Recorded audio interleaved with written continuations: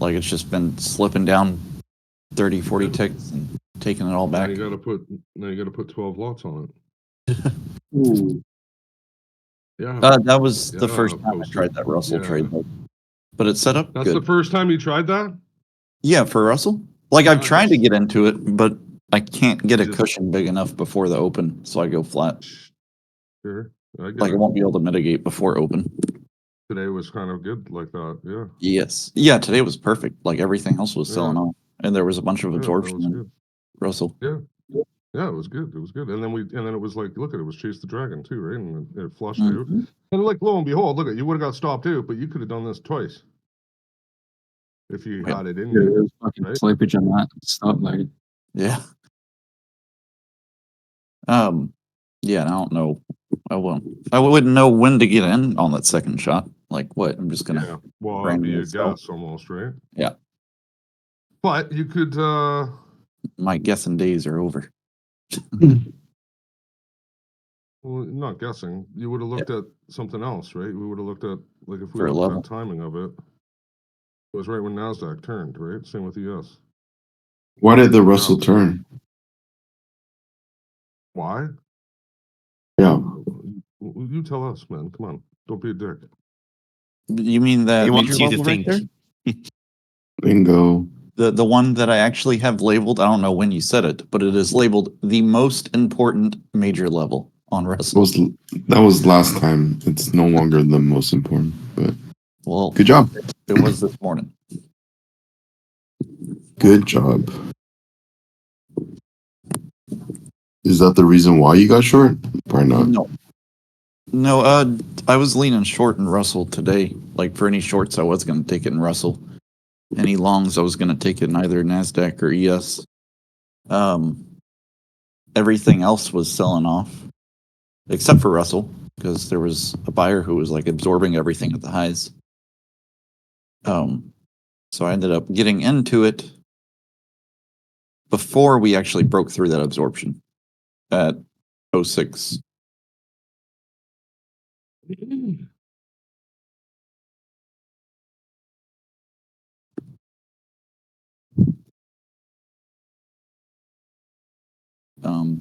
Today's a good day too. My days have been a little too good lately. Starting to catch up to you with having 2 good days?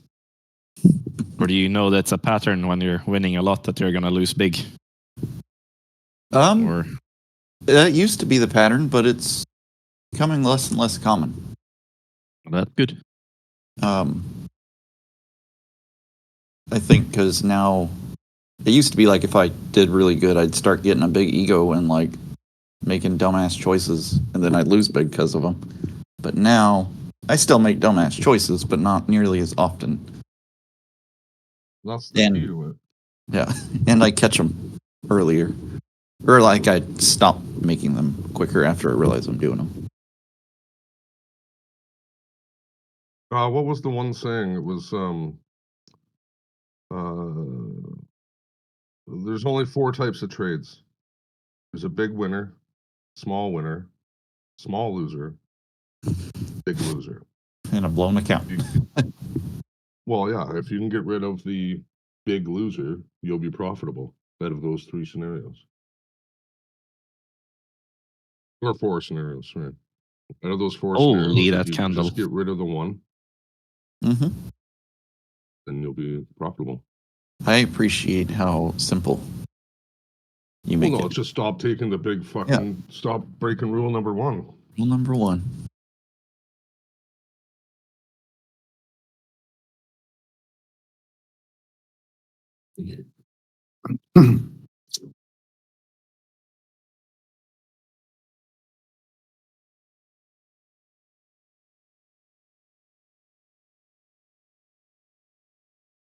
When's the next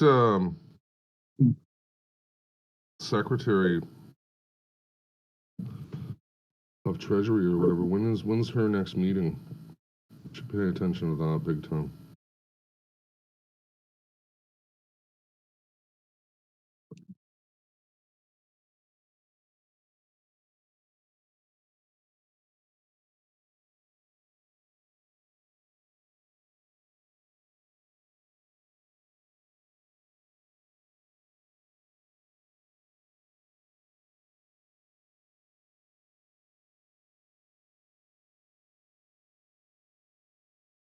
One of the first things was how much does Janet Yellen make?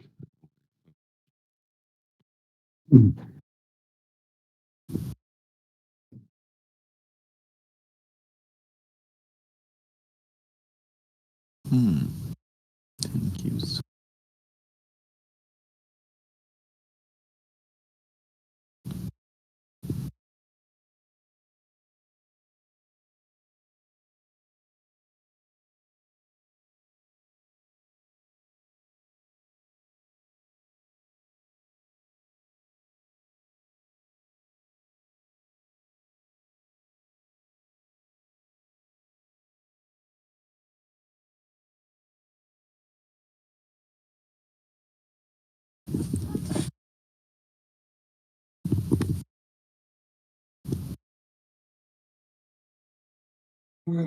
Fuck. Just another fucking 4 inches of shit.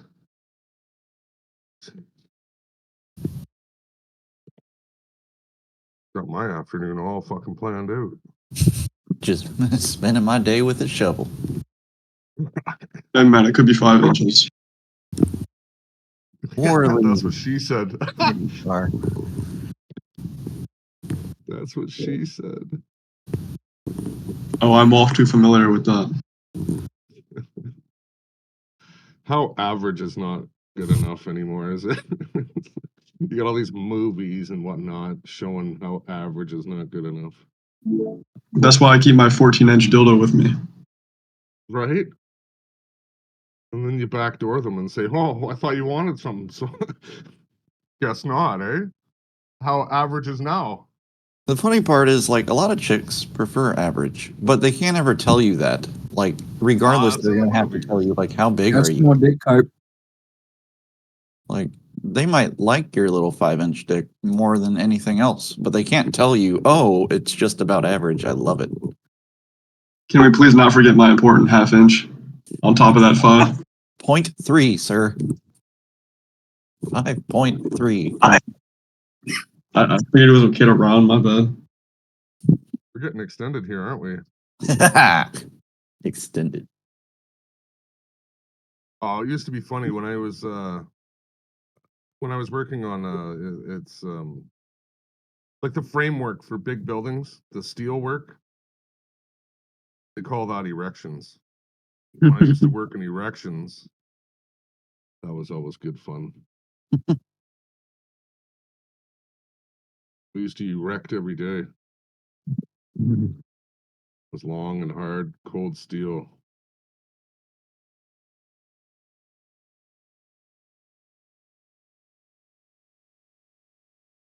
Oh, mixed bag again with these fucking Fang. I don't know if I'm gonna be able to use them for a fucking read. God damn it.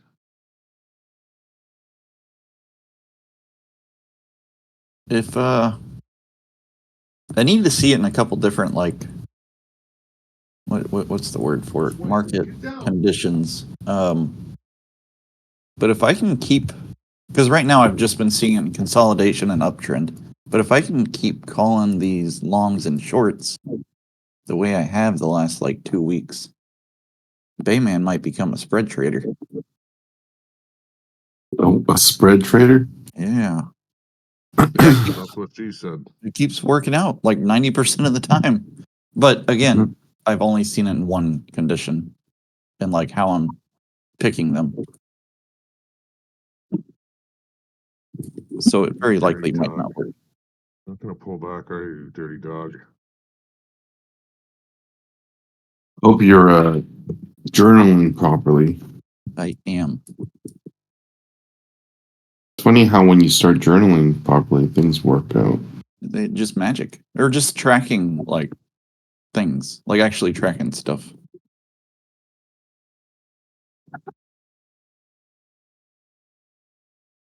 And like you start tracking one thing and then you realize, oh, I can track these 10 things that are related to it. Everybody People who loves don't me. track, people don't track or journal their trades. It's usually because they don't want to know. Ah. Mhm. That's funny. That's probably true. It's totally true. Yeah. I don't really want to see the pain and suffering. Yeah. Yeah. I already felt it once. Yeah. Well, the they don't wanna- complete fuck up, and yeah, I don't want to go back there. That's yeah. They don't want to admit that what they Yeah, thought sure. was profitable, wasn't, or their read Well, isn't not even correct. profitable. You're going way. That's like step 10. I'm just saying one bad trade. Like they don't even want to go back to look at that one bad trade and see why it was bad. It's bad. I'm done. I'm out. Right? Mm. Yeah, like we were talking about it the other day or yesterday, I guess it was. It was like, yeah, I have a high win rate, but that doesn't mean my what do you call it? My profitability rate is high. My profitability rate is actually quite low, but my win rate is high. It's totally two different things, right? Without tracking it, you would never realize that it's the style of trading which is holding me. Well, I don't know if it's holding me back, but it's definitely. I guess it could be holding me back. But I would have. Okay, so know who you are. I personally need a higher win rate. Like that's just what I need, right? I will have a hard time at a 40% win rate. Like it just mentally. That's just me, right? Like that's just the way I am. Yeah, this just goes into the EV, right? Hmm. Yeah. If you have shit EV, it doesn't matter. You can boast 100% win rate all you want, Now, or not when they were 100%, but well, 90%. These guys are saying 90%, which is I think is fucking. I don't know, man. bullshit. I got 70. Yeah, I've got 70%, and that's fucking tough, man. Like 60 to 70. Like that's extremely tough, right? But yeah, like that's something that I am going to start working on actually is tracking the EV after the fact. So my style of trading potentially kicks me out. How often does it go, further without me after I've been kicked out, right? Or how often? Well, you're talking about Fat Cat's EV then. You're talking about what No, Fat Cat's definition. no. Fat Cat's EV is just a chart counting technique. I'm I don't talking know. about my profitability EV. Okay. Right? So the way I trade lowers my profitability EV, yet my win rate is high. I'm going to start tracking if I changed my profitability factor, or sorry, my win rate. If I change my win rate to lower, would my profitability factor go up with the trade after the fact, right? Basically, do I stop myself out prematurely and then does it run afterwards after I have stopped out? And what's the percentage of that? That's what I would like to look at next for me. Yeah. And then if I don't know if that helps, then I will. But again, I don't know if I can change that kind of thing. It'd be like, well, no, you can change anything, but how difficult would it be for me to stop smoking cigarettes, right? You know what I mean? Like that. How much is the desire worth the outcome, basically, right? A lot of people won't quit smoking cigarettes because they just don't want to. And then I was at a point where I wasn't really feeling that good. Like with the cigarettes, like I was feeling kind of sick. Like, so I was kind of like, I kind of have to. And then my dad died. So then I don't know, I just turned a page and I was like, I guess we're going to try and quit here, right? My dad smoked his entire life. He smoked a fucking pipe. Tobacco? Pipe is, yeah, a tobacco pipe. Yeah, Yeah, yeah. shit. It's old school. Yeah, he had like a whole bunch of them too. Better question, Harvey, is can you afford not to? To Can you afford not to have proper risks and trade properly and so on and so forth? Can you afford that? Because I can't. I can't afford to trade like shit. I can't afford to. Are we talking about two different things now? I think we might be, because my trading is still the trading.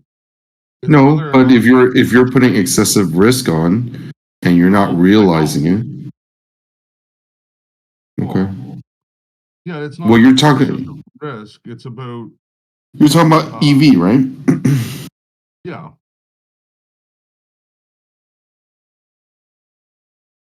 Yeah, Right. so And that doesn't always have to do with back end risk, right? It's actually front end risk.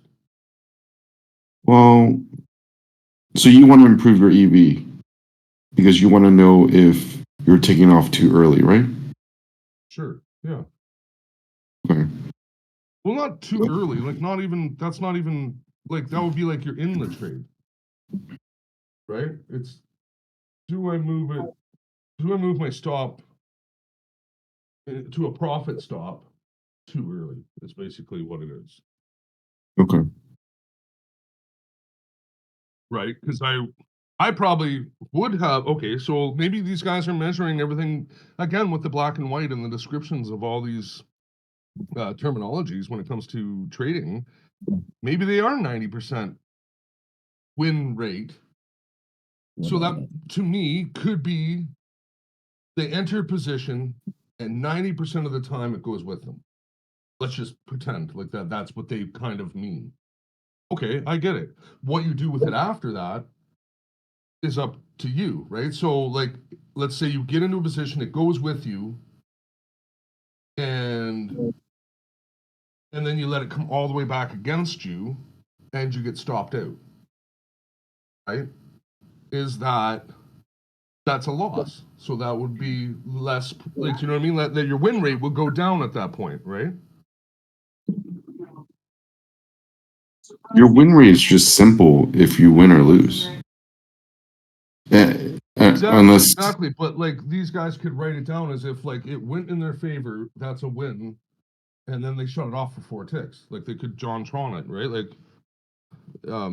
they could do it like John. I don't know what John's win rate is, but I bet it should be fairly high the way he does things. Right? Because he just gets it, it goes, it shuts off, and it's done. yeah, but he shuts it off for profit though. Right? Yeah, that's what I mean. If you Yeah, if could they just don't shut it off quickly and not let it come back against you, yeah. like say you're, a risk mitigation style, or not even a risk mitigation style, it would just be just constantly just taking the profits early, like early, 4 ticks, instead Yeah. of letting the trade actually work out and potentially getting stopped out, right? Yeah, so they have a high win rate. But not a high profitability rate. Well, it depends. Like it's kind of like the martingale system, right? Like you keep on adding, and then you don't lose because you cost average enough where you eventually come out green. But when you lose, you get your fucking ass ripped off. So that's where EV comes in, right? So that's why EV is so important, and or Sharpe ratios, and or profit factor. I don't know if that makes sense to you guys, but yeah. Yeah, it does. Win rate doesn't mean shit. No. All No, about that's- EV, man. EV. You should just change your name to EV Zero. Yeah, no. I don't think my Why'd you EV call is that yourself good. Fairless Ferret? What's up with that? He's been playing some CS. Leave him alone. What the hell is CS? CSGO? 1.6. Yeah. 1.6. It's 1.6. So It's Zero, are you in any longs riding this wave all the way up to the moon? I'm long Russell and Bonds right now. What do you think is going to happen with this interest rate decision today? No fucking clue. I think the So- market already pumped. Pumpy. We're in a dangerous area, I'll say that much. Yeah. Yeah. Maybe. Yeah. I could see it reversing here just to fuck everybody.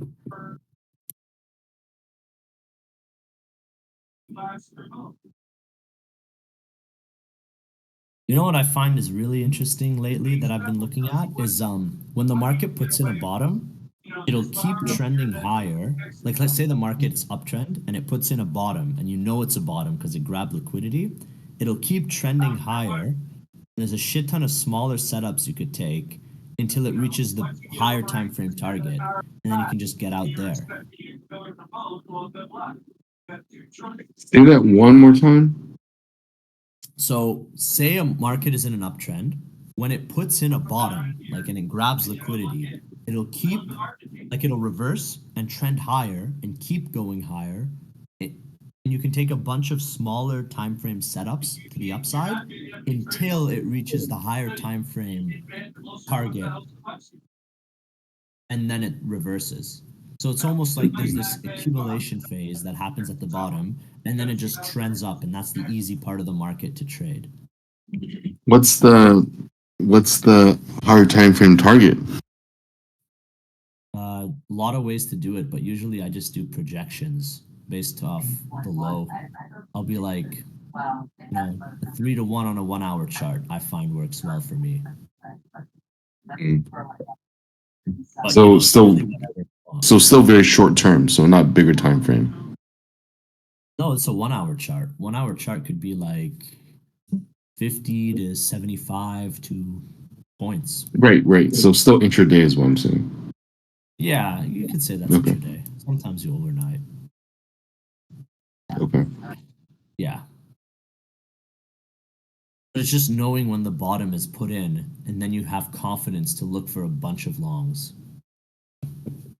Or, in this case, because we're trending up. Obviously, it would be the same in a short market, right? Like if the top is put in place, you'd look for a bunch of shorts until the higher. And time how do frame you, target. and how would you say that a top's in place? Like what? Based on what? So a top would be in place based on Like what's the taking- qualification for it? I guess. So, but usually it's taking liquidity, and that can be seen by taking like a bunch of equal highs or whatever, and Mhm. then putting a long wick is usually a good sign as well. And the thing is, like I look at mostly the hourly chart, so you want to see it happen at like two levels, like you want to see it. Say there's like a swing high from 2 days ago, that would be a good level, and then say there's that swing high like 2 days ago, and then on top of it there's like four candles that are kind of like making equal highs like right next to each other on the 1 hour, and there's one Mhm. giant wick up that takes all the it's like a last ditch effort to push it higher, and it fails to go up and it just comes back down. That's how you know the high is in place. That's like a pattern I'll look at, like four consolidation candles on a 1 hour, huge move up, and then a failure to follow through. That's like one way. What if there's 5 candles? That's fine. What about Even 3? if there's 6, it's fine. 3 is fine. More than 2, at least. There. If you want to rule, Harvey, Mr. Technical. No. What if there's 9? So something like this then, what you're saying. Consolidation, wick up on top, down. Let me see here what you're. Can you zoom in? So I don't know if that that's would be a enough good. wicks, Oh, but- I like. Oh, see. Go to the right of the chart. The right of the chart. Like, see there. That 1, 2, and the next candle next to it. 1, 2, 3, 4, and then like. It depends what happens next, but if it does start going lower, I would be kind of comfortable with it, I suppose. Yeah. What chart is this? A daily? This is an hourly chart. You said hourly, right? Hourly? Yeah. So If it goes lower, then I would have the confirmation because it's a long wick and it did take some liquidity. But if it just keeps trending higher, then no, I wouldn't touch it. how do you get your daily bias? Just based on what the trend has been doing. Right now, this bond chart looks bullish. Like, see the yellow line there at the that price? Yeah, that yellow line. When we broke that structure point, what did it do? It went higher and then did a pullback and then went even higher. So Yeah. To me, that seems bullish. But if it fails to break above that wick and starts showing weakness, then that could be bearish. Yeah, that wick right there. That's a big level. What's your take on this chart? Well, I'm already long, so There you go. You have the bias. Yeah, that makes sense. It's definitely ever since that yellow line broke, it's long. well What's for your the target? bond. This is my bond trade, so I got long here yesterday. Beauty. That's a nice long, man. This is a 15-minute chart. Got long. Yeah. The 15, you didn't go any lower time frame, or 15 is good enough, honestly. I didn't go much lower than that. Yeah, that's good. So you're Yep. long and you're aiming for what price point? I'm gonna take one off at 120.04. It's stuttering enough where I'm willing to take it off here. And we're already extended for the day, in my opinion. Yeah. Plus it's FOMC in like 4 Yeah. hours.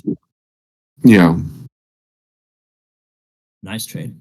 What was the other trade you Holy wanted to show? shit. You said you were long Wait, Russell. before you go too far, that entry, Yeah. was that 1904? 1905. Yeah, right on. Nice, Harvey. We're speaking the language of gods. Harvey loves to figure out where, when, or how I got into. Okay. Well, how the fuck else Do you you gonna want to show figure us it? the What- Russell trade? Kind of want to see the Russell one too. Russell wasn't great.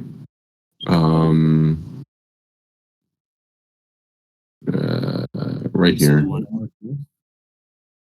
I got in at 77.30. So let's see, Russell. Got in here. 7:30 right here. I think I barely took any drawdown whatsoever on this. And And it's that's not your doing. stop It's loss right there? oh, my stop loss was probably second. Yeah, it's probably low of the day. Beauty. Oh, that is clean, man. So it already ran like 3 to 1. Yeah. We're going 3 to 1. You take any partials? Nope. Okay. It's at break even. If it comes back against me, it comes back against me. So, There you go. yeah. Mechanical trading is nice. That's the key, man. Not caring.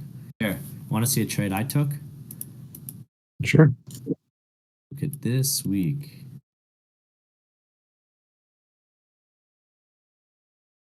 Oh, okay. So here. So there's. Yeah, I got it. I had the same thing. I was just double checking. Here's the NASDAQ with 63,984. Right here. And instead of 36,612. Should I screenshot or can I share here? Yeah, you can share your screen.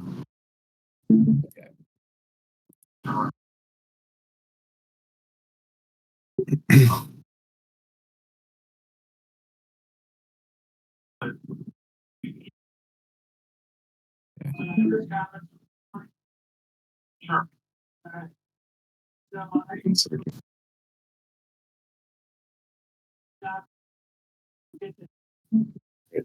Didn't take that. There you go. the R squared. All right, here. R You can squared, see it. Can you see the screen? which nobody knows how to calculate because it doesn't.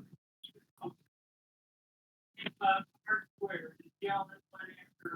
Yeah, I can see it. Anyways, okay. So there was just this swing high here. This level I liked, and it just kind of went above it, went below it, and this was that 4-candle liquidity I was talking about. It's like 1, 2, 3, 4, huge wick, and then we broke this structure point here.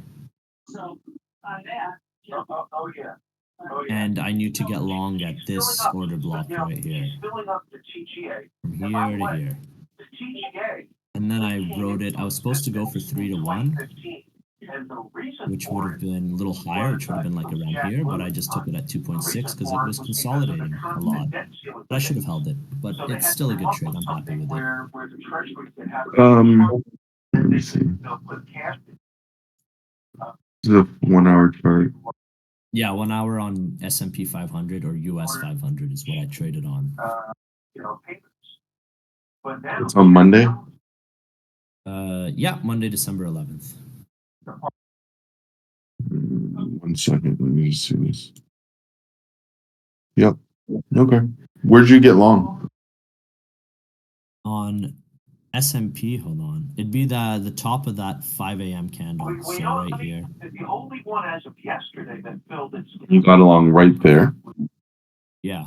Like not Okay. here, sorry. When? After when? when it pulled back. When it pulled back.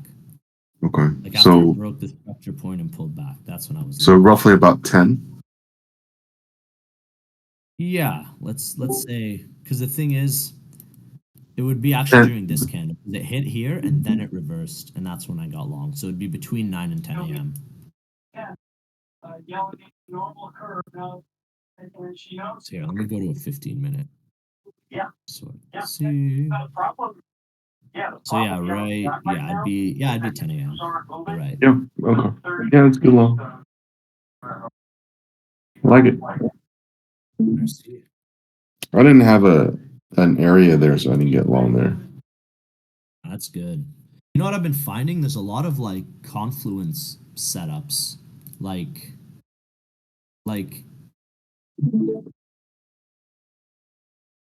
there'll be a setup within a setup, and then you have to take it. Like this one here, same idea. It was like double bottom, liquidity, move higher, retest, and 3-to-1 would have been the target. So it's like this was already in a trade, so I could take the second one with more confidence. But if I was a really Yep. good trader, I would have gone all the way to the second target, which would have been up here. And it's been turned into But I didn't do that. absolute mess by Jen. That's good. Yeah, What- just an idea. It's very similar, sort of similar styles. In a sense where we're at least identifying the same thing. But yeah, it's good stuff, man. You've been training a lot better? Yes. I think I hit like 5-6 losses in a row, and it was really bad.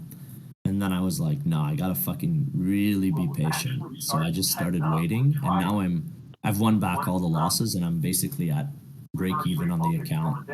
I lost like 6 times in a row, and I won it all back. Okay. But yeah, Nice, it's been man. better. Now I just gotta start putting wins to make profits. What about you? How's your month going?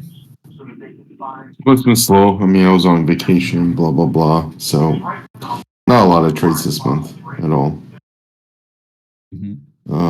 Dealing with, like, family shit. Yeah. But good How's it stuff, with man. how's the baby coming soon?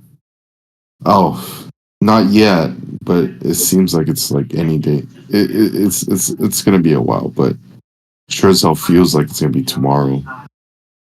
Damn.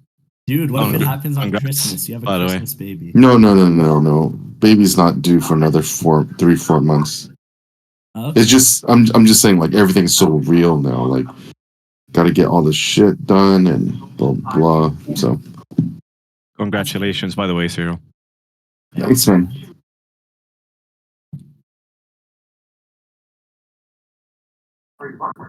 Are you still trying to run a prop firm or like do any other projects or just really just focusing on trading right now?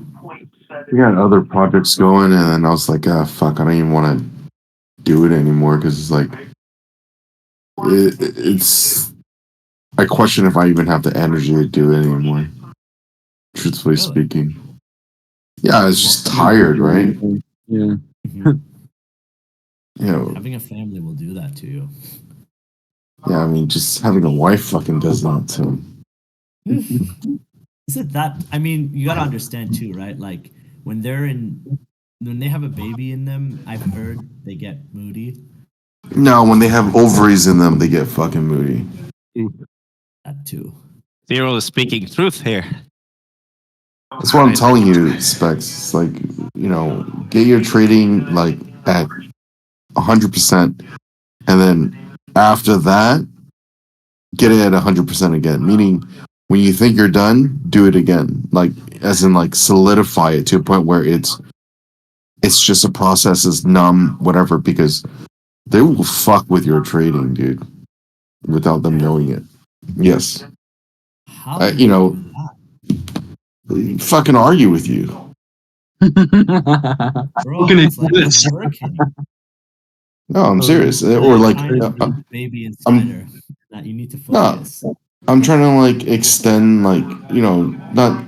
I'm trying to extend my targets and back testing a bunch of shit. And it's like they piss you off, and it's like fuck, man. It's like you either don't feel like doing it anymore, or yeah, it's just bad, bro. I'm telling you this.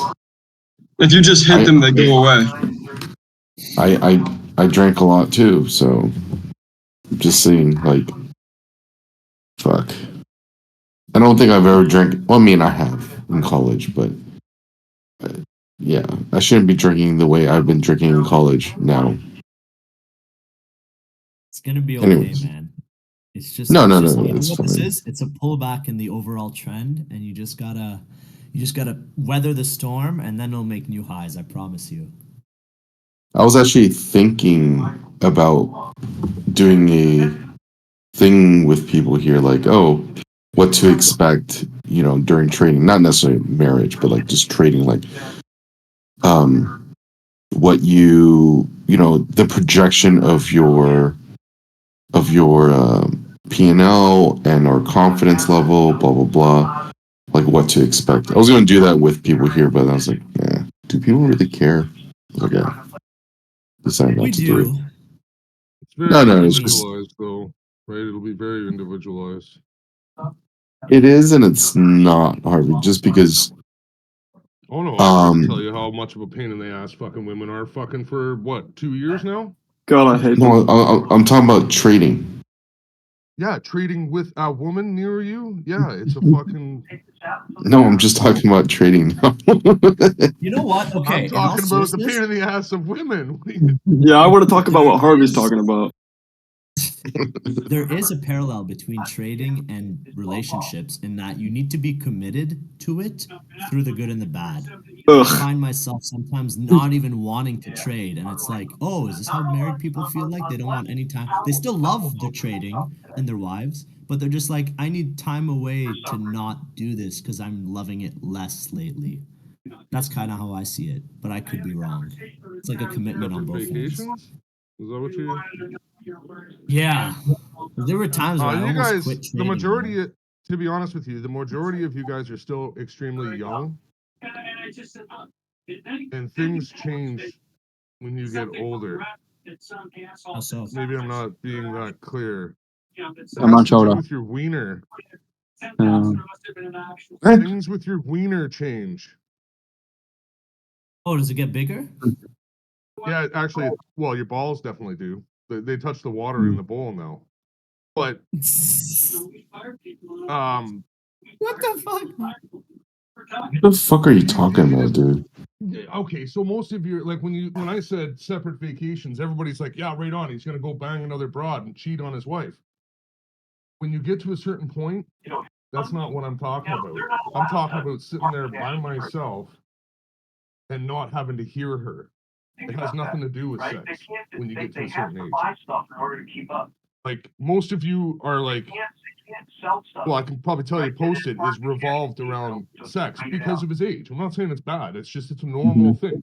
That actually goes away, especially after a duration of marriage. Like I to be honest, I don't even know how long I've been married. I'd have to look it up on my phone. It's been a while. And things just get different. Like I just like there's I don't know. It's not doesn't it say the same for men that women lose it? I don't think he's the talking whole thing about gets that. everything gets lost. Everything gets lost. That's the whole thing. Like your sexual desire goes down as life goes on, right? So Mhm. your mindset changes as well. You're making me depressed, Harvey. Yeah, buddy. You'd be surprised though. You get way more clarity when you don't. It's different. It's like no nut November or whatever. You get No, no, no. He has permanently post. That He has thing permanent fucking not clarity. sucks. Fuck no, not November. I hate it. Anyway, inflation forces it. All I have to say It is, all has to do with your mindset, and it all comes back into trading and how trading is such a personalized thing that's all within you. Well, say the saying, Zero. huh? Say that saying that you like to say, that the heavens and the whatever. It's all within you. It's you shouldn't feel bad for me, Peter. Why? You shouldn't feel bad for me. I feel bad for you that you're so driven on this right now and it's so important to you when realistically it means nothing. I don't exactly know what the topic is anymore, but I don't either. It snowballed. we went from like no fap or some shit to this. Well, wife into The no evolves fap, into into the trading, topic, into right? something else. Yeah, into that. Yeah. Good. Well, I'm just trying to Anyway. be truthful. Yep. But Holly, one question for everybody, just to reinstill hope in all of us: is it Yes. worth it to get married? No. Nah, that's not true. That's not Did true. you see how fast see how fast that was? But like, For what's the fuck's sake, alternative? Harvey. To never have kids? Later, I Risky. don't What's know. the alternative? Yeah, Okay, see ya. They Good they've luck, made a ton everyone. of movies. They made a ton of movies. Okay, see you later. See you, Risky. So, yeah.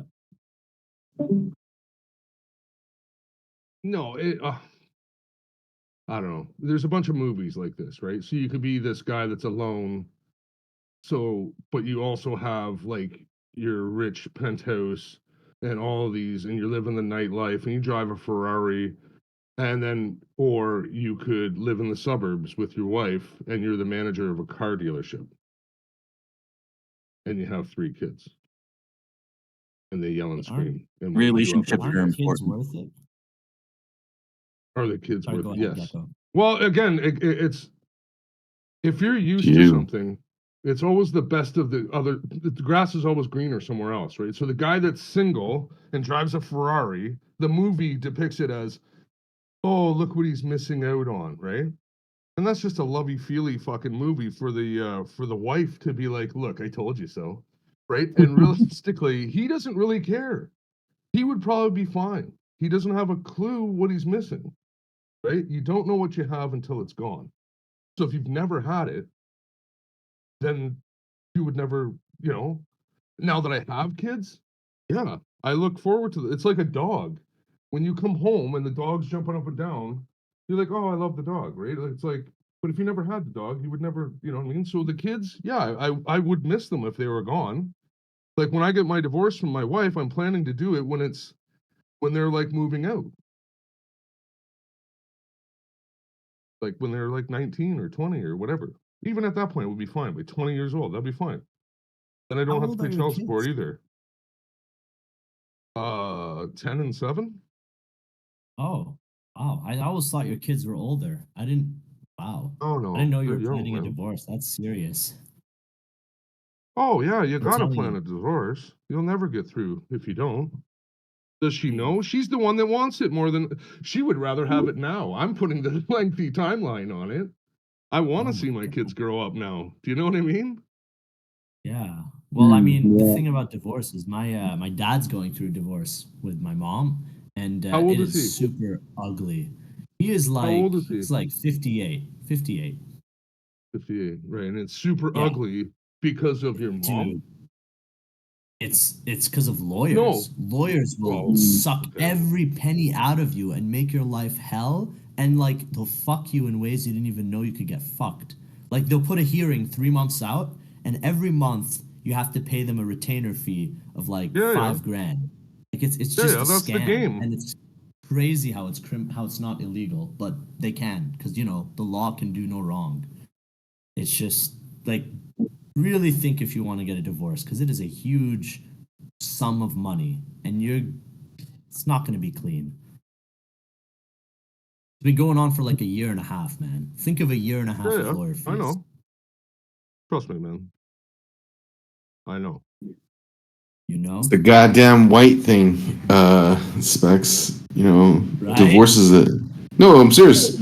Like I'm fairly certain that your parents never even thought about divorce until they moved to, Canada.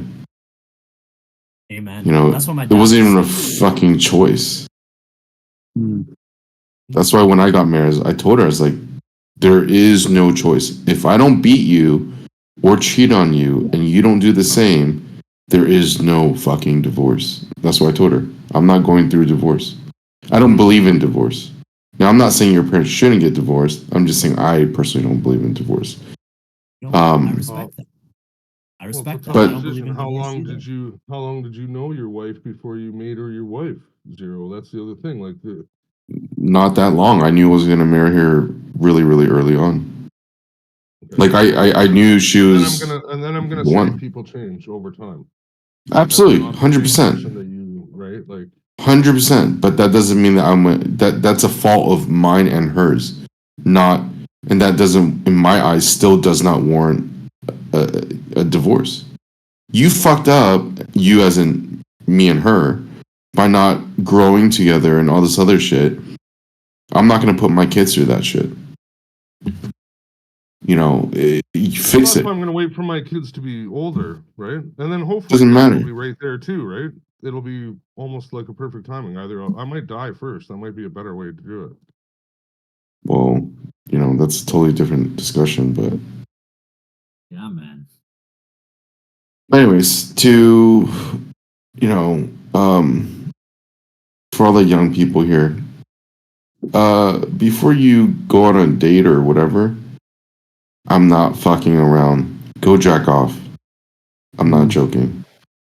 Literally go fucking jack off. That's what I guess that's where the whole root of this. Eventually, that thing goes away when you get older. Is what I'm saying. Right? So you just give up on sex? You don't have any sex anymore? That's kind of sad. You do, but it's like you do have Once it, a but month. it's not like no, but it's not the front of your mind.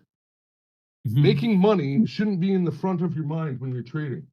Same thing with like what Zero's saying. When you're going on a date, it's not to go get laid, because they'll see right Mhm. through you, and they won't let you get laid. And you're gonna either jerk off before you go or after, and it's up to you which one. Oh, you could do both. Maybe I don't know. You could do both. I guess you could fuck the whole system up, but Well, I mean, like it's more 40 for shots. me. It's more about having a clear mind of like, oh, is this Well, that's what I person mean. It's correct? not Right? it's not in charge at that point, right? That's what I'm saying. Your emotions get in charge.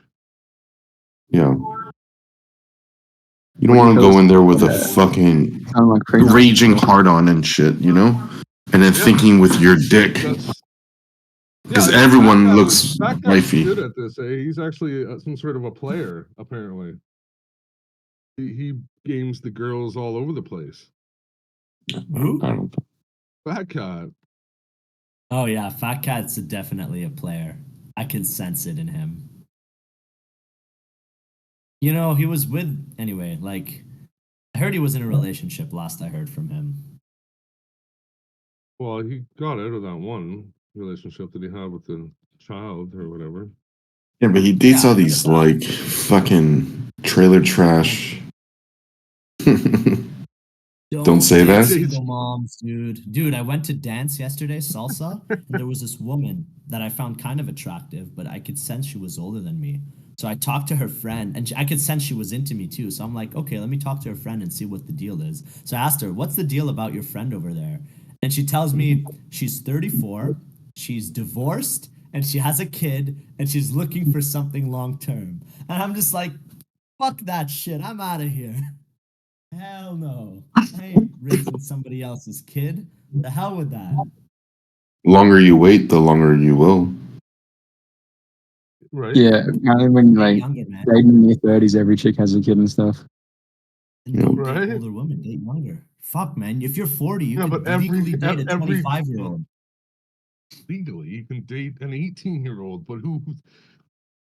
I mean, if you had the choice, Harvey, okay, let's pretend you were single for 1 second. Legally, if you want to You get had into the legal, choice to date a 19-year-old with no kids and a blank slate, or a 30-year-old who's raising somebody else's kid. What would you take? It's not a hard choice. you know what, Specs? I would take the 40-year-old whose Damn, kids bro. are just about done. That's the broad that I want. Somebody Oh, wrote yeah, it in yeah, there. okay, that's fine. I think it was But you Bayman. have kids, though. I don't They have get kids, more that's the difference. excited. They get more excited at the end. Oh, you want to raise the kids? Oh, it's like a No, puppy. no, no, I want to raise my The own puppy fucking phase, and then it's a kid. dog, and you're like, fuck. You want to have kids, right, Specs? Yeah, why Okay. not? But what do you want can- of those kids? That's what I mean. Is it the puppy phase or is it the kids? Because Dude, it's kids like- and a puppy are totally like it's the same thing, right? Everybody wants the It's like, puppy, think of it this but way. they don't want the dog. You reap what you sow. In 20 years, let's assume we're good fortune for all of us. Let's assume we're all going to be alive in 20 years, okay?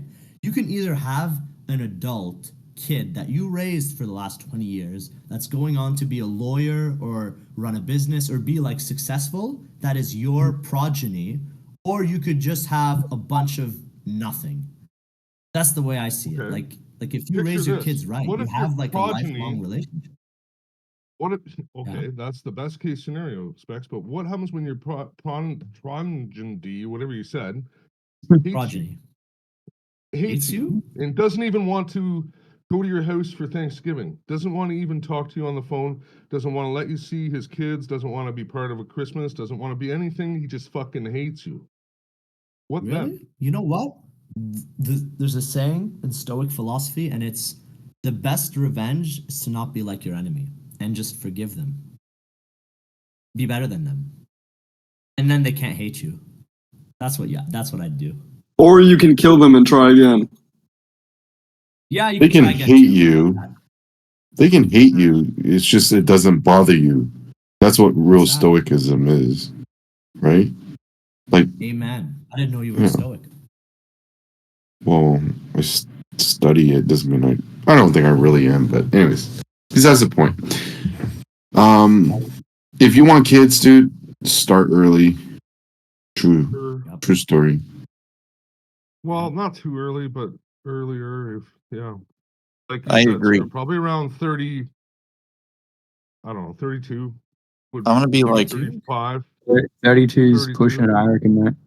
I'm gonna be like younger. 32. I Nice. felt no, I don't know. I started a business, so it took me a lot longer to come off the ground. If you guys can come out of school and have a really good paying job, and you can bank in say 10 years worth of pay, get your house half done, get your cars, feel comfortable, don't have any money pressure.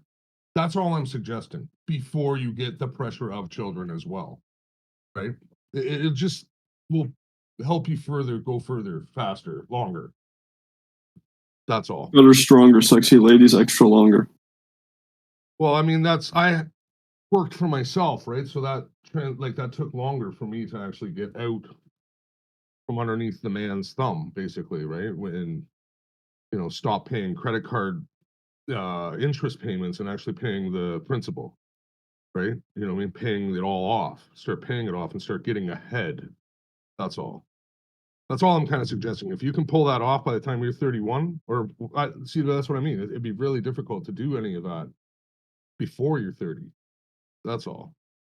That's all I'm suggesting. I had my Harder first now when I was than 29. ever. I think that was a pretty good age. How old? 29. That's gonna be pushing it 29, but And I feel how's like it's that a good going? age. Man, at the end of the day, it all depends on what you want. Like, do you want to have kids? And if so, how bad? Because you want them bad, you should have them early because you're probably going to want more than one. Mm-hmm. I personally think it's selfish as fuck to have one. So we're aiming for two. Because if you have one, you're doing it for your own enjoyment, your own selfish reasons. Yeah, don't have. And when you grow old, that kid, no matter how late or how early you have them, they're responsible for you. I mean, at the end of the day, unless you're from a cultural or ethnic background that no one gives a fuck. But I know what ethnic background you are, Specs. So I'm a little bit speaking on on our background. You can't just leave them alone. So they're gonna bear all that weight. So you have to think about that shit too, right? Also, I had like a brother growing up who was a year younger than me, and dude's been my companion since. Like literally, we moved into a condo together like last week, and guy's like my best friend. So if you have two kids and they stick together and they have a good relationship, like you're gonna give them like a best friend for life, and that's something that I never realized how Oh, man, grateful I am until now. maybe And I it's something to do with the culture shift or something. Like you're Mhm. what you're suggesting is just like, to me, it just sounds like best case scenario. I do have Yeah. another brother, and he Yeah, how much older, Harvey? like 3 years, maybe 2 years, Uh, 3 years. so- You know what I mean? Just yeah, that normal break that you would normally have between two kids, okay. right? Like that 2 year break or whatever it is. Like it was um and he's completely like different. He has no kids. Um he didn't want kids. He has a wife. He takes like 4 vacations a year instead of having kids, is what he kind of said to me. And I was like, Makes me huh? cringe.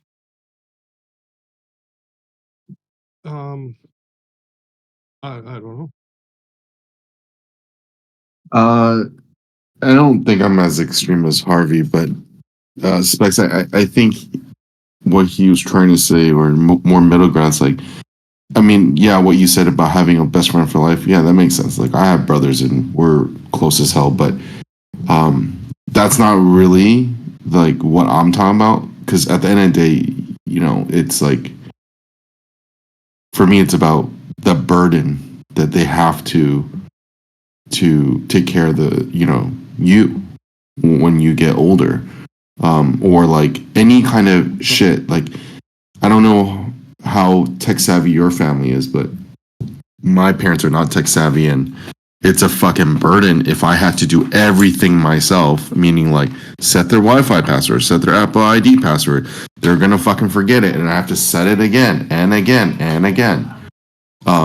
So shit like that. It's like, if all that shit falls on you, or any kind of government documents and shit like that, that sucks. That sucks for him or her. So you have like two, at least you can offload it a little bit. But But that's at all I'm the saying. same time, I have been named as the executor. Doesn't matter who's named executor. Well, yeah, but it kind of does. Like, I It am doesn't. responsible to do the work. That's the Yeah, point. see, Like that's no, that's what's been planned. yeah, we're talking about different things. I'm talking about culturally. You're talking about, you know, Oh I'm not. no, we don't. Yeah, I'm not. We don't have. Like, see, that's the thing too. My brother's like, he lives a little bit further away, Yeah, so it's almost like a distance thing. So, sure. like, I would get called first to, I don't know, Help. shovel the snow, if it, or yeah, or whatever, right? Like, Yeah. yeah. Yeah, again, I'm not trying to make this into a racial thing, but there's clearly a divide when it comes to that.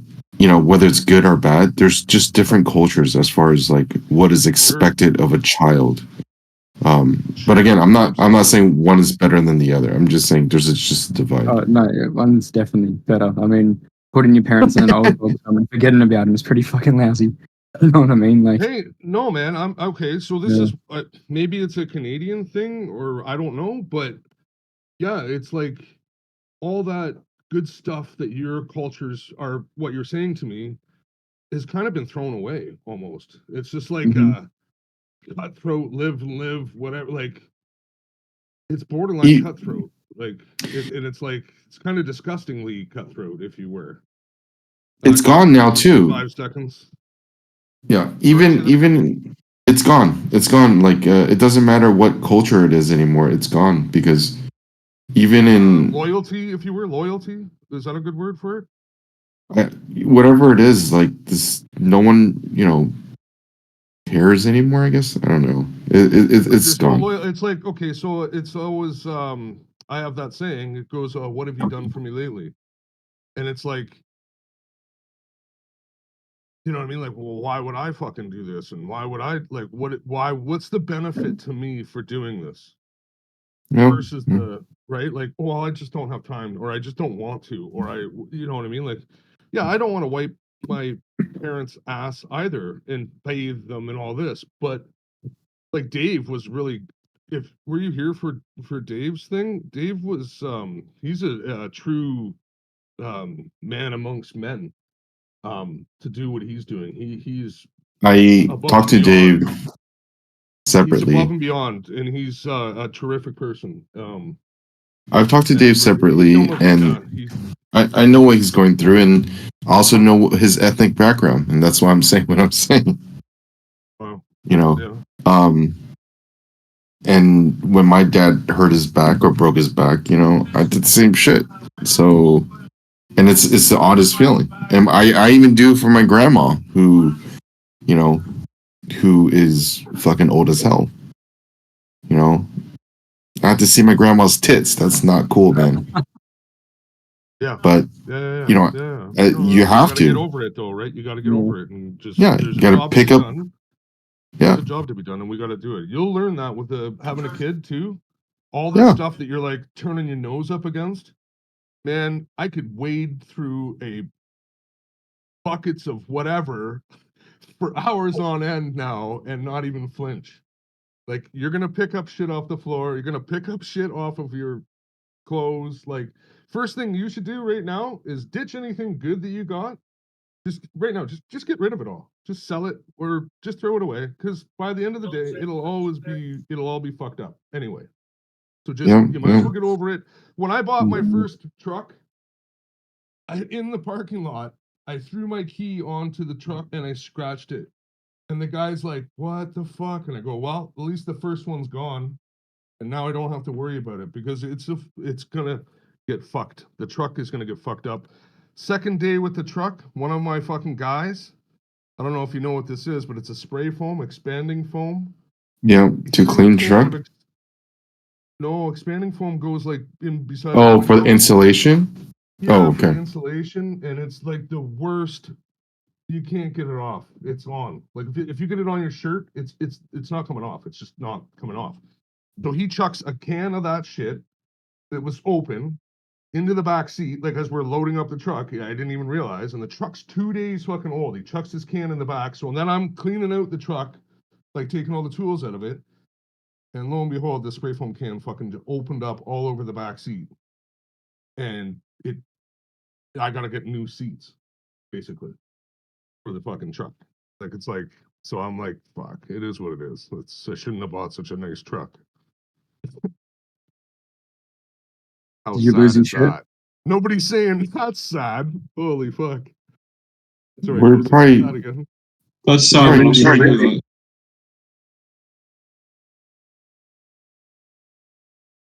Did you lose your shit, Harvey? Did you get mad and No, actually, I didn't. Did I no, lose that's my good. shit? No, no, I don't. Harvey. It takes a lot for me to.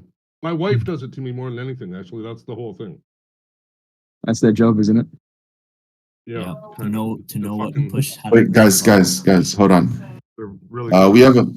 we have a major level here in crude, which we just wicked. So in some ways, it's similar to what Specs was saying. Taking liquidity, anyone was short there. Question is this going to close down? So if you're looking at crude right now, it just kind of wicked that high. Is this a reversal or it's not? You know, it's up to you. But you know, obviously now you know where you can lean on as far as the high and low to get in or short or whatever. What level is this major level? 69? 69.32. Okay. See what's happening. So I mean, if you're getting short here, you know, you're risking about what is that? It's 20 something cents, you know, for you know, assuming we're gonna go back lower to like 68.23, you know, you have a good risk reward here. If you are short bias in crude. If you're long, then obviously you're not taking this.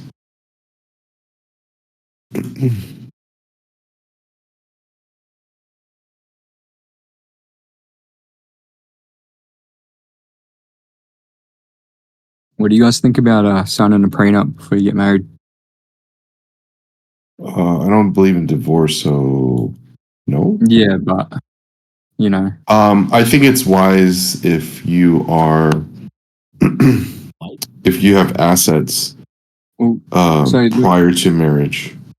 yeah, the way I see it is sign a prenup to prevent a divorce as well, because that way, you know, they might see he's like, oh, well, if I divorce him, then you know I'll be rich, and it'll all be mine. You know, Yeah, that's a good point. But I mean, a prenup is as good as any contract, and it can be beaten, right? Like it can be broken. yeah, don't they get voided all the time now? Like, Yep. Yeah, exactly, right? So it's Yeah. just another piece of. Like, you want to talk about bloodthirsty, blood vulture, fucking lawyers? They're trapping you into the mindset that that's something that's necessary, right? Where Zero's thing is just you're not going to get divorced, or you know, even Worley, we can finish this another way. Yeah, there's ways to get around the prenup. Prenups are bullshit, in my opinion. Depending what And your wife's a state lawyer. and my fucking goddamn lawyer too. Shit.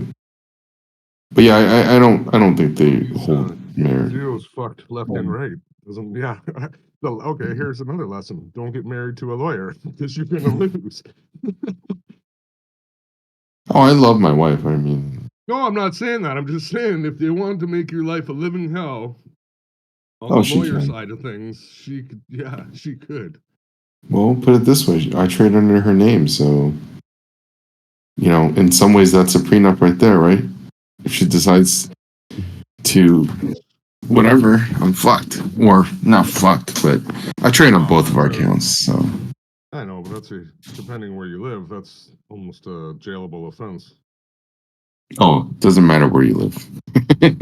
Oh, yeah, okay. So there you go. It's fraud no matter what. Okay, perfect. So we're all on the same page. Good. Well, it's hard to prove too, right? Wow. How can you prove someone did not trade? Talking with video evidence, maybe? I don't know. Check your I'm events. trading. There's no way they can track that. What if they zoomed in on the screen? Took pictures. I don't think That group was anyone just shitty to get into. Damn it. was it. Was it shitty though? No, it was me. Yeah, I didn't think it was shitty. Yeah.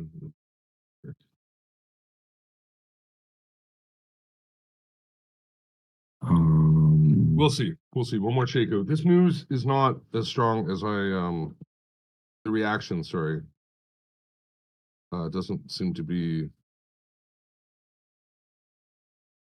So they lowered the inventory. Okay.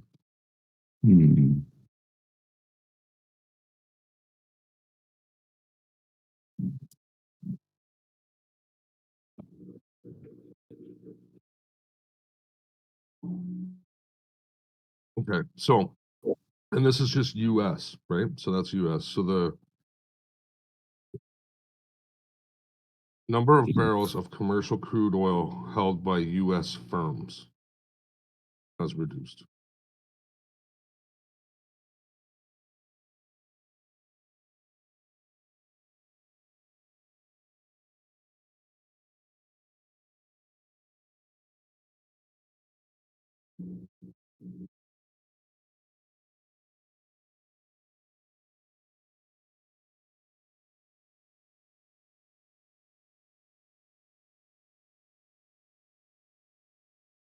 Available, okay, so it's kind of misleading because the available storage has decreased. So how does storage decrease? You fucking put shit in it, right? You use up more storage. Yet the number of barrels held by US firms has gone up. So storage went down, barrels went up. How many people are going to be here at FOMC? Yep. Okay. You're gonna be there? Post notes are really late Okay, for so you. refineries. Oh, you are. Okay. Refineries. So now, okay, so it's in limbo, eh? Think about this. The storage has gone down because they've stopped putting it into the storage, right? And then the barrels per the US firms has gone up. So it's not really in storage yet. So it could be like borderline in like transport to or at the refinery. So it's not yet hit the market.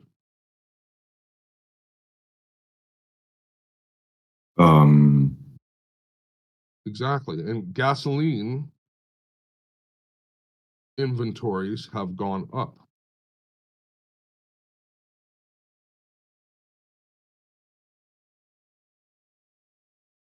Anyhow, I'll see you guys at FOMC. You see a lower Alright, price. I'm gonna take a you break. in Take pumps, care. All right, later, guys. too. Harvey, your entry Yeah. for oil. If you were still one that short, Uh, you got a better entry. Yeah, see? I'm still just trying to figure it out though. If it's even, this may not do anything, right? Like this may not be like this gangbuster rocket ship of a trade. It I may know. I just was be just garbage. making sure you were No, aware. no, of thank you. So I wasn't, I was looking at something else. Thank you. I appreciate that. We're back at that major level, right? I've got a 3-year high node like right here as well, right? So it makes sense for this to, right at the top of that spike was like a 3-year high node. So it makes sense for this to pivot this high node and potentially come back. I could take a wider look at it, make sure I've got my high node in the right spot.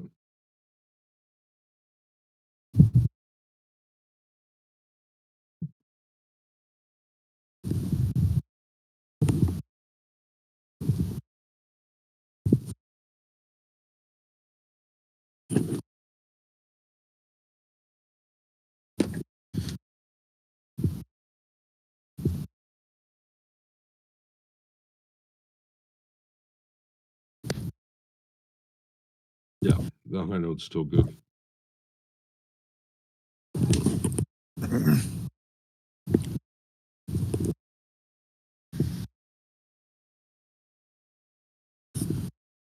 Yeah, the high node's still good. If we were short, where was Zero's target?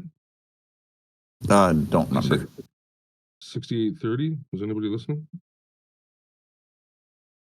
68.30 might be. Oh, okay, I see that. But 68.75 as a target potentially.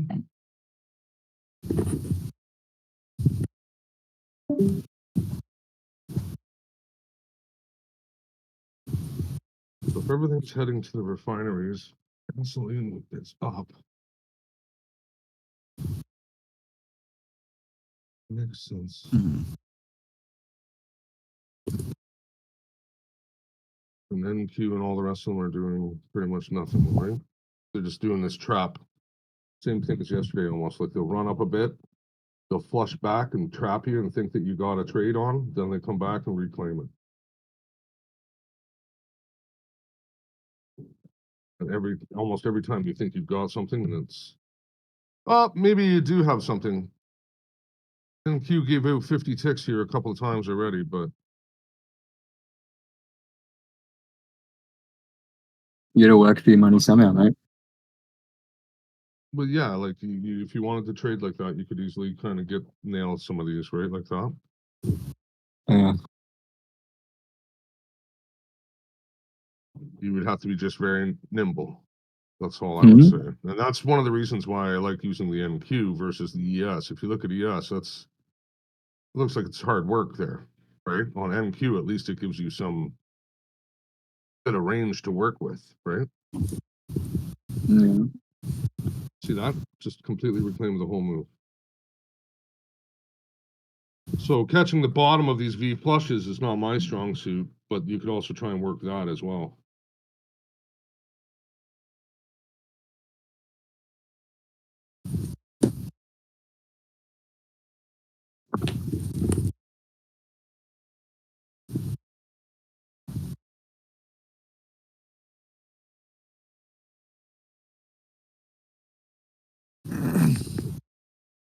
Hmm.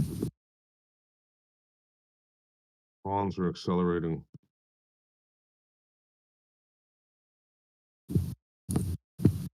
but yet the Fang are just holding. Mm. Everything's on the up and up.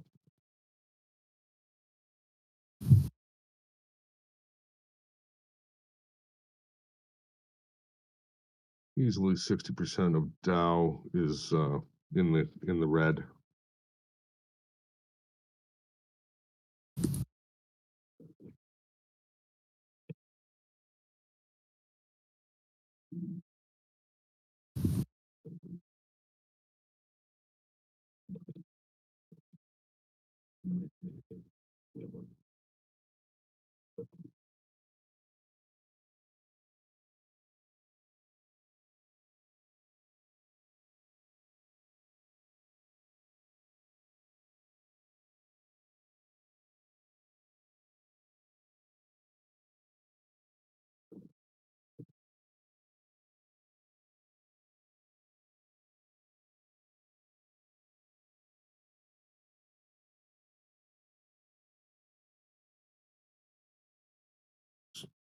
That candle in crude was a little funny.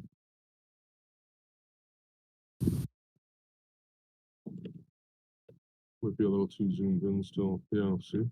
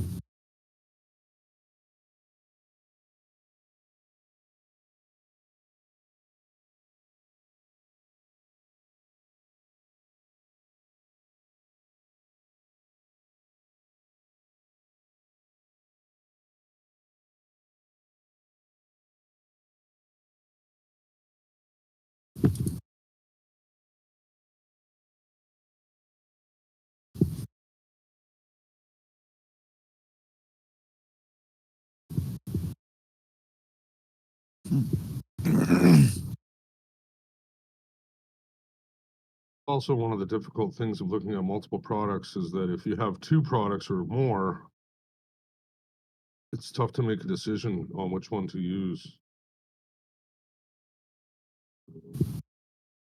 At the same time, I'm definitely not good enough to pull off two separate things at the same time. But that NQ is actually looking better and better for a short here.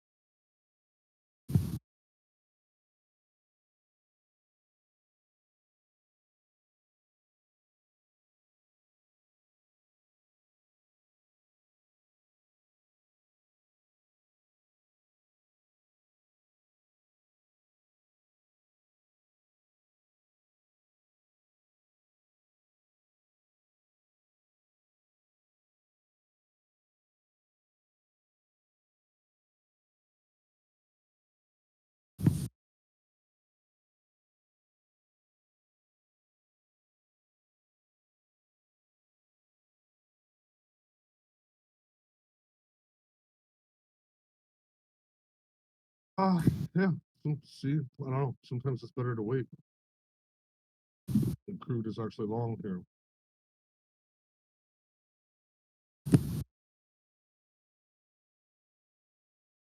I can't chase that.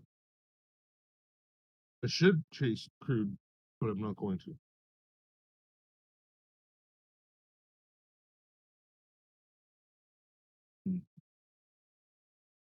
A lot of analysts were calling 68 as a bottom.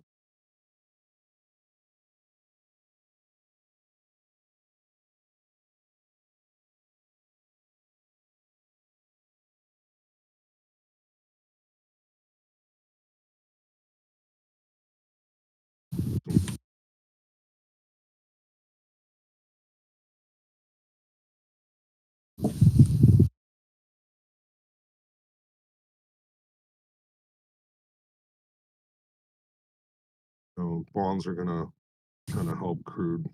I have a spread open now that's having it's got gasoline and natural gas on it, and both of those are advancing as well.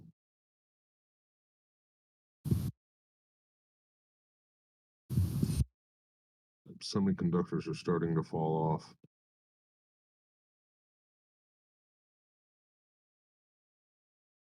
Yeah, so that short and NQ should be okay. Let's see though. I should have chased that long crude.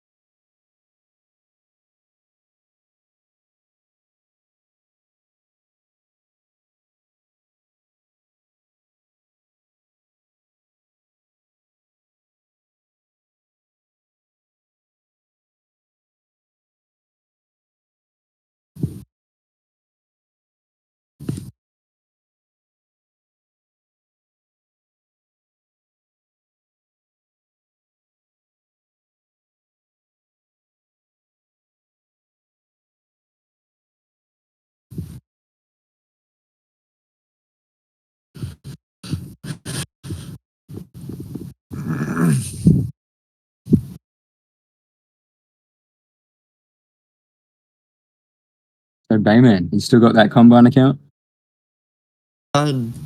The one that I passed? Yeah. Yeah, I'll actually. Congrats, dude. Fucking congratulations. Thank you. That's good.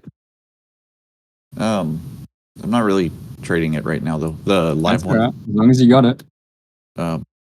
I actually had like an awesome 2 weeks. I passed 2 of them, and I'm Yeah, fixing yeah. to pass the earn to trade one. Or, sorry, that's too soon to say.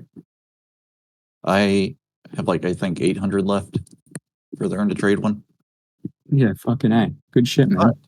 That is closer than I've gotten since we started all this. Yeah, hey, fucking you kept at it, now look at you. Hey. Good stuff. Good progress, man. How's about you? Have you even really been trading too much?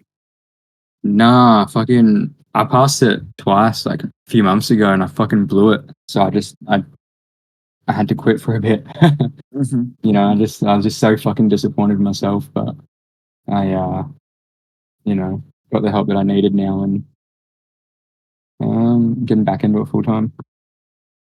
I did the same thing about a month ago. Like I took 2 weeks off. Just It's actually the important. exact same thing. Sorry, I did the exact same thing. I had 3 funded.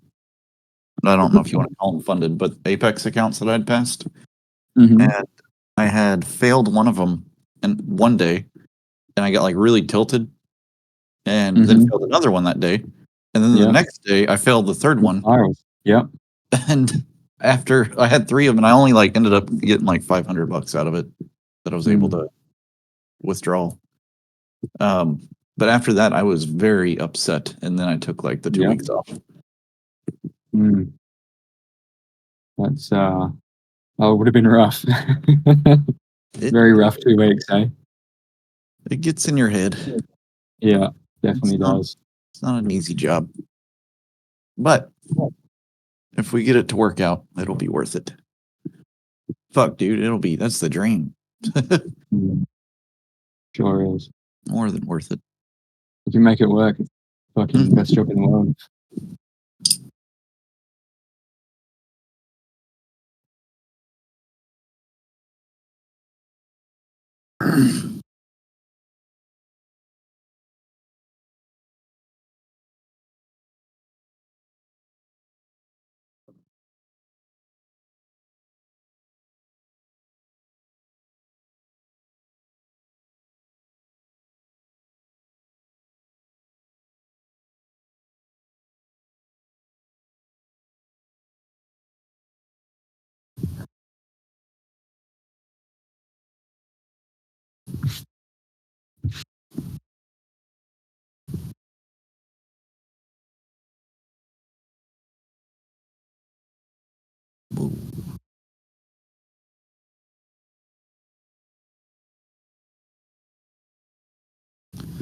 Well, my kiddo's coming to town in a couple hours, so I'm gonna get his room and stuff ready.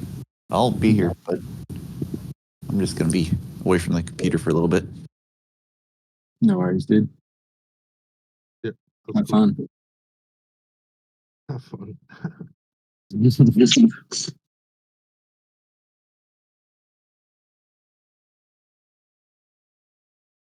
I took my kid looking at the Christmas lights last night, Harvey. Oh, that's cool. Yeah, she fucking loved it. Hey, it was the best. That's cool. Yeah. You drive around? Yeah, so we drove to like there's this one street that just like Yeah, has right. all the lights, you know. So we drove there and we walked around for a bit. Then the missus got a bit tired, so we went back to the car. And then oh, it was so sad when she got in the car, the daughter, because she didn't want to stop seeing them, so she was like kicking and screaming and squirming, and you know just didn't want to go in the car. And then once she got in there, she realized she could still see them driving around, looking at them, and you know she's happy again. And yeah, but no, it was I don't know. Well, I mean, that's again back to that movie thing where, I mean, that's, yeah, like, it's heartwarming, right? Like, eventually you just It's the love best the feeling kid ever, pretty eventually, much. right? Hey?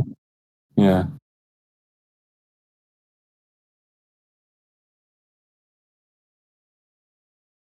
Hmm.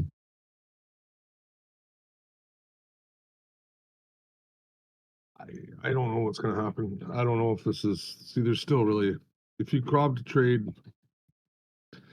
that's That's cool. just the crude short. Yeah, I don't think it's, I don't know if it's gonna work. Yeah, I'm Just waiting. just the velocity of its, I guess, order I don't flow like or that whatever, type of- price action, it's not really coming in.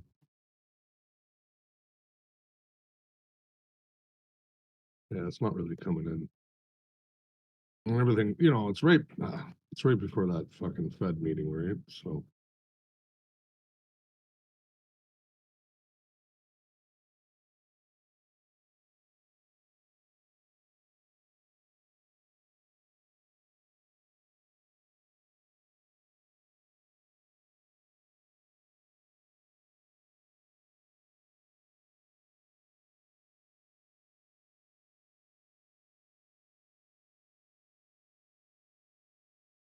Work on my preferred time frame for crude.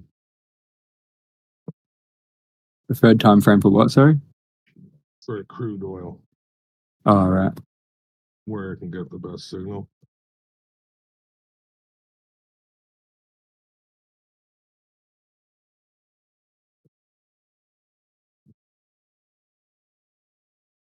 Yeah, where I can get the best signal, where it works the best. Right? It's not like it's not like the other indices. It's a little different.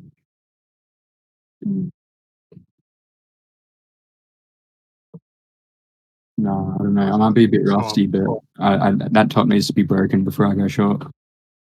Oh, crude? Yeah, I don't like it. But you know, I haven't traded in ages, so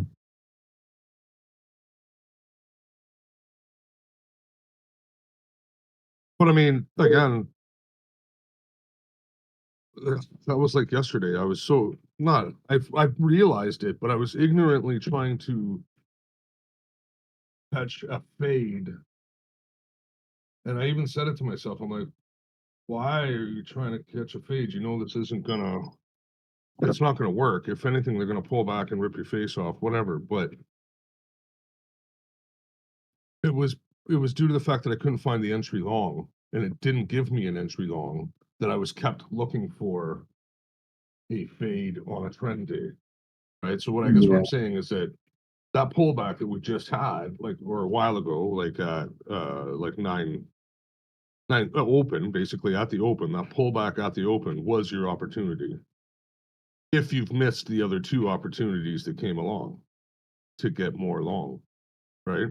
This bottom is far better looking than this top that just came in my, or not just came in, that one that Zero was saying that just came in at 10:30 at the news.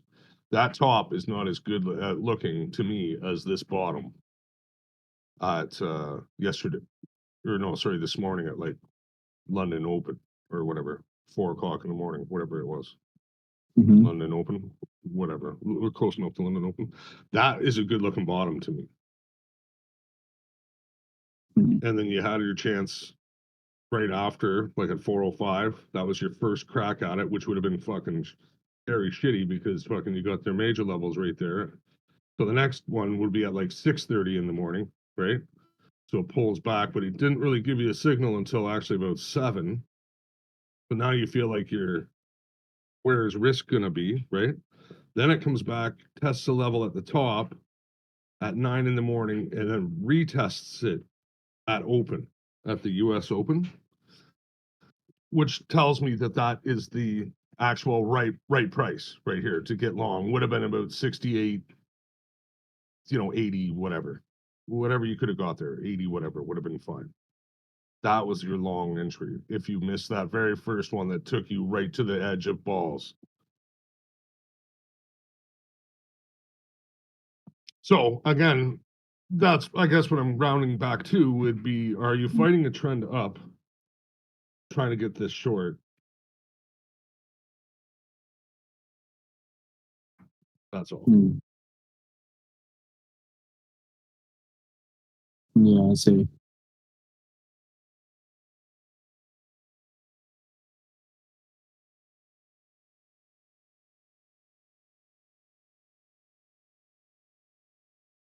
Yeah, and that short Nasdaq, again, see, when I called it out or whatever, it was probably around 1050, right? But look where it came back to test just recently. So that tells me that that level is good and we are good to go. Hmm. We just need the bonds to help, maybe Google and all the rest. Yeah, so you look at Microsoft's falling off, Tesla's falling off, right? We'll look at our semiconductors and we've got our chips are going down. They could still hold, but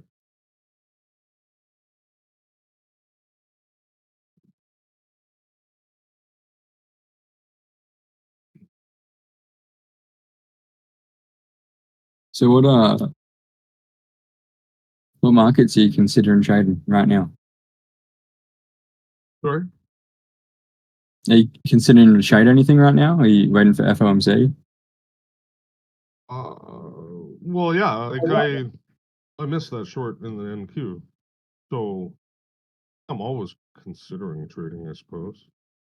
Hmm. I'm not gonna wait until FOMC because if I wait until FOMC, guess what? I'm not gonna trade FOMC either Yeah. because it's just gonna be a fucking whipsaw fucking event, and then all of a sudden it'll be 3 o'clock, and then it'll be 3:30, and then you're at a time. If you fall behind on the shot clock, you're gonna take shots that you don't want to take if you fall, so I'll be looking the whole time, right up till noon probably, right? Yeah. Give or take. Noon 30, something like that. So another hour and a half, I'll just be constantly watching this now. We'll see if this crude top comes in. We might get a short scalp out of it, right? Or something, maybe. If we can get it back down to 76, that would be probably pretty paycheck. That's like 40, 50 ticks crude, so that's a paycheck right there. If anything, I don't see them pulling off anything crazy. So realistically, this NASDAQ short could be complete and we could go back up and we're just building another range here, like we're just expanding range. So it's like more than likely we might get a two-way trade until FOMC probably.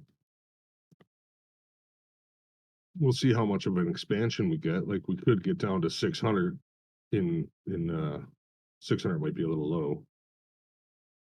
Yeah, 600 is too low for NASDAQ, but 615, 613, 612, that'll put us into NQ or sorry, ES 4700 flat. So there's a potential of something here if you're good at grabbing a range or finding one of these pivot bottoms or pivot tops. You might be able to get something here, right? Like this short could still be a foot here in ES, right? If you look at it, we can get a pullback we can get a rejection at 07, 07s, give or take 07. Well, we could Actually, be if we get expecting 07, we're probably going to push through, get 0750, right? And then we gotta reject Yeah. at 0750 or it's not going to hold. well, it's London close in 20 minutes, isn't it? We could be expecting some like now or soon. Yeah. Yeah, exactly. But again, the London close has been kind of, I don't know, not so spectacular lately. It has no fireworks have gone off really with the London close as of lately. Yeah, I missed out on some pretty crazy shit. Hey, the fucking like Israel war and stuff. What was that like? I don't really think it was that bad, actually. Like, Yeah, really. Fuck. I don't With know. fucking The Iran threatening Ukraine, to the start cut of oil Ukraine was supplies and shit. worse. Yeah, you can still Start of see that. Ukraine was worse. Drop, yeah.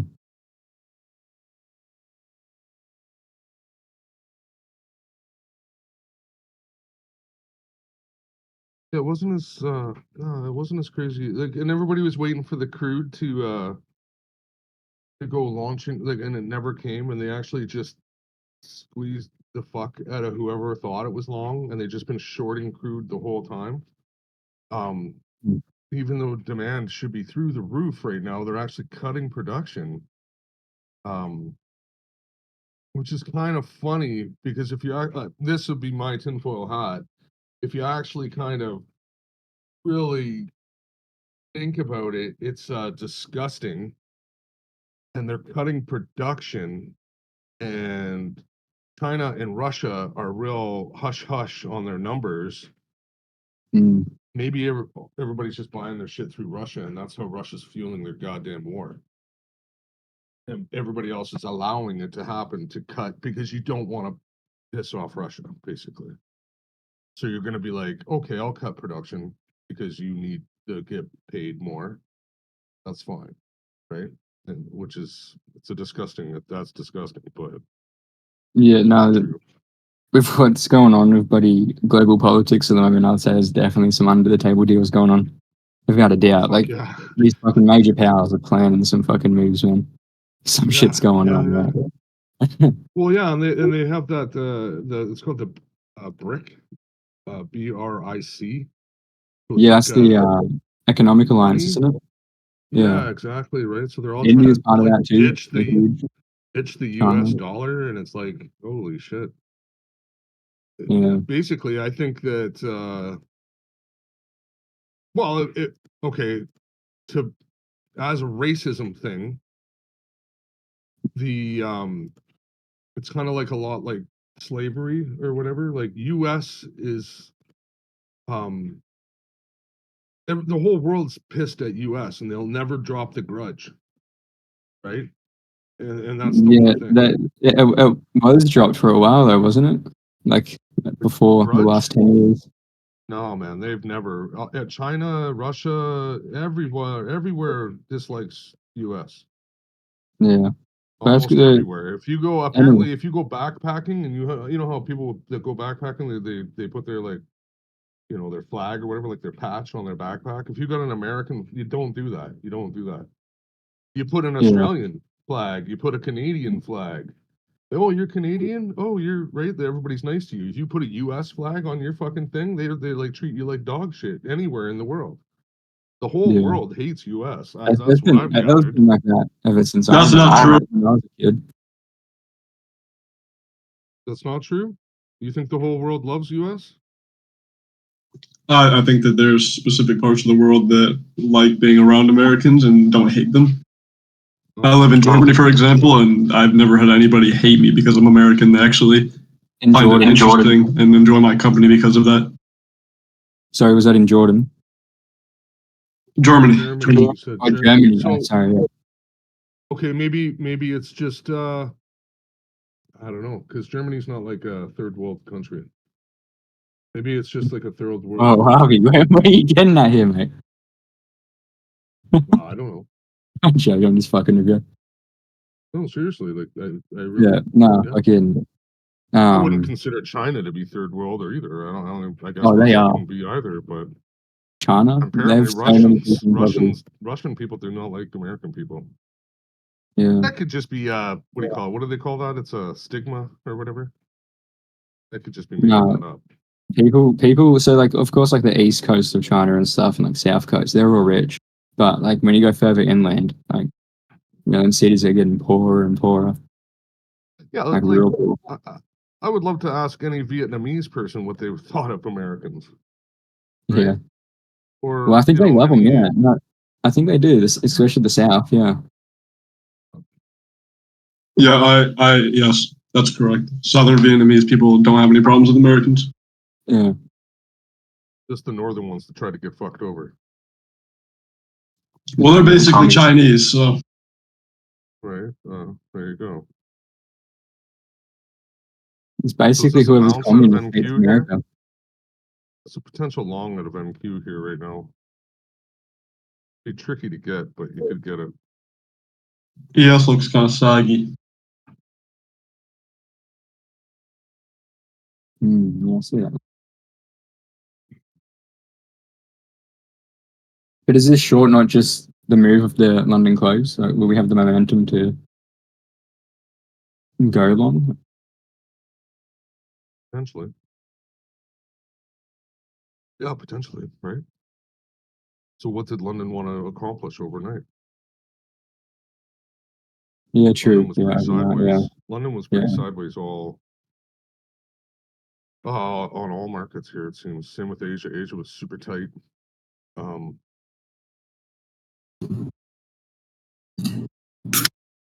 Yeah, so did London really want to accomplish anything, or did they accomplish anything?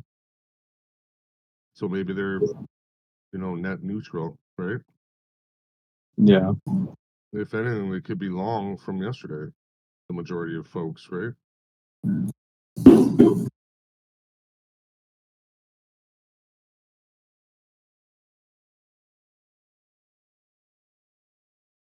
I know it's a lot of work.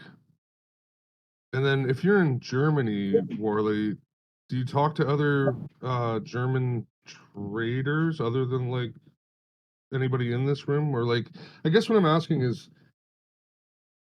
yeah, like London closes, and I'm just saying Germany's close to London. So like,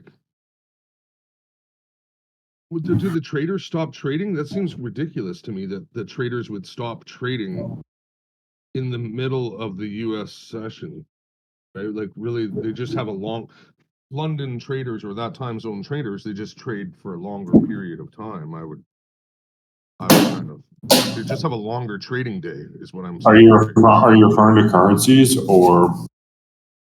No, I would be referring to like, well, US indices, right?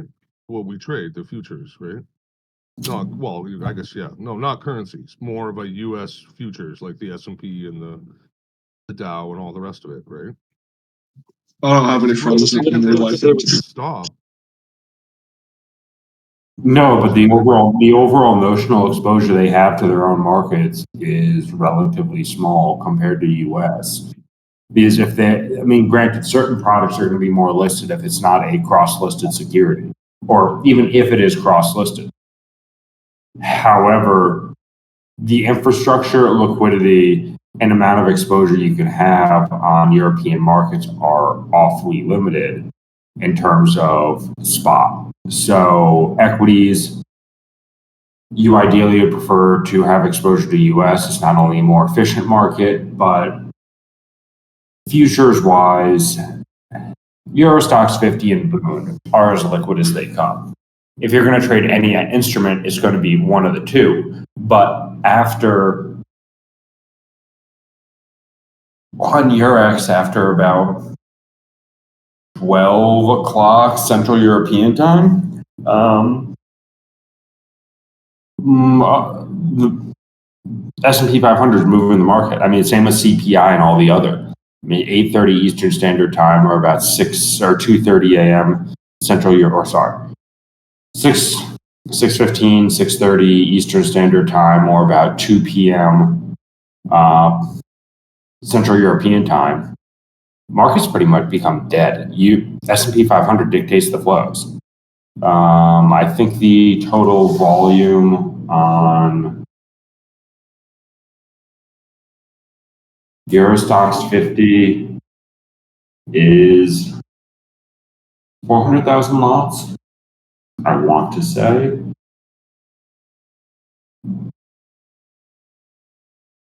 Oh, sorry, correction.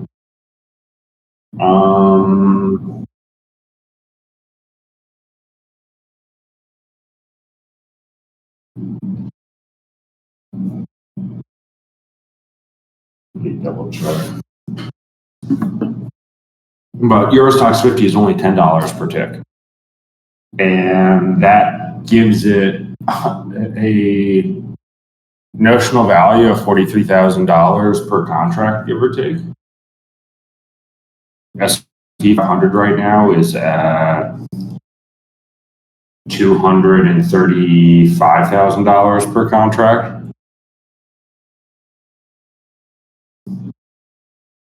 It's just there's a lot more liquidity. If you want to put money into markets, you're going to immediately transition most of your flows to U.S. markets.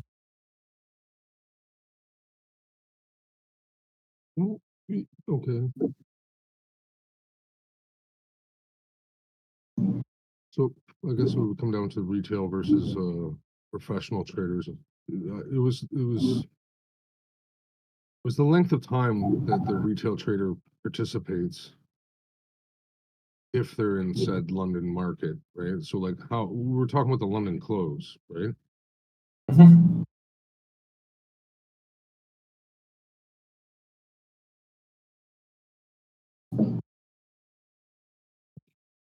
Are you talking to me? No, I was just talking out loud.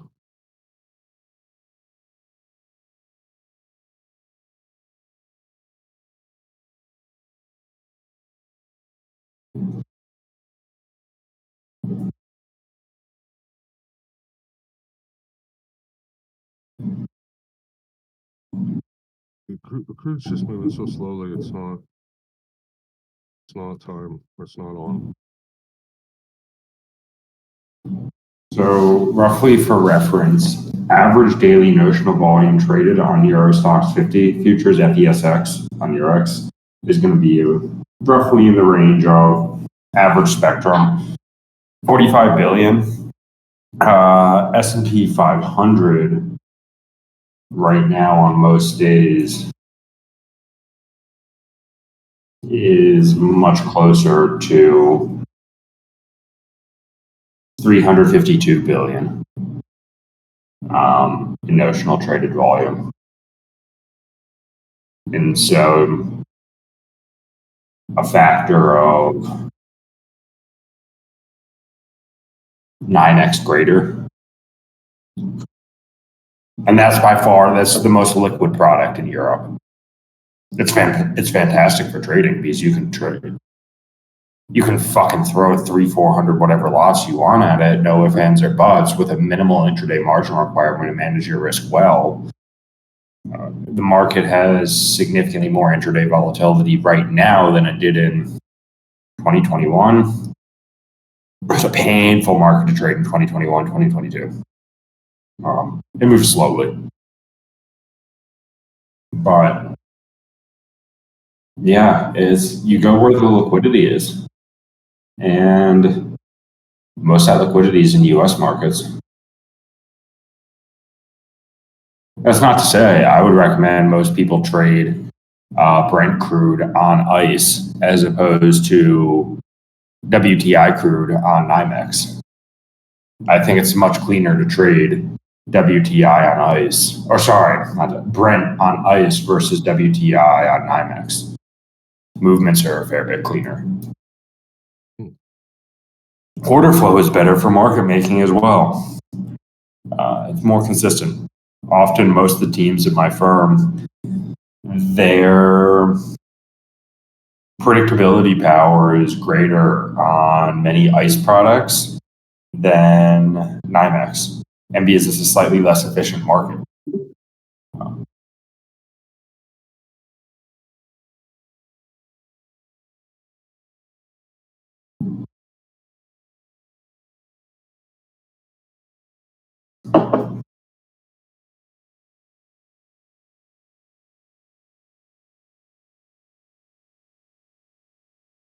Definitely a huge divergence here between Dow. So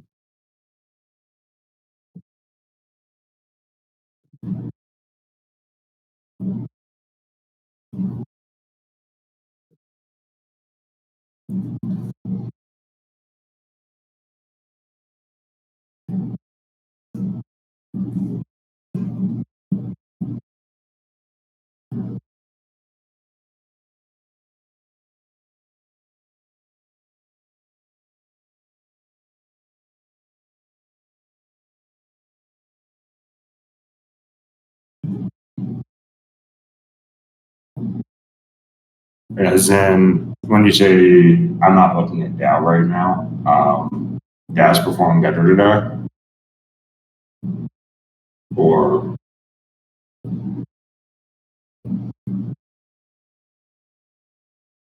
what's up? you said there's a divergence with Dow, as in Dow is performing better or worse? I don't have it up right now. Yeah, no, oh yeah, okay, so it's leading to the upside where everybody else is draining out.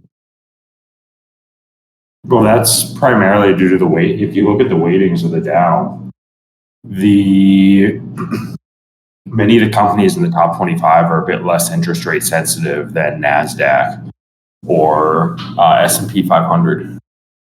And with the expectation that another, There's a certain percentage of that Dow, which is energy, and energy is accelerating. yeah, Again, but interest rate sensitivity is, that's why I don't love the shorting crude as well, right? I guess that's what I'm rounding back to. Sorry, go ahead. Okay, yeah. Oh, I see what you're Yeah, saying. The interest rates, so the decision won't matter as much to them, so they could trade and get away with more right now. yes, because if interest rates increase slightly, that has less of an effect on the weighting of the top 25 for the Dow or the top 20 because their cash flow, the duration has been shorter in most circumstances versus NASDAQ and S&P 500, which are primarily weighted based on tech.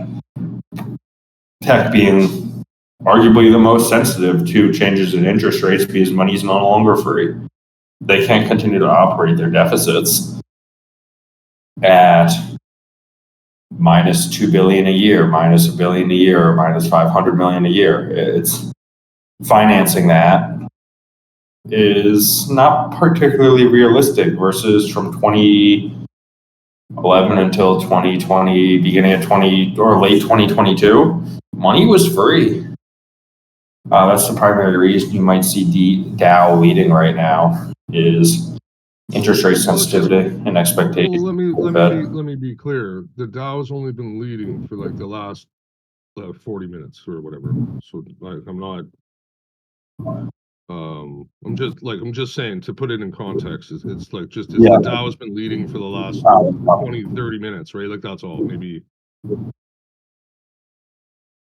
Maybe hour or something like that. That's all. I'm not going to go speculating further than that. We could, but oh no, Dow is leading it to the top. So yeah, and it broke out of my of its all time, or not all time, but it broke out of that level that I was looking for on the previous contract, right? Which actually was the high. Now that we're onto the new contract, there's a new high in place. Yeah. So the rollover messes with the whole shenanigans of it all, right? Like again, that's what trading the futures part of it makes it difficult, right? But yeah, the Dow is overall leading. Sorry, yeah, but they have been. What I was referring to is they've been leading for the last like 30, 40, 50, 60, whatever minutes, right? But yeah, continue with what you're saying because it didn't change anything.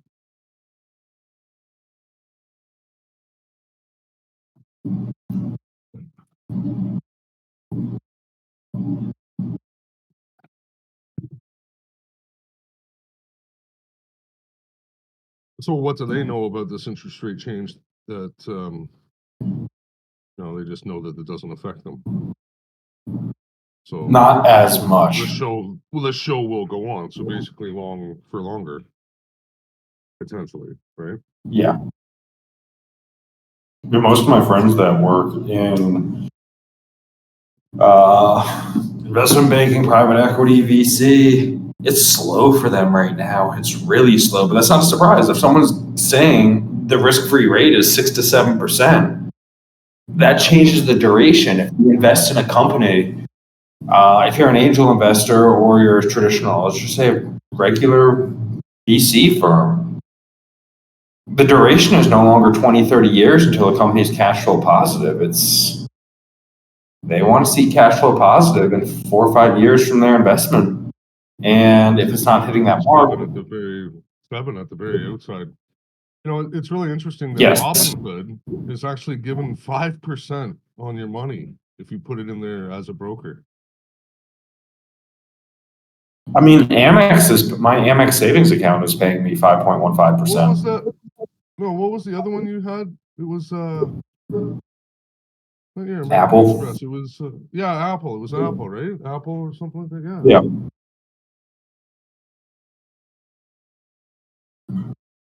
Yeah, like it's almost like with this high interest rate, this is good for banks. Why aren't banks doing better right now?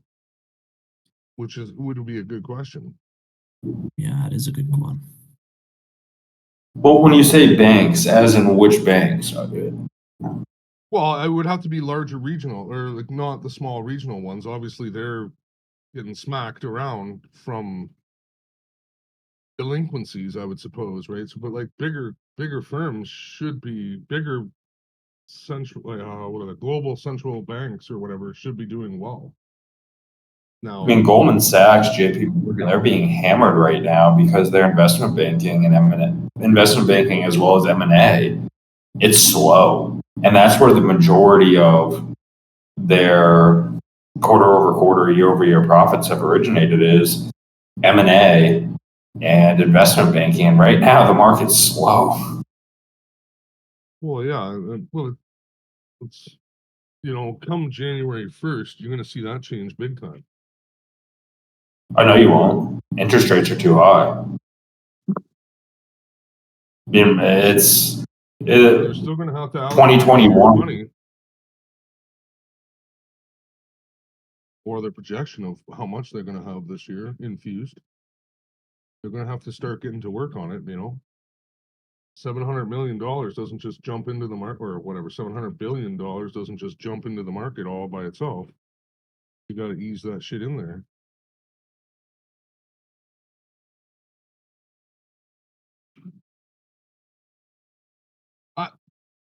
We may not see on the chart, but they're going to go back to work on January 1st. I would assume.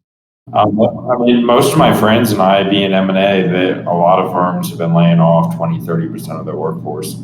BCG, Bain, Capital, all of them have been laying off many individuals in their M&A and investment banking. It's one of the slowest periods they've encountered in the past decade.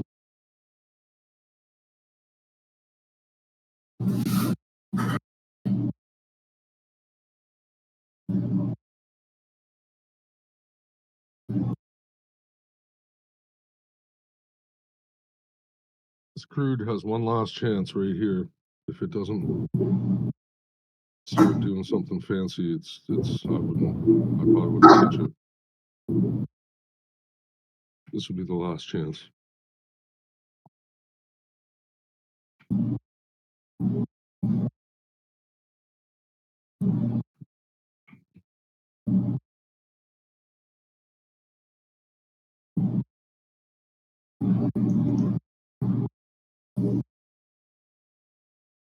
I mean, really the only division at Goldman Sachs and JP Morgan which have been consistently outperforming have been their trading and asset management groups.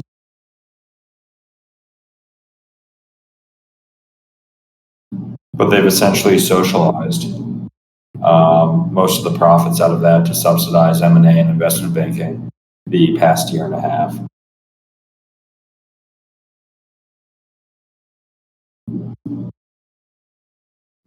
I don't know, but this crude's probably done. I wouldn't short it.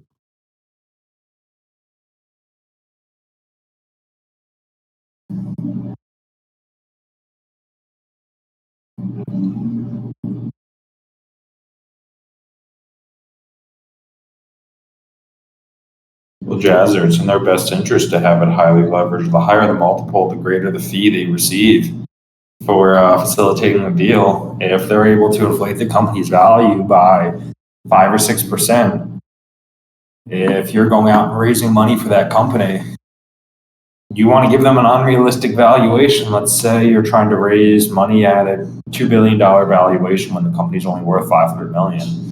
At a $2 billion valuation, you go out and raise that money for their IPO. The standard industry fee is going to be about 4 or 5% of the money you raise. Which, okay, great, 5% on 500 million, fantastic. Your firm's netting 25 million. Or you say, fuck it, give them a valuation of 2 billion, try to take them public at a 2 billion valuation, and have most of that be in cash with some share, with some equity. Well, now the firm is making 100 million. It's in every interest to have the company's value inflated for your compensation.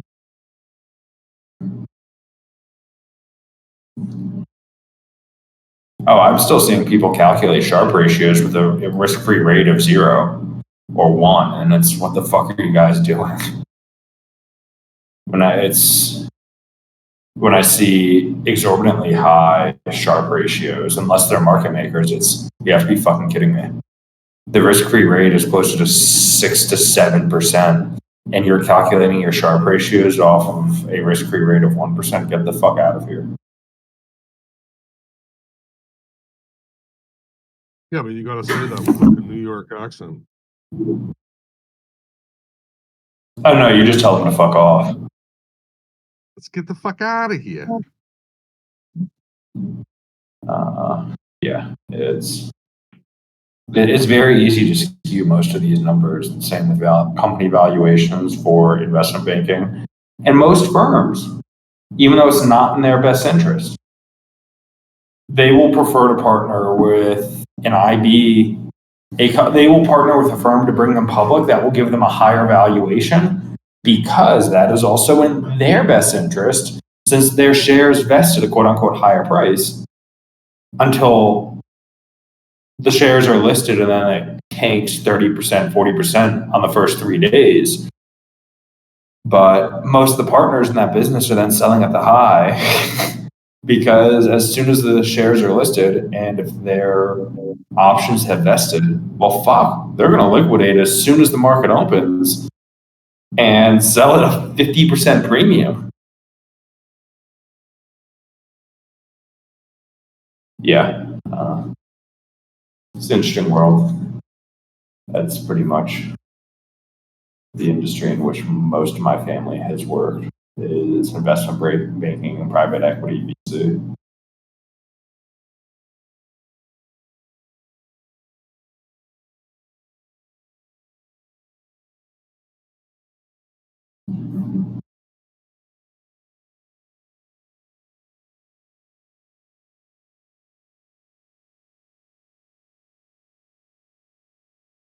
Holy fuck, there are very few trades. This week, the market hasn't pulled back whatsoever. Horizontal up. There's been 2 trades on NASDAQ that have set up from not last week's volume profile, but the previous week volume profile. I think this week, most of our strategies are positive besides Ultra Bond. Need to check that. But yeah.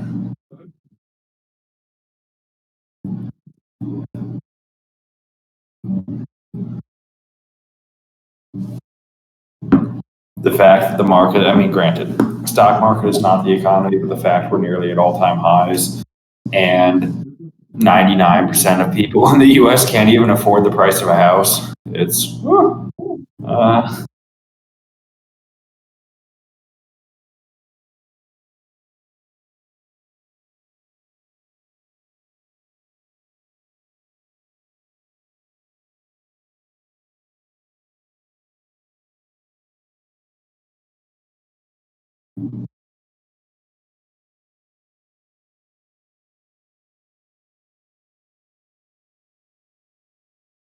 if interest rates were back, it's just the real estate bubble as a whole. There's the conundrum of real estate is horribly overpriced and only affordable if interest rates are near zero bound. When interest rates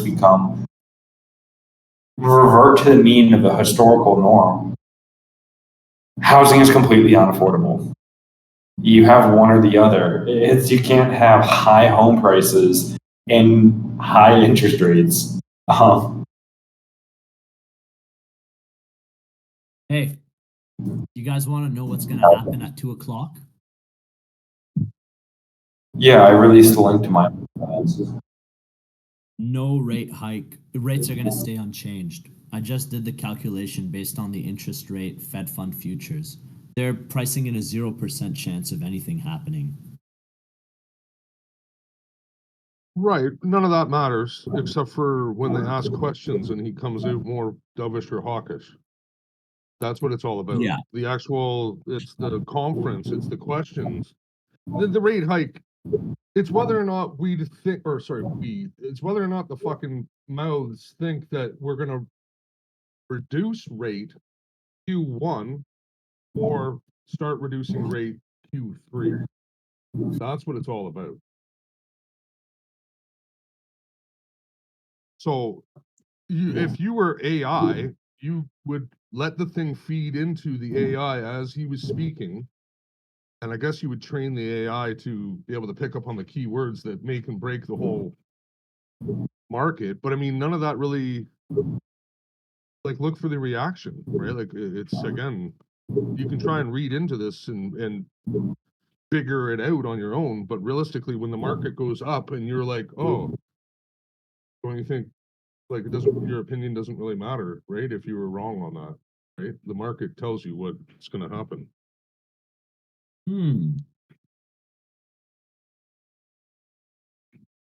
Like, you can Actually, I have an just did the opinion. number again. Sorry. So 1% chance of a rate cut. That's based on, because I was using 1% the chance higher of a rate value. Yeah, I was using the higher value of the thing because the spread is pretty wide. Now I'm using the center value of the spread. 94.67 30-day Fed Fund futures versus 94.665. I'm using the center point of those two values because that's the bid and the ask. So 1% chance of a rate cut. The bid and the ask. Did you calculate in with the rollover though? Is that the bid and the ask between the two contracts of the rollover?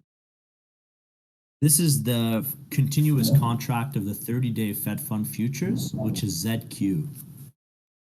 Okay, now do the exact same thing, but go to ZQ Z contract, ZQH contract, get those two spreads, and there's your number. Well, just look at the FedWatch tool. Sorry, too fucking lazy, number? bruv. I posted a link. Just look at the CME Group FedWatch tool, and that's your answer. Oh, there's a FedWatch? Where'd you post this? Okay. You don't have to do the math at all. Why does this exist? Yo, let me, how do I favorite this? This is awesome. They do it for me. Now I don't have to work. Oh, wait, I'm out of a See job. how good you Why are. did this thing, how did they get 98.2%? Okay, I'm going to redo my numbers. Something's wrong here. Maybe they use the So what's offer that? That's a price and all that. 1.8% chance that they're going to rate hike. Is that what that says? Yeah, that's exactly what it says. 1.8 chance percent. Yeah, no change is 98. Ease is 0. So hike. So what that tells me is hike is still on the table. That's hilarious. I got about 2%. I don't know how they got that. So I got 1% if I use center point of the bid and the ask. And if I use the worst value, which is the lowest price, you get a 2% chance. So I don't know how they're getting this 1.8, but I'm close enough to not give a shit. I'm off by a margin of 10%. But on 2%, that's like 0.2%.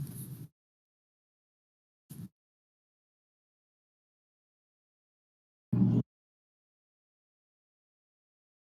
think we're about to break this crude high.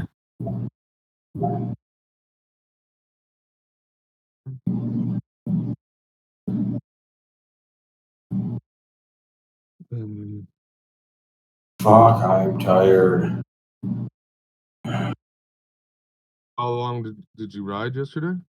Right now I'm averaging about 2.5 to 3 hours a day.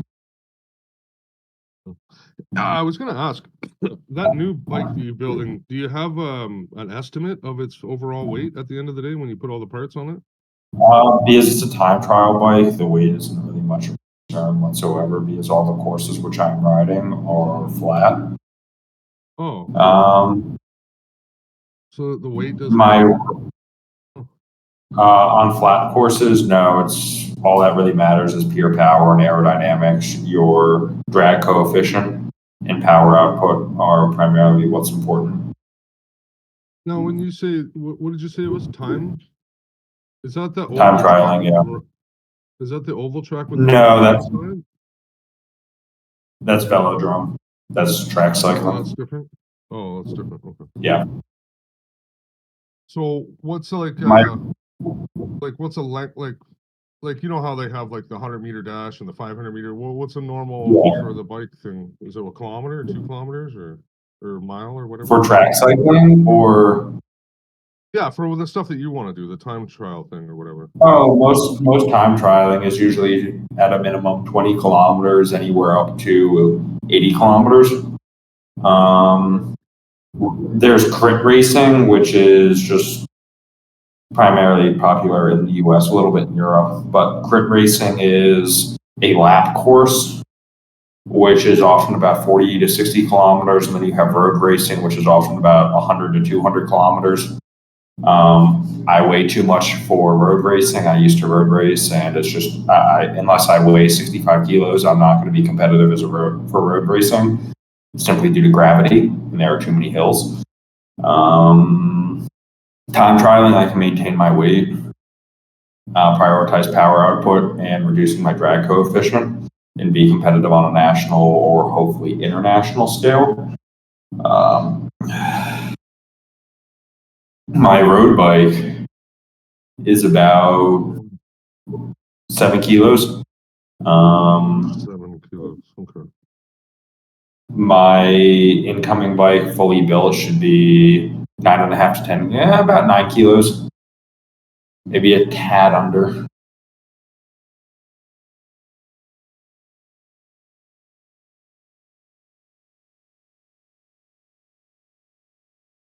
But I don't. That's most likely not going to arrive until February or March, unfortunately.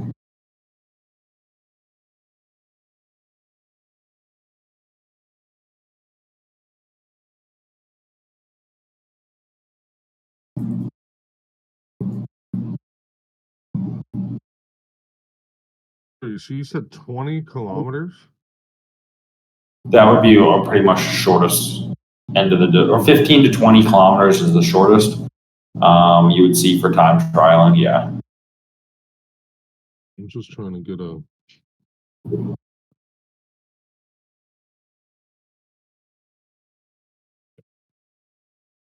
Most of what I'm doing is often going to be about 40 to 50 kilometers. Now I wonder, does Google Maps incorporate curves and hills?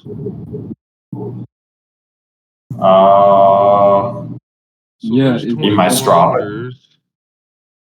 There's 20 kilometers. It would take 4 hours and 28 minutes to walk it. So how long should you be able to do the 20 kilometers on your bike? Since time trialing is essentially balls to the wall, I should be able to hit that in about 24 to 26 minutes. Yeah, so like Google's saying it takes like an hour, 59 minutes is what it says. No, 1 hour, like just. On a flat course, I'm averaging about 48 to 51 an hour. That's what I mean. I'd be wondering, like, if curves and hills, does Google take into account on its bicycle measurement how how would it do? I don't know. I don't even know if it would do that.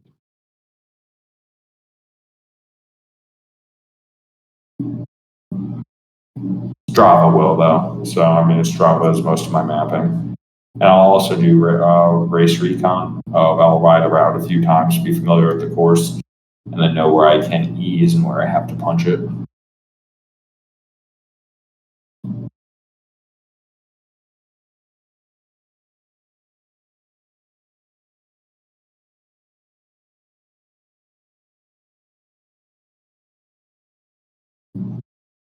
It's fun, but it's pure pain.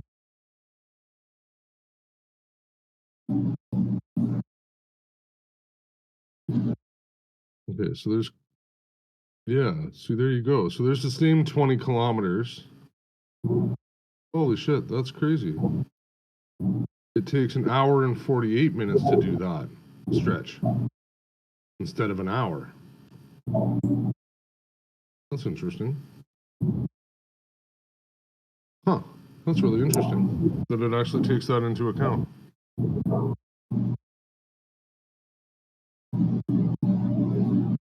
Huh.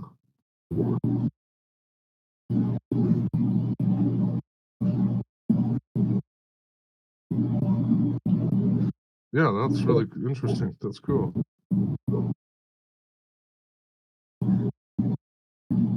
I don't know. I like removing the tactics aspect, and also crit racing isn't worth the risk.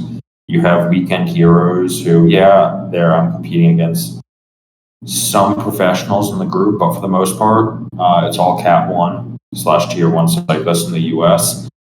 And 98% of people have a full-time job, yet they are willing to risk significant injury, breaking a $15,000 bike, then medical expenses, all for the glory of winning a Cat 1 crit race and maybe $200 as well. This isn't fucking worthwhile. Yeah, go out, race aggressively, and meanwhile, the possibility of severe injury, because when you're traveling, the issue is when you're traveling in a pack, the only thing that's going to break your fall at 32 miles an hour is going to be another cyclist. That's all that's going to break. That's all. I got a question about that numbers. How many cyclists are like aggressive and like purposely shoulder you and stuff? How many are far more when you're in Cat 1 at Nationals? I would say 80% of people. And I look at it, and they're not too aggressive. I would say maybe 15% are actually aggressive with it. Mm-hmm. I look at it from the perspective of most of you fucks weigh 65 kilograms. I'm closer to 82, 83, and on a strength to weight ratio, I'm a lot stronger. If I really wanted, I could ride them into the ditch and end them. I don't care. No. I'm there for fun. It's, oh, great. Yeah, you weigh 60 kilograms. You can barely squat. Your body weight. You can barely deadlift 1.5 times your body weight, maybe 80 kilograms. 100 kilograms is pushing it. And for a male, only deadlifting 100 kilograms and you're a competitive athlete, arguably on a national level, crit racing doesn't have all too many hills. It's primarily flat. And on a pure power basis, I'm pretty comfortable crushing them, but there are far more race tactics involved in crit racing than time trialing. Yeah, I've often had thoughts of I could end their existence then and there simply because I'm a hell of a lot stronger. And if they want to race aggressively, I'm the last person that you want to start elbowing because they can't manage someone that is 3 or 4 times stronger physically, not only in terms of pure power, but strength-wise. It's not worth the risk. People race too aggressively, all for the glory of a couple $100 and maybe the national title. Meanwhile, they have to work a full-time job. They can't take the PTO if they're severely injured. But they don't have a bike sponsor. Some of them do. Most of them don't. And when your bike costs $15,000, yes, you have bike insurance, but still, what? You're risking tens of thousands of dollars of medical expenses having a broken bike for the glory of $200 and let's say California crit champion title. It's okay. What the fuck are you doing? What does the community do about? What does the community do about bad sports that are just like aggressive, just troublemakers? Like how do you deal with that? They are starting to ban more individuals or temporarily suspend them. Mm-hmm. But it's become accepted in cycling culture due to many of the influencers condoning this behavior. And that's what really is the problematic aspect, is those that are the influencers for crit racing in the US condone this behavior. Time trialing, it's you against the clock. You're not traveling in a pack. There's about a 1 minute gap to 2 minute gap between each cyclist when they start. It's literally how hard can you physically push your body without breaking. And that's what's fun about it, is the mental aspect of time trialing, because either you're not able to continue going, and then you blow up halfway through because you did not pace yourself well, or you put yourself through 30 to 40 minutes of pure pain and misery, and at the end it's great, this was fun. Crit racing, you can have fun, but it's not worth the risk because of the assholes.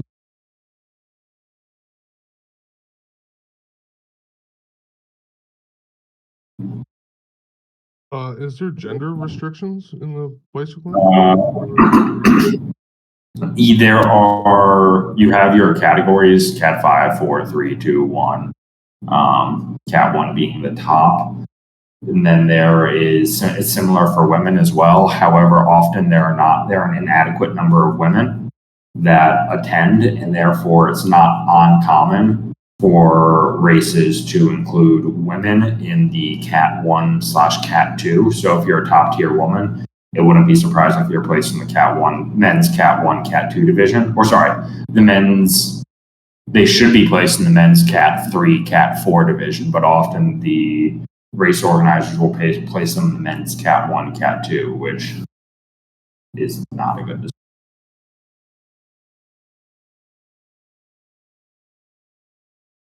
And some of those top tier women, they compete. They're in contention. Oh fuck no, not even close. Oh, okay. It's just solely based on not bike handling ability, but on pure power numbers. My FTP would be higher than any woman on the World Pro Tour, and that's not even that's not even crit cycling. Biologically, there's no comparison. And the men also, amusingly enough, the weight of the men and the women on World Tour cycling teams is not all too different. Most women weigh about 65, 70-ish kilograms, and most men are between 60 and 70 kilograms, but their power to weight ratios are substantially greater.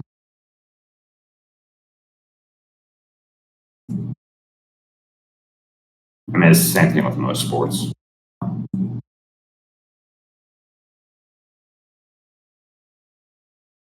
Have you ever considered taking up a combat sport like jiu-jitsu or some numbers? I feel like you would fucking thrive in that.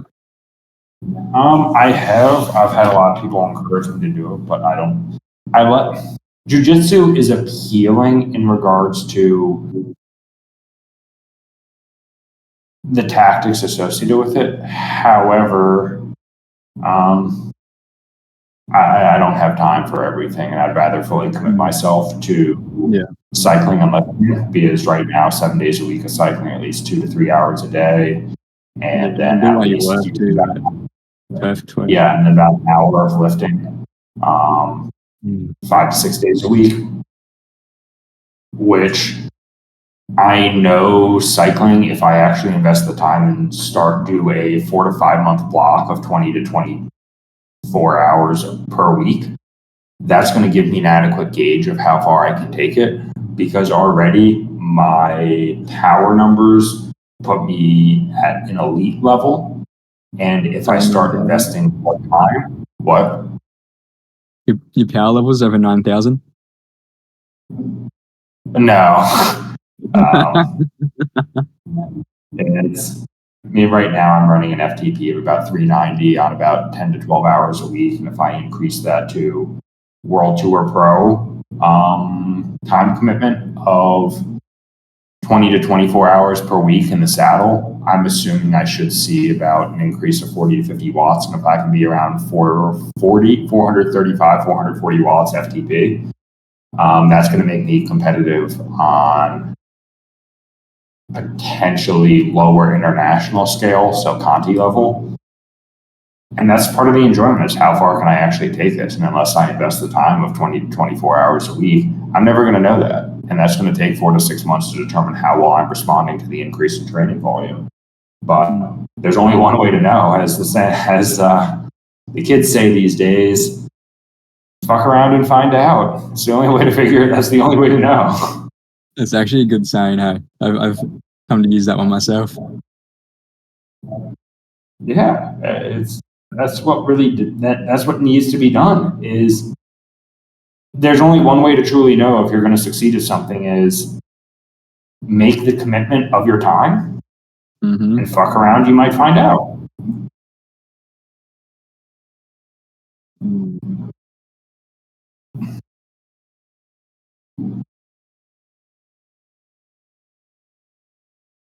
Because maybe I'll realize in 5 months that the increase in training volume, I'm not seeing the response to stimulus that I desire. And it's not, maybe I'm at my genetic capacity at 10 to 12 hours a week. Highly improbable. But maybe I am. I'll never know until I invest the time. I'd be a bit depressed. It'd be pretty depressing if I was at my genetic limit and I doubled my training volume, but you never know.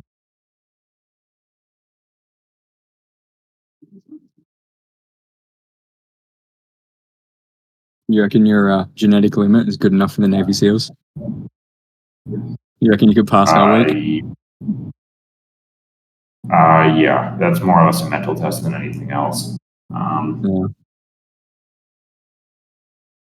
Strength-wise, cardio-wise, wouldn't be an issue, but I look at it from the perspective of only reason I would do that is to say I did it.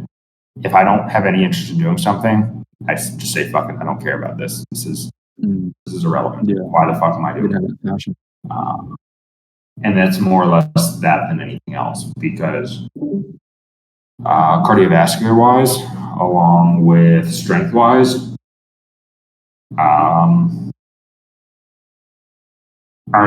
it's cardio-wise, I know. I'm simply based on Stanford study, everything else.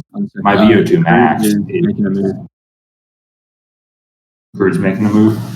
Yeah, it sold off a bit. Sorry to interrupt. Oh, no, that's fine.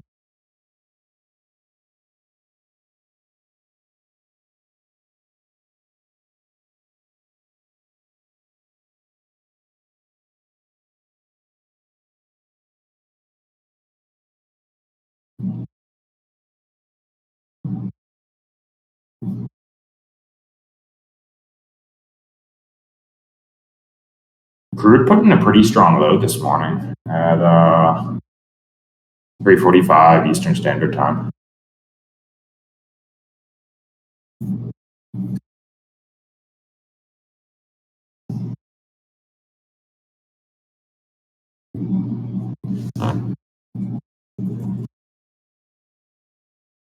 I don't know. I'm looking at cars right now. I might be moving. I don't know why I'm looking at cars.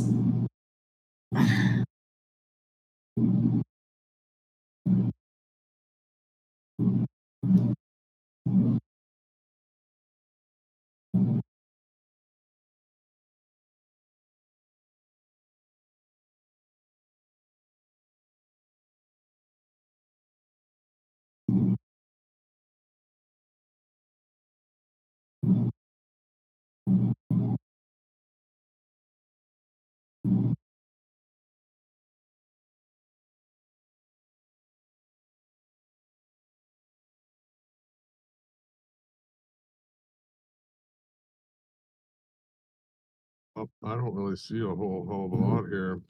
Obviously, I missed that NASDAQ short way back here. How many points are you targeting on a NASDAQ short?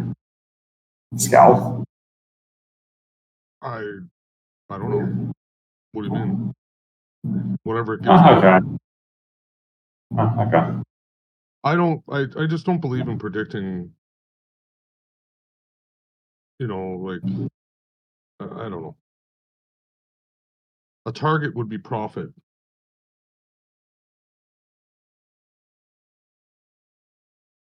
Profit would be determined by price action. So you could try and, like you could easily, okay, so let's just say we had a target of 16,500 in the NASDAQ, right? Now, how probable is that to come in? Right? How realistic? Well, I'm not necessarily saying target-wise right now. I feel risk to reward isn't really there for anything greater than 1.5 to 1 or so. At this exact point, With the lack of volatility. Yeah, with the lack of volatility from session open to now. And because granted, I haven't seen any setups which are particularly great. And so, I'll be back in a few moments. Hold on. I don't know. I would probably be shooting for like right around here on NASDAQ, I suppose, for a kind of bottom of the day. If this falls out on NASDAQ, it could unleash pretty deep. Well, if it falls down, like, where's it going to go to? You reckon, what, 88, 90? Yeah, 90? Maybe higher? 562. 62, you reckon? Yeah. Give her Mm, 60. Just call it 60, and we'll figure it out once we get there. yeah, okay, that little blip there. Yeah. Yeah. You know what I mean? It's going to want to stop and say hello to that for a minute, and we'll Yeah, have to see how okay. long and what Yeah, happens yeah. at that point, right? What do you think about crude? Moved on, or? It's too dead. If like there's no pizzazz, so it's just Yeah, no gonna momentum. it'll probably do nothing. You'll be sitting there chewing on your fingers all fucking afternoon, staring at it for 6 ticks or whatever. Like, you know what I mean? For me, I want to be done. I don't want the trade to take longer than it needs to take. Mm, And if I was in it, I would shut it off because of the lack of movement. that's it. And that would actually the lack of okay, so it's me personally, Yeah. right? So The the lack lack of of movement. movement Yeah, I get it. I know. bothers my mindset that I don't think Yeah. it's going to work. So I'd rather just shut the fucking thing off and maybe try and find something or something else or Yeah.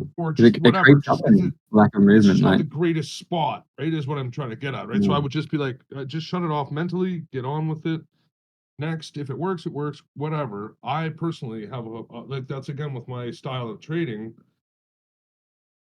Yeah, I don't really want to hang around unless it's going to do what I think it's supposed to do, and when it's supposed to do it. That's the most important part. Is actually everybody wants this MAE thing. It's almost an argument of MAE plus a time frame, like say 10 minutes or something. So if you're in a trade for more than 10 minutes and it hasn't moved, that spooks me personally. yeah. I may not be wrong, but it still just spooks me personally. Right? My experience of fucking slow moving shit is that, like, you know, if it moves fast, all right, I need to get out. But if it fucking creeps up on you, oh, nah, you know, you second guess yourself, oh, no, maybe I should wait. And, you know, like it just, it sneaks up on you, like behind you when you don't really expect it. You catch my drift, yeah. I don't know, that's my experience. Like, I think Yeah, and crude didn't break this high. In slow moving ones for sure. The overnight session, It didn't- especially. It didn't break that high, and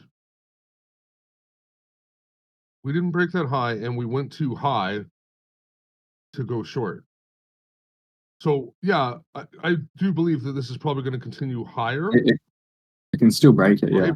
But it could still come down to the major level or whatever. We can get down into the 69.30s and then go. So depending on how you wanted to trade it, like you could trade from here short, which would be 17 ticks, give it a little extra, 19 ticks short from right here.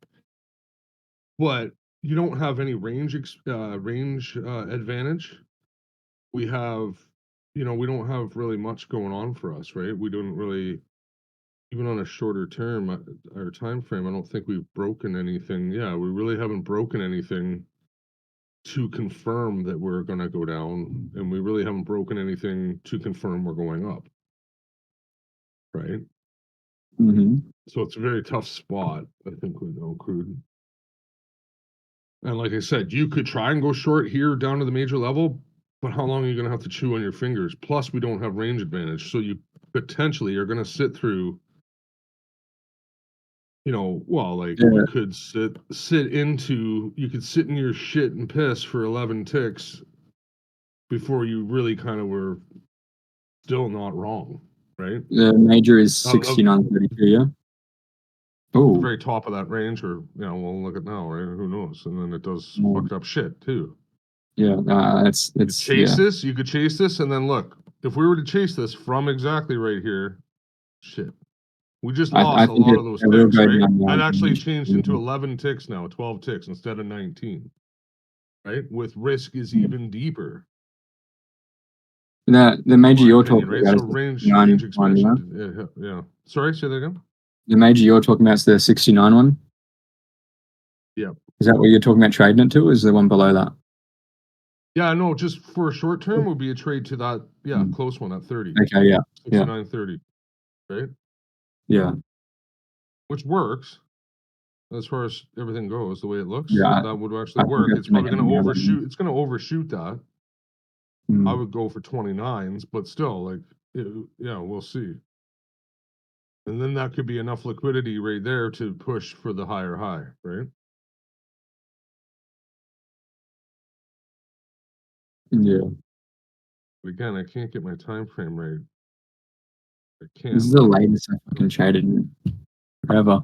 And I have How 3-year many high people note are- right here, so it's gonna want to chew on it maybe or pivot it. How many people are still like active? Is everyone just AFK? Is it just you and me at the moment? I think Jazzer would be listening. Peter's Okay. probably listening. Numbers, yeah.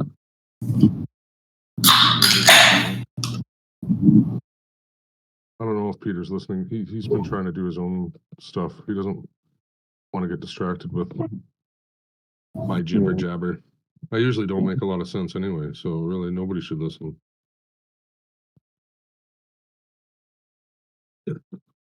Yeah, fucking, I don't know, man. Usually, like,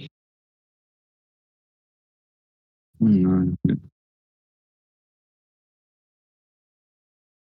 I don't even know. Yeah, no, yeah, Bayman's usually here. Bayman's like my age, isn't he? Like Yeah, 20s around. 20, 27 or something. Yeah, 20, Yeah. I'm 27 as well. yeah. I think numbers is like 27, 26. Yeah. Yeah, I'm 20. Yeah, I think that's a common age. It's a good age to Well, train, then right? you're- You matured enough to get into it properly. I don't know. See, that's what I mean. I don't know if you have, right? Like that. Yeah. Well, yeah. From your point of view. The whole nut thing that's what I was trying to say about the nut thing. Like it's just Wait. Don't bring up that analogy again, dude. Holy shit. That was funny as shit. that was a ball of wax. That was oh fuck. So many jokes to be made from that. That's why we're here. Yeah, hey. Oh fuck. I can't wait to be part of the group again. Well, you could watch that Top Step TV. It's the same thing, Jazzer. I think we should do. I'm more- I think we should just do a YouTube thing and fucking. What's the Yeah. okay? What's the difference Podcast. between us doing a YouTube thing and us not doing a YouTube thing? We're doing the same thing anyway. It'd be like me video. You know what you should do? Number is actually record yourself on the bike. Seriously, and put it on YouTube. You're already doing it. The only thing it would change would be you pushing the on button on the camera, like setting up the cameras, I guess, at the beginning or whatever. No, there's more. There's You more don't than that. know. Maybe I have an OnlyFans. You don't know that? Well, I'm just saying, it's things that you're already doing, and you could find a way to capitalize on it, like double-end it. I call it double-ending it. Are right under your face, and you don't even realize it. And those are the ones that you Well, guys it's can potentially make, money from, and not really feel any repercussions. think it's Like, harder not than like that, they call it a side gig. Well, every side gig comes with this extra commitment to time. Whoa. Are you telling me passive income isn't real? Whoa, dude, everyone on Instagram is telling me all about the passive income stuff that I can make money sitting on my bed. Well, this whole mystery of being the landlord and I get rich and I get all this stuff by being a landlord is a load of shit. You got to deal with so much headache. It's not even. It's so much headache being a landlord. It's not even. In my opinion, it's not worth my mental state to do it. Like I just don't. I'm like fuck it. You I you don't get want to put tenants up with that it. I hate don't you care how too, much eh? you're gonna pay me. I'm not gonna do it. Go ahead. You get tenants that just like, oh, just you know, pour oil down the drain and shit. You know what I mean? Like, Yeah, the worst. yeah, like, yeah. I'm sure there's like these princess fairy tale stories where I got like the best tenant and they stayed for 40 years and they paid off my whole house. Well, how often? No, man. That doesn't happen Well, all the time. it's probably changed these days. If like, you know, general cost of living increasing and stuff, it probably is there too. It is here, but like, you know, more and more people are renting, like normal people. It's not just like retards. Well, yeah, that's true too. That Yeah, is true. That yeah, is nowadays, that's true. yeah, But unless exactly. you've had a unit for any period of time, Yeah. profitability of starting a new at this interest rate and at these elevated prices for any type of acquisition would be far too high. You're not going to make the money that you Whoa. should have made. Are you telling me I can't simply purchase a property listed on Airbnb and make thousands of dollars a month? That's what YouTube says to me. Oh, Jesus. Yeah, no. Well, have you ever looked at the price of linens? Because you're going to have to go and get a whole bunch of that shit, right? For Airbnb. Oh, there's a startup cost to Airbnb. Like, It's you a little hidden. just buy two and you just wash them. Yeah, you don't have time sometimes. Like it's just you don't, and like there's a turnover on that too. Like it depends on how Yeah. much control you. Like I've always had this guy's like, oh well, why don't you just get a property manager? And I'm like, well, there goes even more of the profits. Mhm. Like Yeah. you know, so now well, how much time are you going to do for this laundry? And if you have more than one, because if you have an Airbnb, I'm telling you, don't even bother starting it unless it can sleep 6. Period. Don't even bother. It's going to be too much of a headache for what cleaning the fucking. You're losing all your money in cleaning it, right? And flipping Fucking it worrying over. about reviews and shit. Yeah, you gotta. You know, Yeah. you try and Imagine, charge them for not doing the dishes, and it's like imagine it running becomes. some Then they fucking give you a bad Karen, rating, and it's like, like okay, fucking just fuck it, ruin your I'll just business. do the dishes, right? Like fuck. Yeah. I don't know. I couldn't do fucking customer service shit like that. Well, that's the mystery. That's the whole smoke and mirrors because people see it as like, well, I don't even have to talk to the guy. Basically, it's all done online. Money goes in my account. They walk in, the Yes. keys in a lockbox, everything. I don't even have to talk to these people. That's what the mystery, the smoke and mirrors is of it. Right. And Then you meanwhile, want at the the end of it, joke of them. you don't have to Yeah. talk to them, but you gotta deal with all the shit when they leave. Yeah. And some of them, like, you know, like, yeah, you work construction, people fucking complain, oh no, this is wrong, that's wrong, I want my money back and all that shit, you know? Exactly. Or they give you a bad rating. Yeah, Which is exactly, like yeah. worse than that's the worst thing that can Yeah, that's the happen, right? business. It'd be It's the like an worst Uber thing. with a bad, well, maybe not an Uber. I don't know how that works, but if you have a bad rating on an Airbnb, 90% of people look at the reviews thing. Mhm. That's the first thing they read. So if you get fucking this guy's a prick, this guy's like this place fucking was cold, this place was wet, this was whatever, right? You know, the moment it says something Yeah. like bed bugs, it's Right. your fucking your thing is done, man. You're It couldn't even be done. your fault. It could just be like the internet is out because like the provider you're with for some shit and you get a bad review. Hey, hold on a second here. Hold on a second. Crude oil might be into something here. Hold on. Yeah.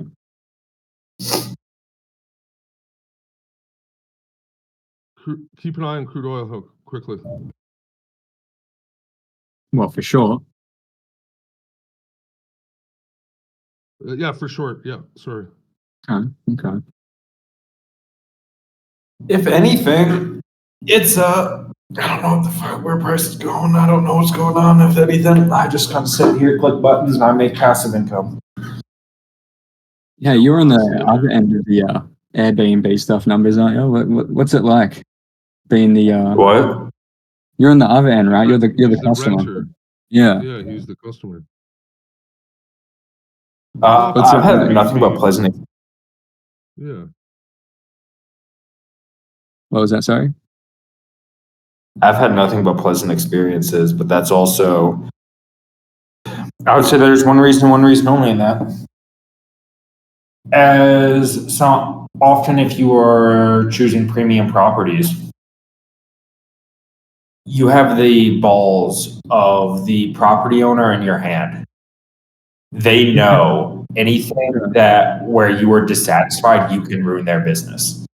And that's why they're awfully accommodating to most individuals, is because their balls are literally in your hands. And if you want to twist and pull them, you can twist and pull.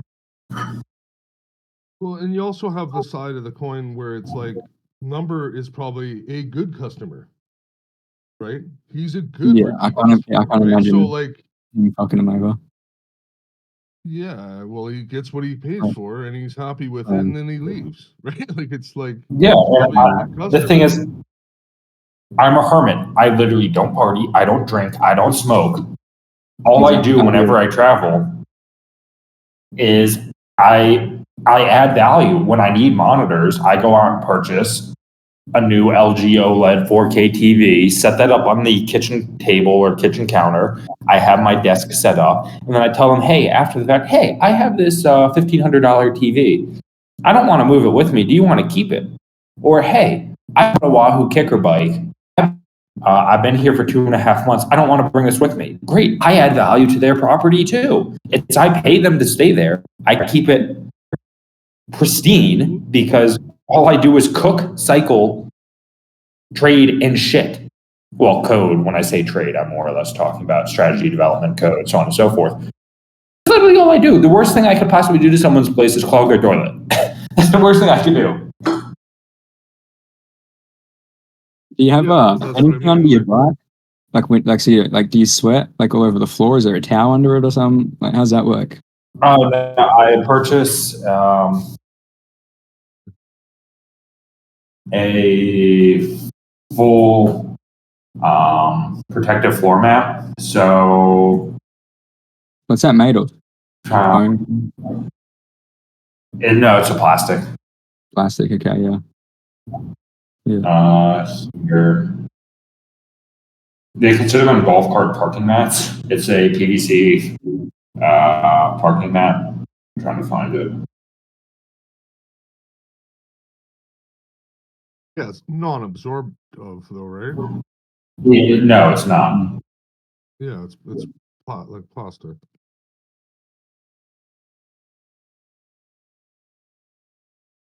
Is crude finally gonna kick in here? What the fuck, really? It's that delayed? I was almost giving up on it. Like, what the fuck? Yeah. Yeah, this is often what I use. I This didn't even falls run off away the from cliff, you. man, I'm Harvey gonna just walked fucking- away I'm pissed. very slowly.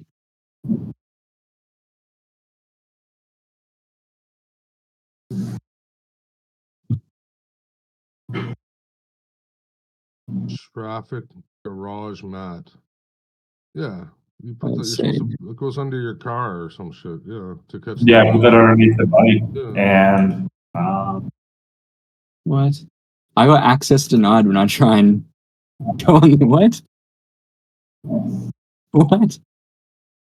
Is it because I'm Australian? I can't go on Home Depot? That's HomeDepot.com. You should be able to go to that I HomeDepot.com. have no fucking idea why it says I have access denied. Whatever. See, goddamn it, that crew, you just couldn't grab that access tonight. Try again with another. It's your computer. I refreshed it like shit. Really? I'll send you a fucking screen cap. I can't believe this. That's weird. Oh.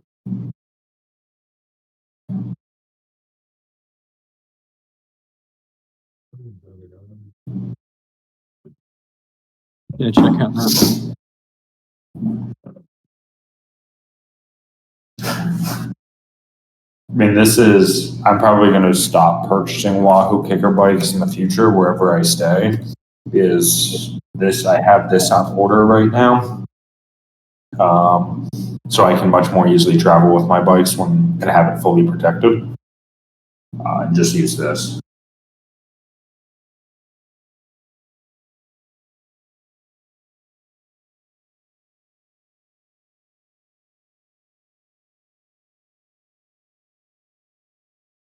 Fuck, Jazza, you work from fucking New Zealand? Do you start at 3:30 in the morning? Holy shit. Fuck. I thought I had it tough, man. Thank you for the Actually, service. I want to spend more time in Australia or New Zealand, but I'm not willing to deal. Same with Singapore. I'm not willing to deal with the hours. Yeah. I understand. I'm a hermit, but I don't want to be nocturnal. Granted, fuck, I already go to bed at 3:30 a.m. and I'm up at usually 7:30 or 8 most days. But for fuck's sakes, I'm not being fully nocturnal. Yeah, it's just like being nocturnal for months on end. Like, I don't know, man. It fucking makes you depressed and shit because you like don't go outside as much and you're sleeping away half the day. Like, it just rocks you around. Like, fuck. I have quite a few friends that are doing night shifts, and they are night shift nurses, and they make great money. But almost all of them return to day shifts because of depression. It almost with how it affects your circadian rhythm, you're nearly guaranteed to become depressed. Yeah, definitely. What would your most preferred time zone be? GMT +1? Oh, yeah. Central European is fucking fantastic. European session opens at 8 a.m. Well, that's why I often live there a couple months a year. European session opens up, Eurex opens up at 8:30 or 8 a.m. about 8:30 your time. U.S. markets open up at 2:30/3:30, and depending on if it's daylight savings or not, markets will close at 9 o'clock or 10 o'clock. Oh, that's great. Yeah, you get the whole like if you really wanted to get after it and you wanted to utilize the whole day, you could definitely do it with that time zone. Yeah, it is nice. I'm probably going to head back in the foreseeable future. Well, foreseeable future. I'm just trying to figure out how I'm allowed there for 3 months, but at a time, however, Visa? Anywhere in this Shenzhen zone or European Union, you are allowed there for 90 out of 180 days without requiring an extended visa. Right. Like you're a visitor still at that point? Is that? Yes. Well, what about your no, I guess you're taxed in the States, so none of that matters. Well, right now, but once I'm... Well, you're not... Okay, once I'm... You're not... Well, the problem would be, like, you're not stealing anybody's job, right? That's the biggest problem with, like, that kind of thing. No, you're not. But receiving a work visa in most locations, particularly in the European Union, is not easy. Well, yeah, but they wouldn't want to. Why would they? You would. Well, like if you just didn't tell them, they would never know, right? Because you're not really. Yes, they do. When you fly, when you fly out, I've had numerous friends who extend, depending on the country out of which you're departing, they are particularly anal. Especially Germany. Don't they tax Norway, Sweden? What? Sorry to interrupt. Doesn't Germany tax a lot of winnings from trades? Trading in Germany is not really feasible. You need to be incorporated elsewhere. But yeah, when you arrive, you have your passport stamped, and you also biometrics are there. And then when you leave, if you are there for 92, 93 days, often you will be banned from returning for several years if you overextend the visa.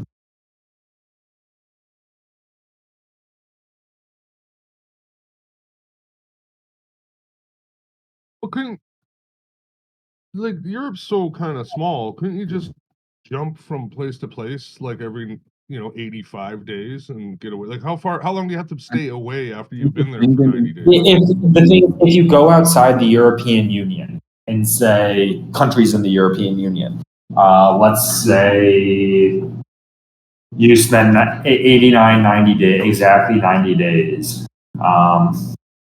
in any country in the European Union. Wait, this changed this year.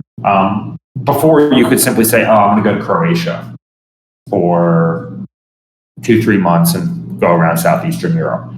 Yeah, you can do that because it's outside of the European Union, but completely forgot that Croatia is now technically part of the European Union.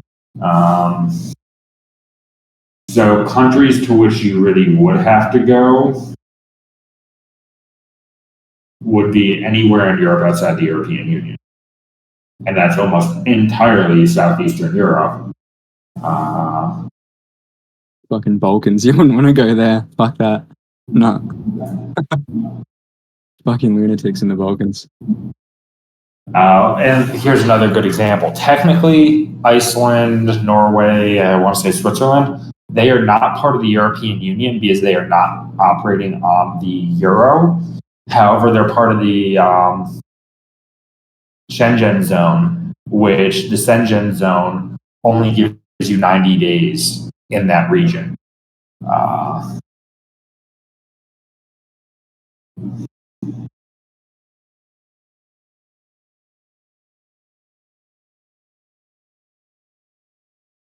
Yeah, in Morocco, because they're an Arab country, I know generally they don't pay tax. Is Morocco the same? Because they'll be. Morocco, you can go to Morocco. That is obviously that's not an issue. A little loophole is you can spend 3 months in Europe and then go over to London for 3 months and then go back to Europe for 3 months. As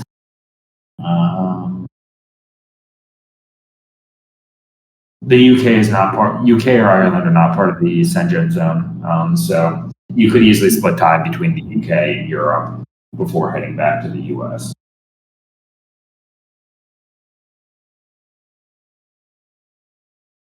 You guys want to know something cool? Shoot. Yeah, sure. I have a kinda legal way where I don't have to pay any tax. No way. Yeah. Because my pop, right, hear this out. My pop is Hungarian, and I have the right by blood to be a Hungarian citizenship. And then for women, if you're married and have like 3 kids or something, you pay 0 tax. 0. So I could just trade under my missus' account, right? Make one for her and all that stuff. And I believe that is a foolproof way to pay 0% tax.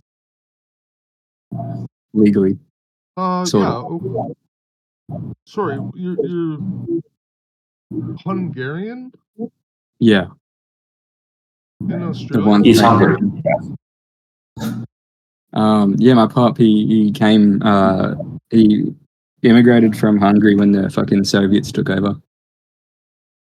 Huh. I would think what's the indigenous called from Australia? Aboriginals. Yeah, the Aboriginals. I would that would be really similar to we have in Canada here we have it, and I think in the States, but I don't know if the States rules are the same. But it'd be like a Native American, right? Or we call it a Native Canadian. They also don't have to pay any tax on anything. Like it's all tax free. Like that's I guess the gift we gave them for stealing all their land. They don't have to pay taxes. So yeah, that's a foolproof way. If you could get married to an Aboriginal or whatever, yeah, do it, man. Totally do it. Because that's good. Do it. I would. I wouldn't even think twice about it. Yeah, well, I wouldn't. shit. I wouldn't even think twice about it. Eventually, I want to go over there. Hey, better trading hours for Central Europe, you know. Perfect.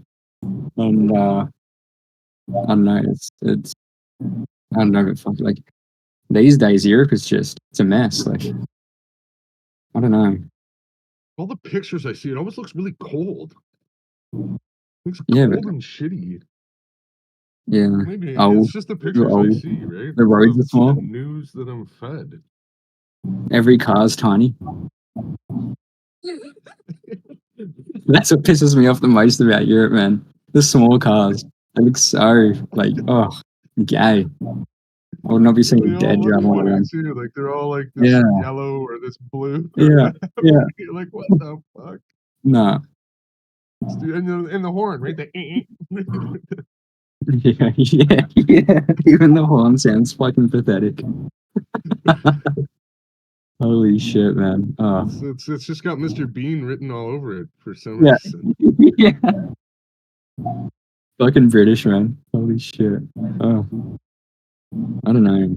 I mean, and there's ways around it, right? So I could earn here, and then if I just want to cash out, just go to Hungary for like 2 weeks and just cash out and then come back, right? Well, then we gotta watch the immigration thing, right? You can only go across the border or whatever. You'd have to set up multiple accounts. No, if I'm a I was citizen well, in Hungary, numbers. I can Yeah, go back and well, forth. Right? well, okay, I see what you're saying. Yeah. But you'd still have a problem transferring the cash. So you would take the money from Hungary, transfer it into the Cayman account. Then the Cayman account could be accessed from basically, I guess, anywhere. Mm.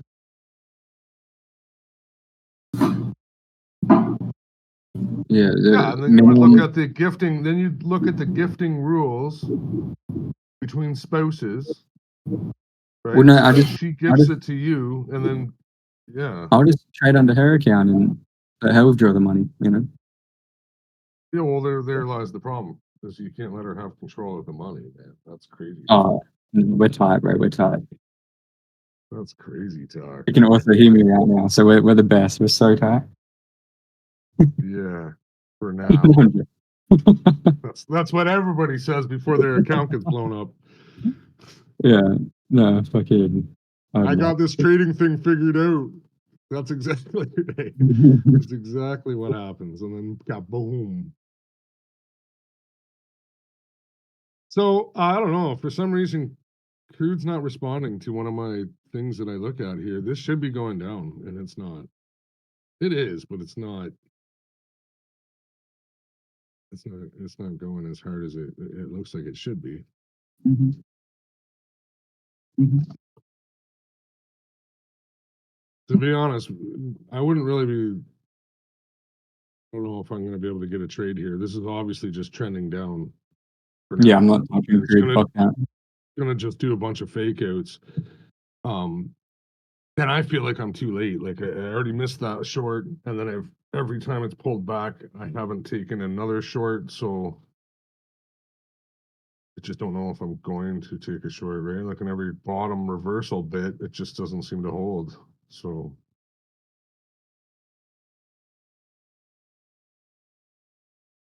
like the NQ looks like this could, finally be it. But then as far as a timeline goes, why? What is it? Why now? Like at this rate, I honestly don't see anything happening later today, right? Like FOMC or not, like. Yeah, well, FOMC could be massive. Like, I mean, massive. Like, I'm gonna go out onto let's go 5-minute chart. Like, this could be massive, and we could run like, I don't know. I just use NQ because it fits my eye better. But like, we could run all the way up to 16,700, and potentially all the way back down to 16,500 in that Ramjam wiki thing that it does. Yeah, but where do you get in on that? Like, you don't. That's why I don't. I don't know how. Like you would try and grab it, I guess, at 700 short, because I believe the market's overcooked, and I actually don't know, because this thing could just be like the fucking fuel of the motherfucking fuel, and we could hit all-time highs in the in the S&P, like almost like I don't even it's like we're right there, man. Like if we hit that all-time high, I really don't know what's going to happen. I really don't know if we're just going to explode or what. We're right there on NQ as well. Like we're right on. Well, that's not it. If we hit that high, was we're the in last line though, right? That was the last level. Just the hype behind it, the momentum. Like people are going to be hyped. We have to keep going. And what's today? Wednesday. So are we going to get? I don't know. Are we going to get follow through over the weekend? Like See, you almost want to have such a positive thing happen over the weekend that that'll be the turning point, right? Over the weekend, what do you mean? Yeah, so like you want to trap a whole bunch of fucking newcomers over the weekend, new longs. I would want to try if I Oh, was a right. pro and I had a People ton that of enter on money Friday.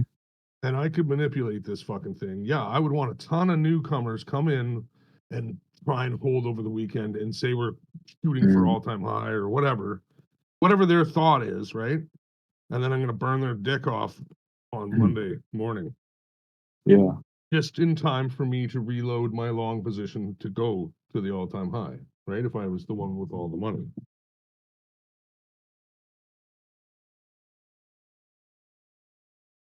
Like it's like a weekend's worth of liquidity I'm trying to steal, right? Yeah. Ooh. Or the weekend brings so much euphoria that every fucking brother and mother and cousin is fucking telling you to go long.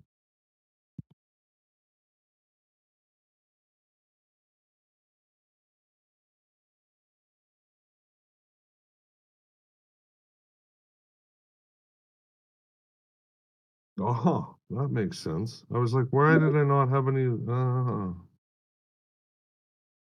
There we go. Man, you gotta really stay up on top of your charts, man. During this rollover, what a fuck around.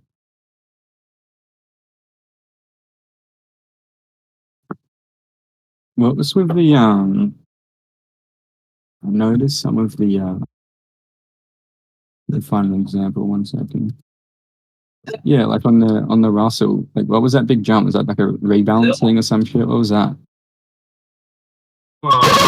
Like how long ago? Like what time frame? What are you talking about? You show me a picture? Or no. Yeah, Or so what? like just 15-minute Russell. You would just see there's a huge gap, right?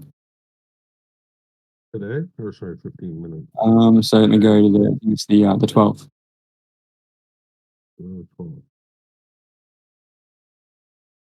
On Russell, that would have been the rollover. Russell rollover fucking was weird this time. Oh, I rollover. don't see it. I don't see it on a 15, maybe because I'm back adjusted. Are you let me unback. Oh yeah, there it is right there. Yeah, so that's the exactly. That's the rollover gap up, Yeah, yeah. right? If you go to a Cheers. back adjusted chart and do a full true continuous, that's what I mean. I had my Russell chart on the each And contract, I guess the last contract, the December contract, not the January. And I missed yeah. that major level in Russell today because of it. I was like, Okay. huh, how come I don't have that major level? And then I So just figured it out. back adjusted is just going to like the previous contract, like the normal contract, right? What is that?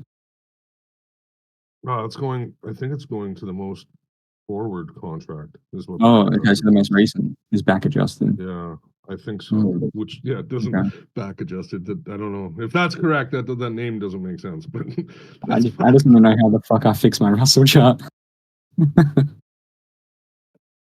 Yeah, so So that I gap saw. up was the rollover gap up or whatever, and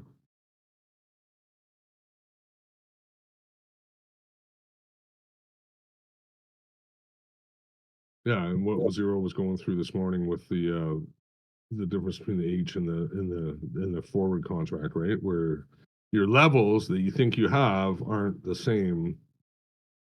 Well, So basically, there's three charts. Well, I guess. Yeah, Well, I was you gonna saw say, this morning how 0 compared to 2, right? yeah, exactly. Yeah, that's how you trade the levels, right? Like for During this when, time, you just got to know yeah, what chart you're looking at, and all of a sudden it's going to do this reversal on a level, and you're like, why did it do it there? And it did it on the previous contract, or it did it on the upfront yeah, contract, or what have you, right? So you just got to kind of keep your eye on everything, basically, all of it. yeah. You just gotta look at twice the amount of charts.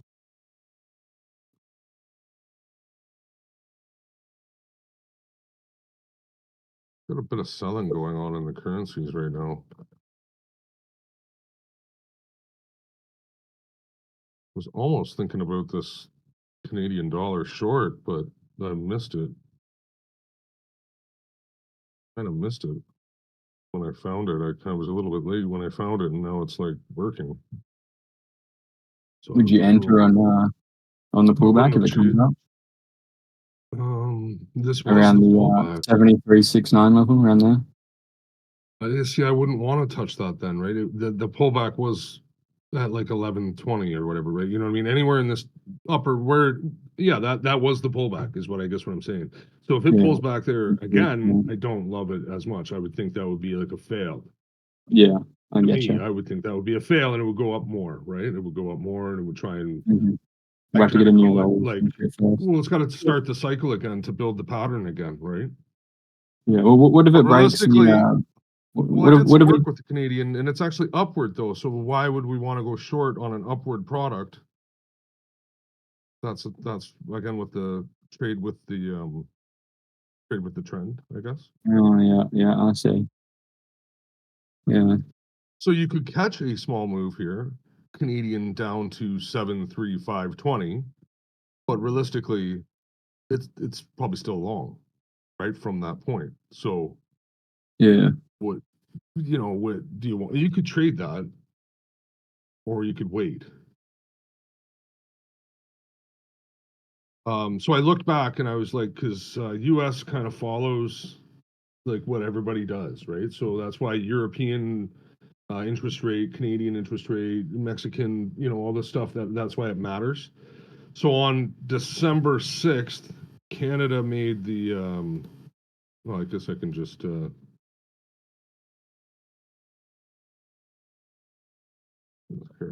they held the rate, basically. They held their rate on December 6th. So I went back in the chart and I looked at the activity of the Canadian dollar from that point forward. And it looked like to me that they came in and they kind of finished their downward cycle.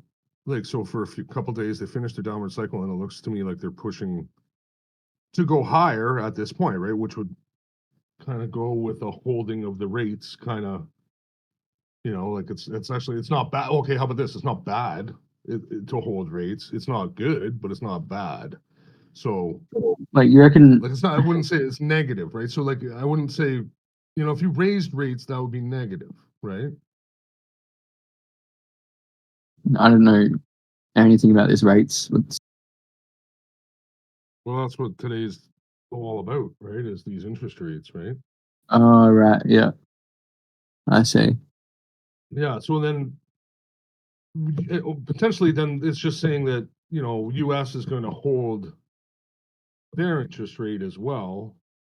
So what will happen with the dollar index potentially is that we're going to finish our downward cycle, and then we're going to start potentially moving upward, right? So it would be actually a higher US dollar would actually be good for yields and bad for bonds. I gotta think about that. Well, anyway, Honestly, I have no fucking idea what half the comparisons you guys do. Hey. it will eventually. You just Yeah, I pay mean, attention. No, it will eventually. If you pay attention, you will. yeah. No, it's shit. No, you will. It's just it takes. It's like everything. You just gotta. How do you eat a banana? One bite You at wanna a what? time. How do you eat a banana? Is one bite at a time.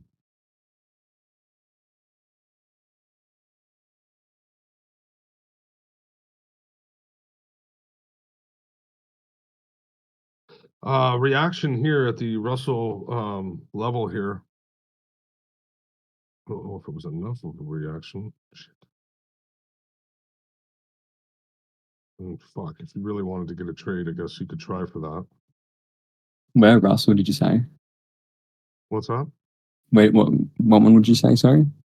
Russell long off of this Russell major Long. level. How do I look at the old Russell contract? Is it like RTYZ or something? RTYZ, yeah, would be the previous contract. Yeah, cheers. Like,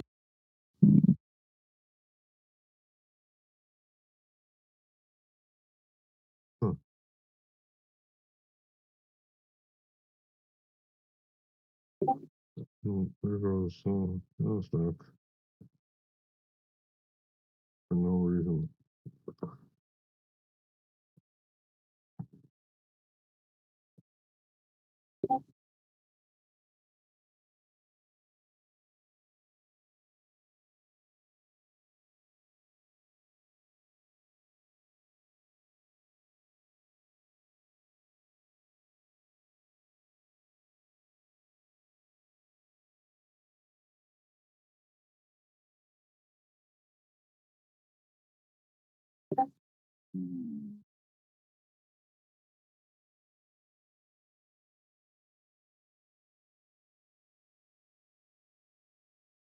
Oh yeah. Are you still using Posted? Are you still using the Trading View? yeah, of course, man. I don't know if it's a new thing, but I just found that any numerical value, you can use your scroll wheel on it, Wait, and it's you just it's really realized that? fast. Well, yeah, Wait, on the numbers on like the bottom and the top.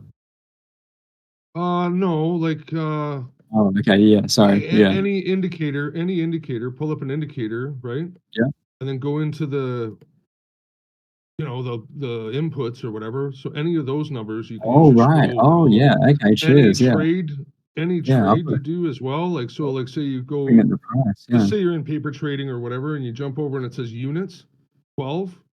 You can just use the scroll wheel and it'll whatever. Stop Okay. loss, same thing. You can just Oh, go yeah, on yeah, ticks oh, and legend, scroll fucking that legend, price, yeah, same thing. Scroll that, roll, and it rolls fairly fucking fast. So yeah, no, it's every better than time I've opening ever up my come, fucking it's usually really slow, and I'm like, numpad. ah, fuck, that sucks, right? But Yeah. it's You need to actually click fairly the plus, fast. you need to click the minus and shit. Yeah. Yeah, So if you want to do a quick oh, adjustment sure. or something like that, it seems to be a little bit faster. And there goes crude now falling off like a fucking stupid fucking what the, which is going with the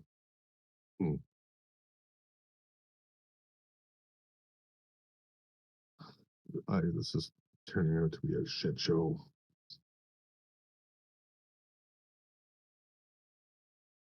Anybody get any trades today? I got 0.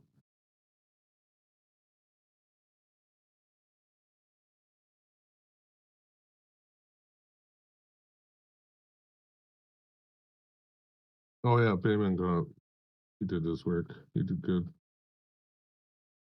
You need to get on the just take it easy on those funded accounts. Just go slow.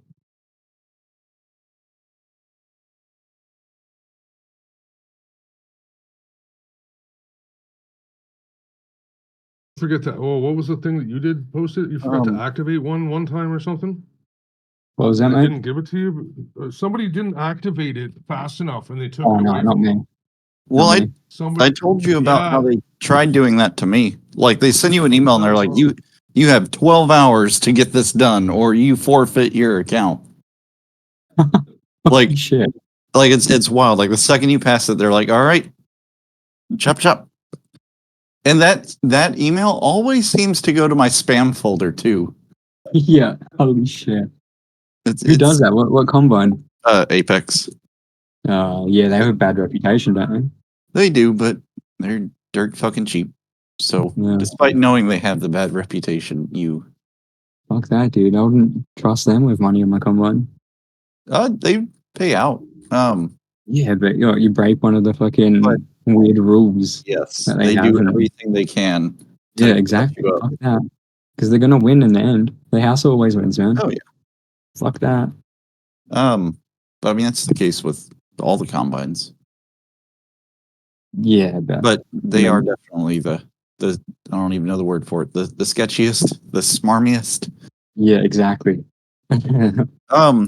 And speaking of that, that's actually why I just hopped on voice because Harvey said to take it easy with it, and I'm hoping somebody listening to me right now can answer this question. Do y'all know if Apex has like a rule basically saying you have to trade this account like once a month or once a week? There is, and I don't know about Apex, but I'm sure with a lack of inactivity, yeah, there is for sure. Okay. I would You- look it up. I would look that up for sure, man, because yeah, they're gonna be like, well, you didn't, well, who cares? You didn't use whatever. They're Yeah. gonna come up with some reason why fucking you didn't touch this in 5 days or I don't know what, right? No, I no. got you. Now I got you. When I said 5 days, you're like, oh fuck. Well, no, I'm Oh fuck, actually is that just, short? Oh fuck, I thought it'd be like well, at least a month. Fuck me. Yeah, I don't know really. I really don't know, but like, yeah, they're scrupulous. They'll do. Yeah, they'll do whatever man, whatever it takes. yes, they Right? do. They're fucking brutal. Yeah, I'm planning on not trading it too much. Oh, Jazzer.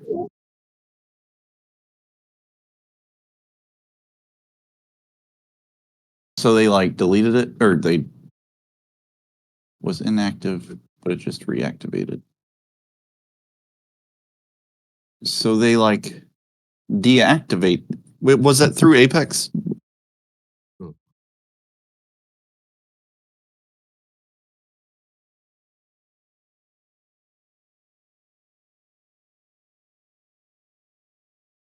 So they deactivated it, but then when you like, Allowed you to start it back up. Huh. yeah, Like a crypto thing. They hope you forget your password.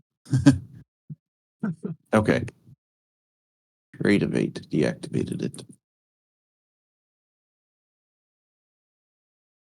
Oh, And yeah. You know what I've noticed about that trade thing too? Like you have to like it always does that. It does that like on its own kind of thing. And you got to go back, you add the add-on or whatever it is, and it's like, what the fuck, man? They're always constantly something with them, right? I did not like them. I used them when I first started out. They were awful. I was also probably trying to do too much complex shit with them, but I hated everything about their program, their data, uh, the user interface. The fills were super slow for me, at least. So I do not use them anymore. But that might just be my experience.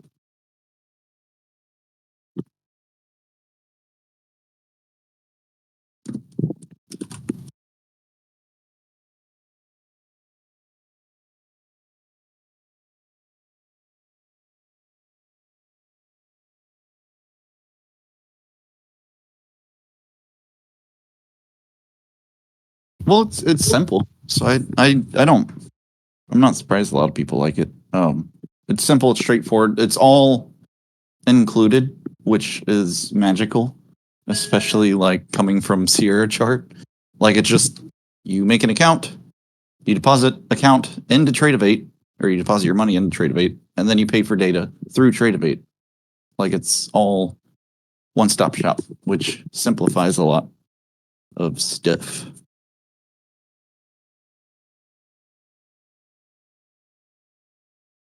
Hell, dude, like just getting on Sierra, like it took me like a month just to figure out how to get data to be like real time.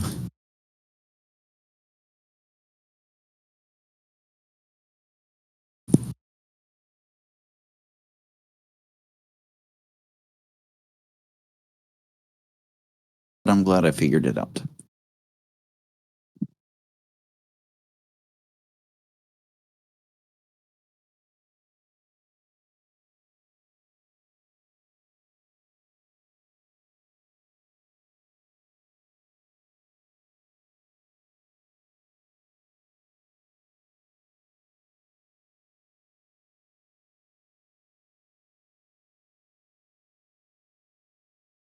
Well, fucking chop suey here. Fuck's sakes.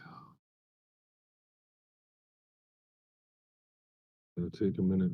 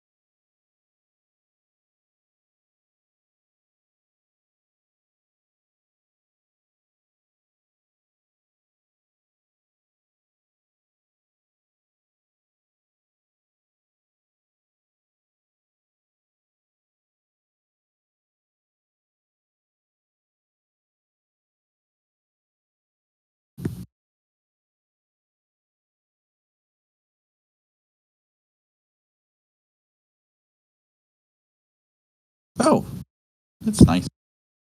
Sierra Chart also always does this really cute thing for me where I'm worried it's forgotten about me, and it reminds me that it's thinking about me every day, multiple times a day while I'm trying to trade. And it always happens right when I put on a trade. It'll send me a message log to let me know it hasn't forgotten about me. It'll just pop up on top of my DOM.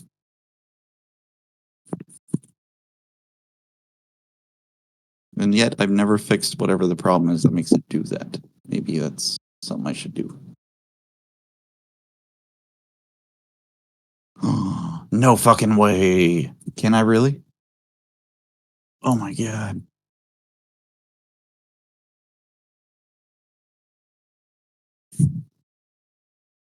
You don't happen to remember, do you? Or how?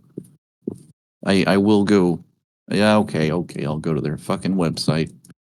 To the documents.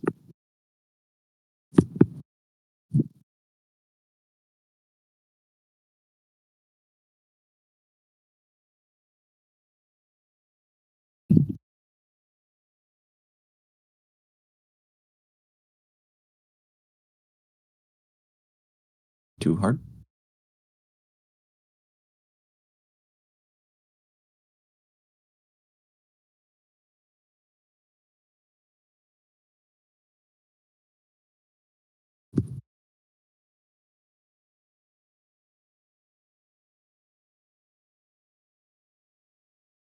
That's not hard at all.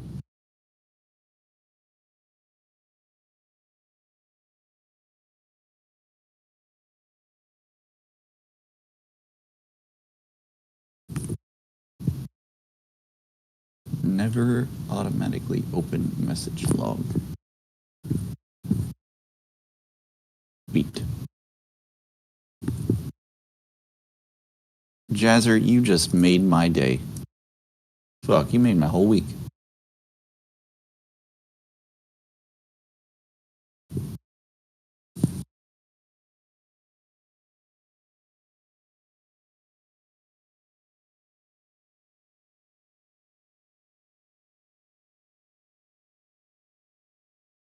Russell's at that level.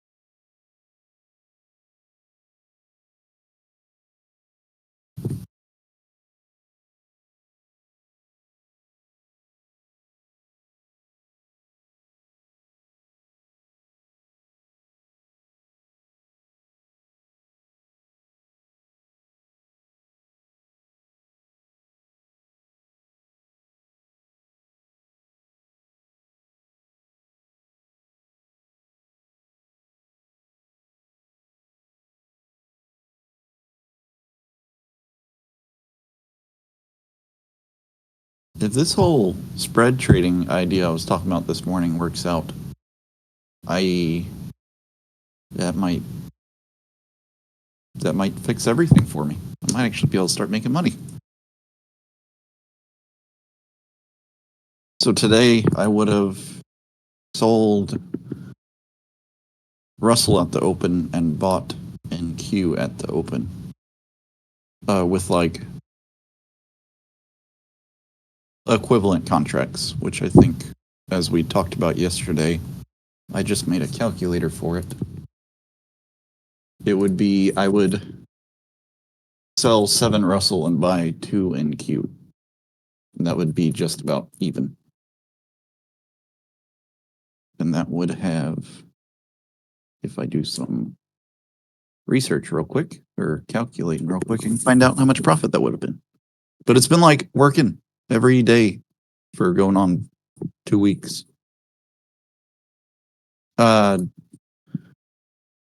Albeit, however, the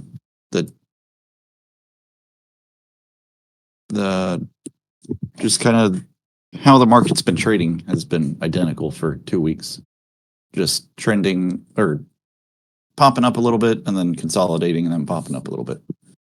Also, for the most part, during these conditions, I think all but 3 of the days it would have been long NQ, short Russell. So I also haven't seen it in under different conditions, which is needed.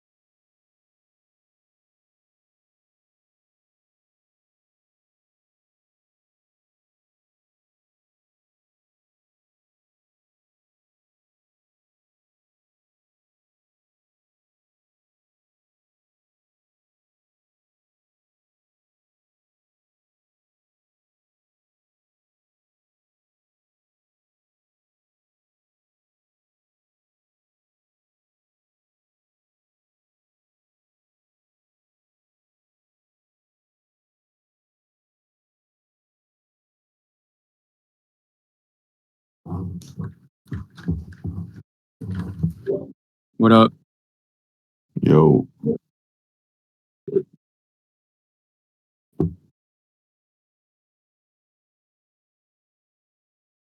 15 minutes.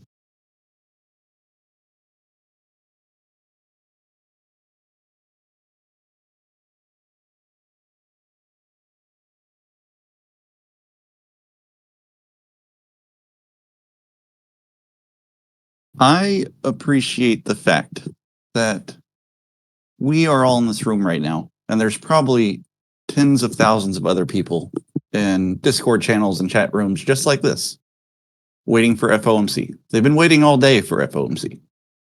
And my guess is about 95% of them don't even have a plan for when it comes out.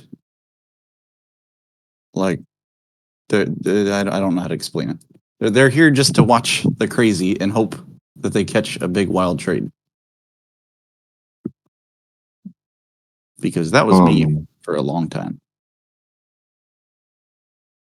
Yeah, probably they're just reacting to it more than anything. Yeah.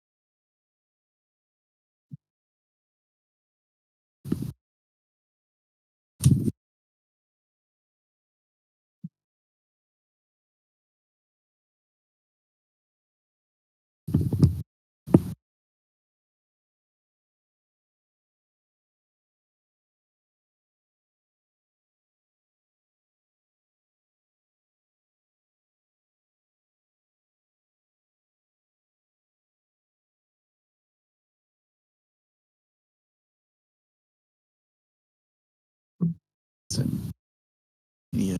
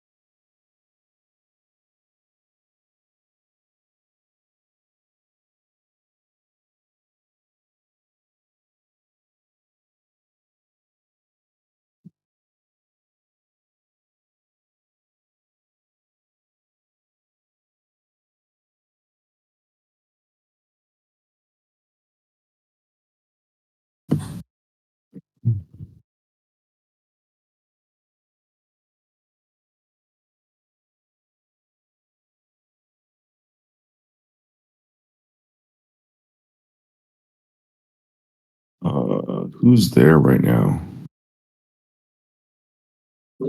I'm just writing some. One sec.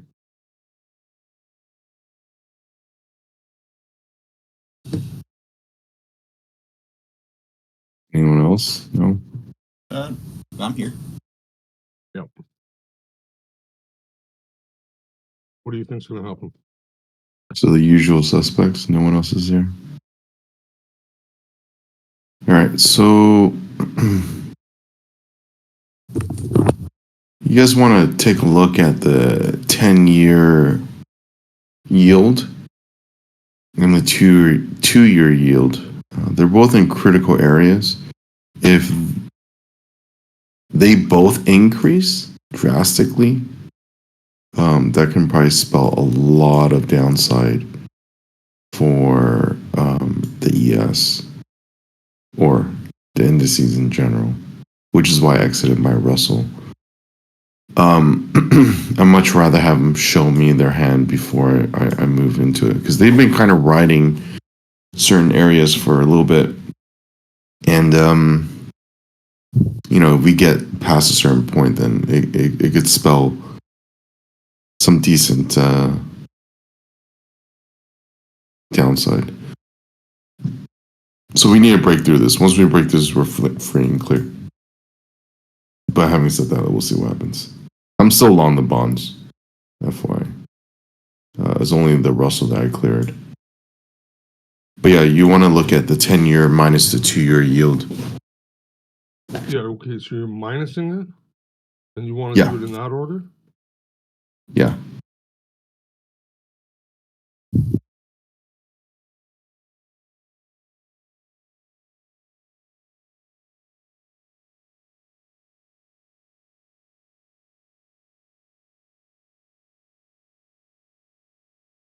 Right, minus is just the hyphen, yeah? Yes. Why isn't that working for me?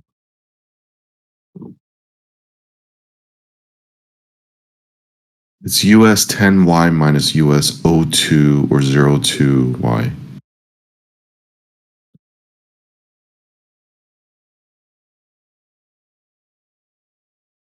Yeah. Okay, there we go.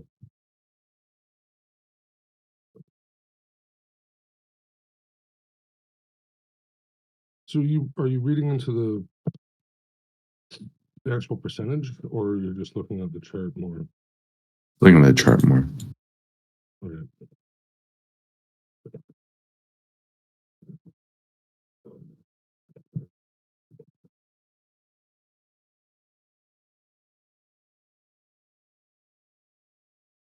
Four minutes.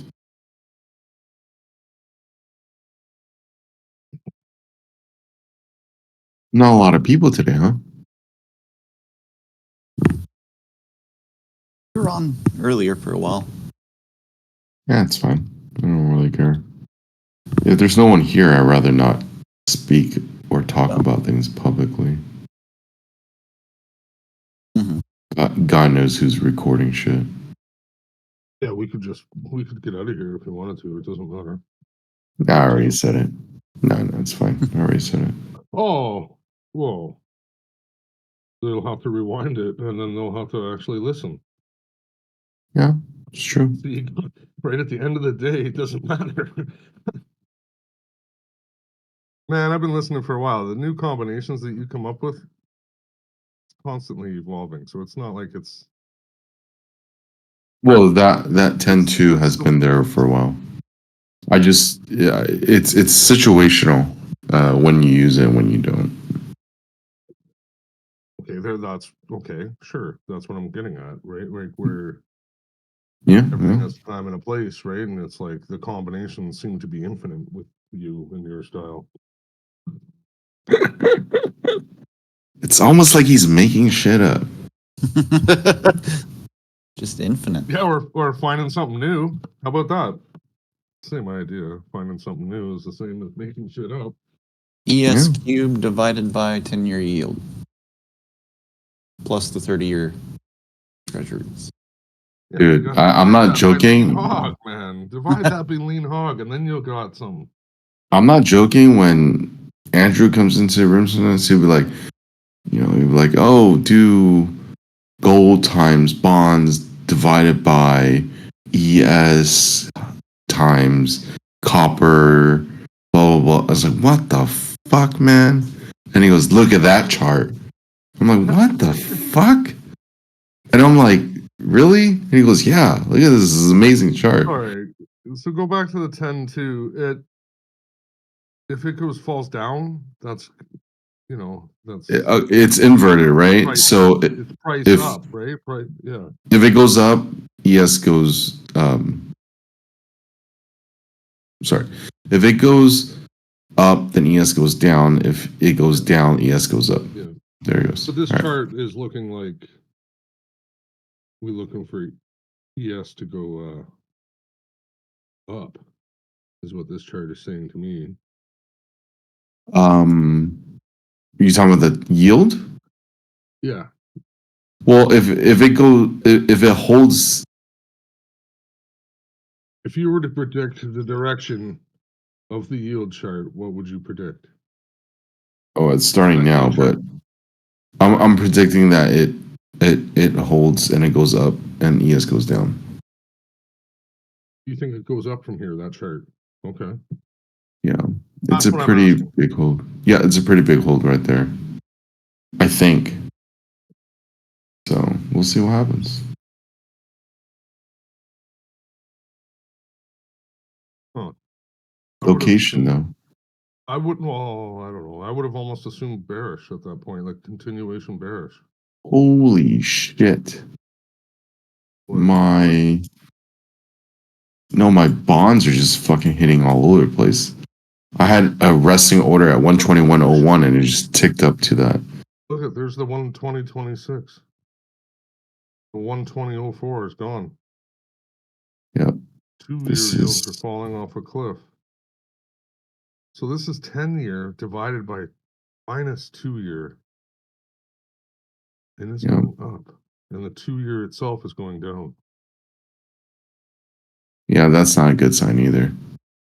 No. Crude oil is coming off the shelf here. It's going up. Yeah, I'm trying to decide if I'm gonna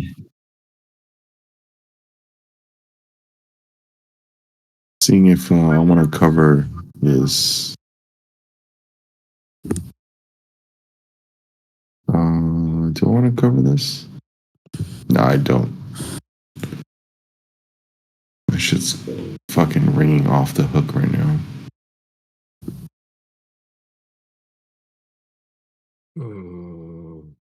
Russell.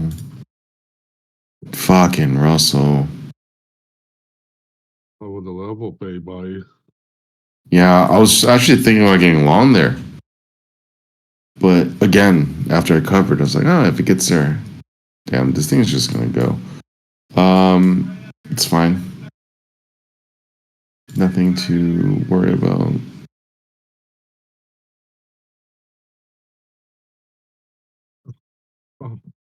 Did anybody get like who's the bestest gambler here? Yeah, I am long 16,591 on NQ. That was a joke. 591? Don't even look. That was a joke. Gonna fucking say you're a fucking dirty dog. 12 Wait a months minute. too, right? Yeah, exactly. 591. So you went pre-news? No, right? As I had a limit sitting there. No stop needed, obviously. I had a limit by there. Pretty amazing, my friend. Mm-hmm, mm-hmm. Only thing I got was exits on my bond trade. That was it. From yesterday. Not trading this.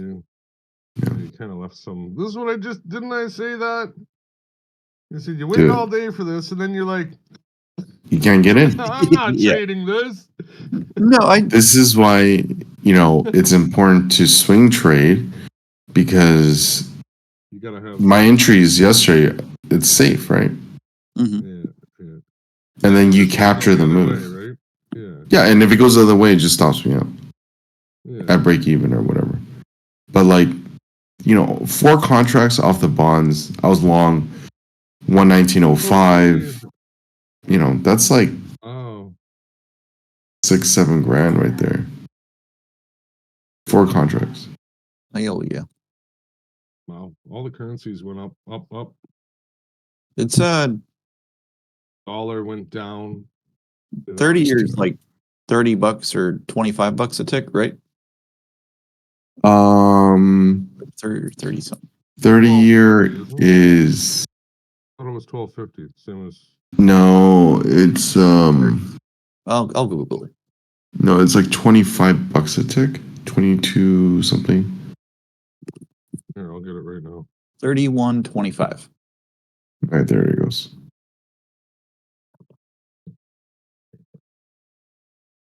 Yeah. So No, if we had Pockets McGee.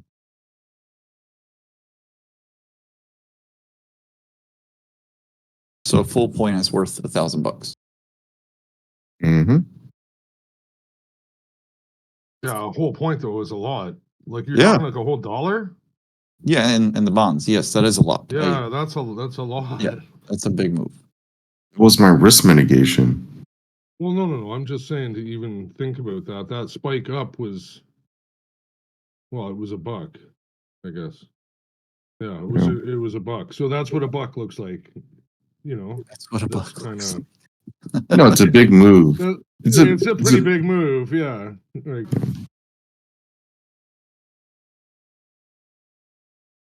But zero only catches big moves. That's not true. Not true at all. goldfish. Big Only move. fucking big silver tooth tunas. I exited so I exited one at 120. I'll fucking send it out. Semiconductors went through the roof. Wow. Currencies are flying. I'm gonna send it out to the private chat. I'm not sending it out publicly. So take a look at that real quick. Let me know when you guys see it. What are you looking at? I see a bunch of hearts. Oh, it's one of your fucking trades? No, I'm trying to explain it, right? So Oh, okay. yeah. So I got in at 1905, 5. Yeah. right? So what's the major level here, guys?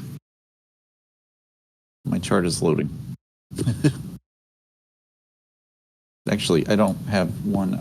The closest one Yeah, I you have. got in under. You got 17. in underneath it.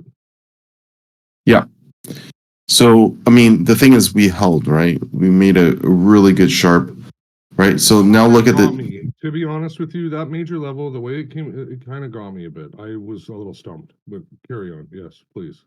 so look at the previous day, look on Monday, right? We came down, completely shattered on it, busted through it overnight. And now during US session, we're testing that level, trying to get lower, couldn't get lower, held. As soon as we kind of, had a little bit of news, busted out. I took the long at 05. Almost no drawdown. I think I had maybe a tick drawdown. Anyways, moving forward, going. Reason why I took it at 120, I think it was 120.04 or something like that. What was the exact price I got at? 120.02. It's because we busted through, we have major level at 120.04. We busted through it, came back in, and blah, blah, and kind of just sat there for a bit, which was anticipated.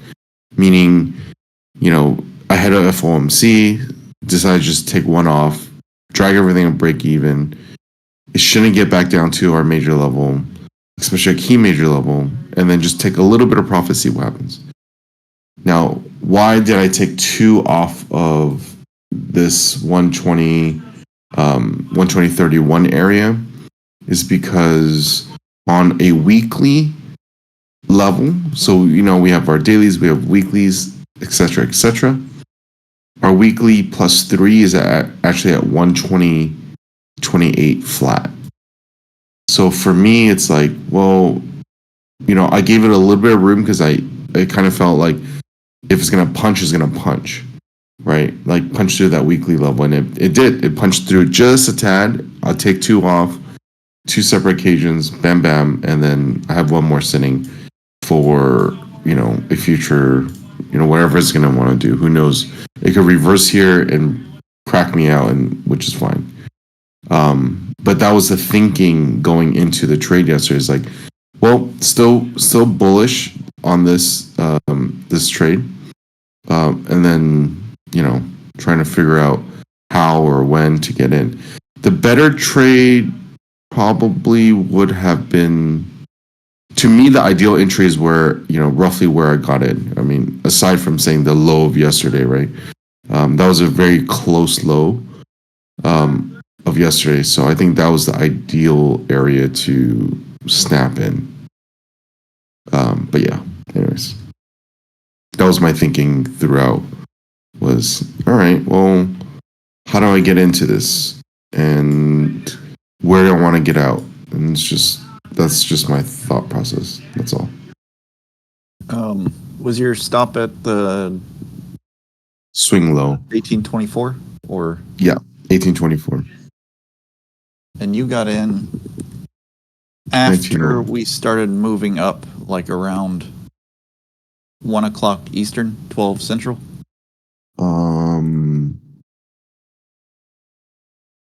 My entry was at the time. I think I see where you got in. Like, your chart's a little scrunched up. Yeah, I don't know why. Give me a second. I'll tell you where I got in.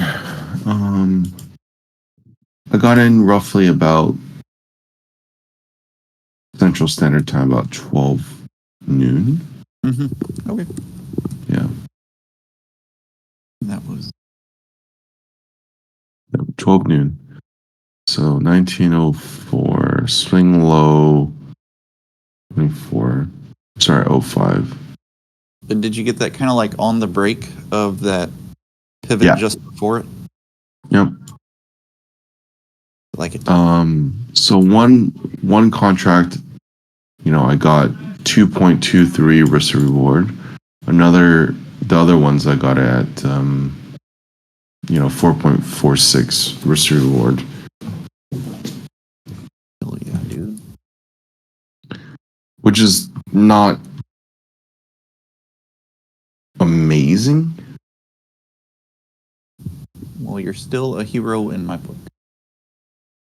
I mean, that's So averages 3.716 risk reward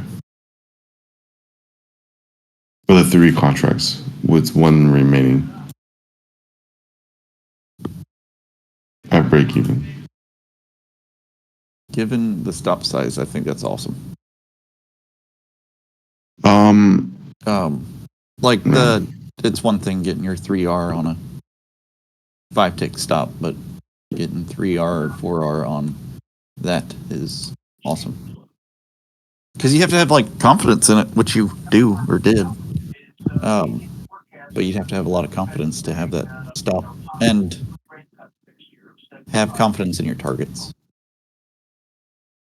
It's just thinking things through. Like, I haven't talked about daily levels, weekly levels for a while.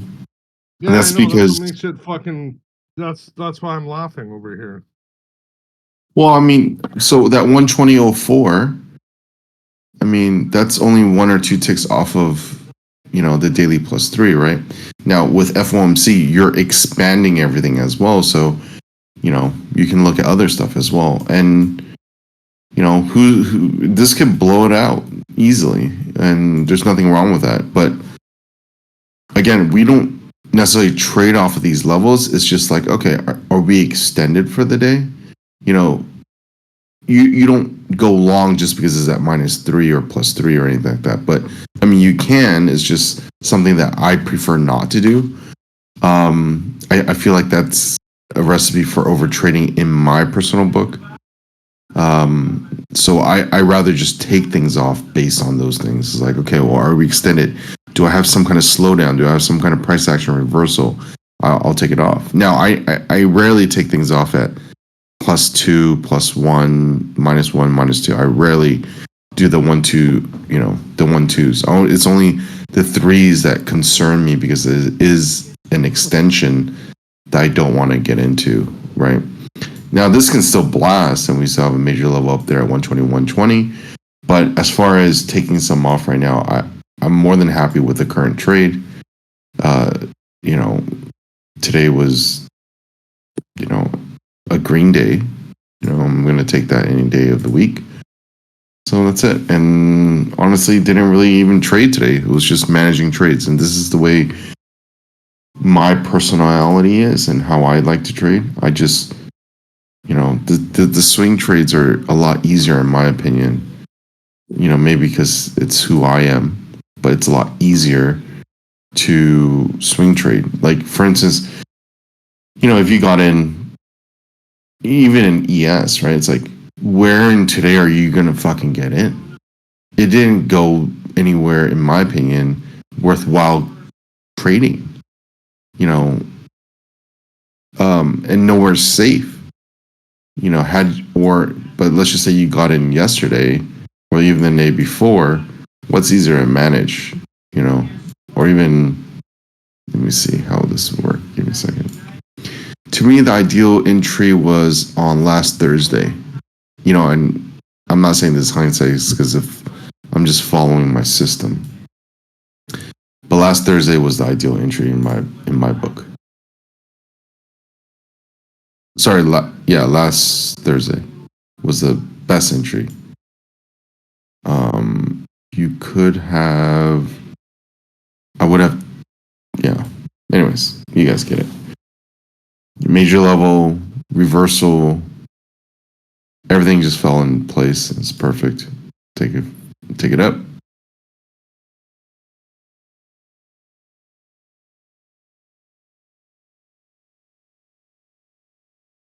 Last Thursday's when you would have gotten long in ES? Yeah.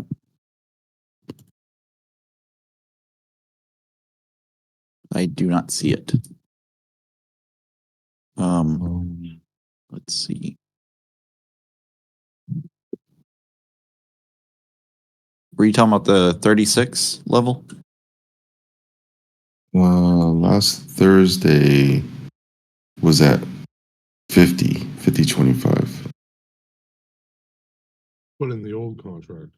I'm sorry. Yes, I'm back adjusted. That might fix things. When it comes to looking at levels, never do back adjusted because you have your levels fixate on, unless it's fixed on price, but that was, in my opinion, the area that you can get long. Anything else, there are justifications as to when to get long. For instance, say Friday, there was a justification to get long because it did tap the, basically 46-36 level. After everything was said and done, it tapped at 11:15 or so in Central Standard Time, but it just wasn't, not even part of my setup to take it there, even though that's, it looks easy. But yeah, I mean, for me, that was a possible entry if you're aggressive. But yeah, it's always better to manage trades. Like I was telling Cosmo earlier, for me personally, I started having a bias long since November 6th. Moving on, and the perfect entry was, for a longer term hold, which, I didn't do because I was on vacay, was, Friday, November 10th was a good entry. And, at this point, you're just taking this up to, let's see, your exit would be, you would have gone with a shitty entry, 15.53 risk reward with a 198 gain. And that is excluding this big ass move up this entire week. Excludes the entire week. If you had the balls to hold on to it, then yeah, there was no reason to get out of it. But I don't have the balls to hold on that long. So it just would have been like a 195 point or so move.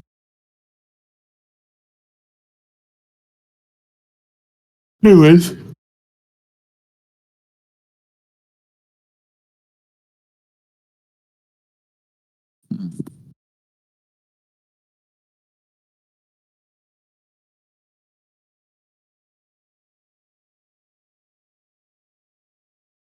We're fairly extended right now. I think 122.22 would be the max for me when it comes to the bonds. Yeah, 122.22 may be my final target. But yeah.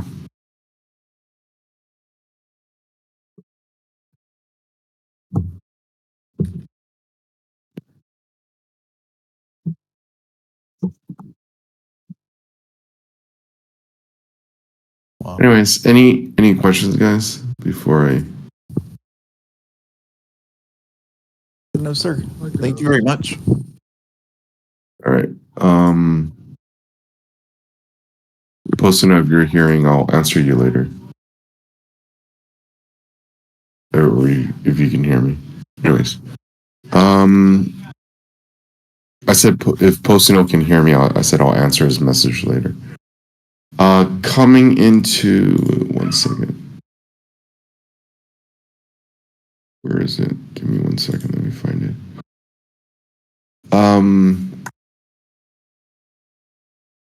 Friday morning will be important, and that'll be a private stream only.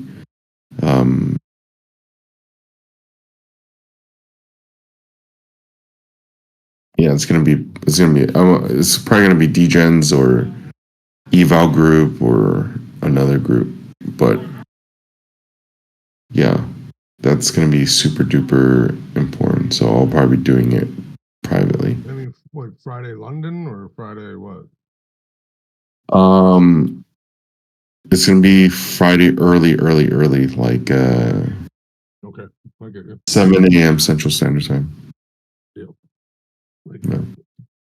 So if you guys want to be on, I probably won't be talking a lot per se, but once things start going, I'll start calling things out, and you probably have a day trade in it, and possible a swing trade as well. Sweet. Yeah. Cool. All right, guys. Have a good night.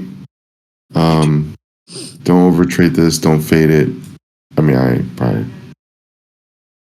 wouldn't. Anyways, all right, cool, guys. I'll talk to you guys later. Fearless Ferret out. is he gone yet? There, okay. Fade the shit out of this. Let's get it, boys. I'm in long. I'm in long. Degen! Let's get I just Degen! got long.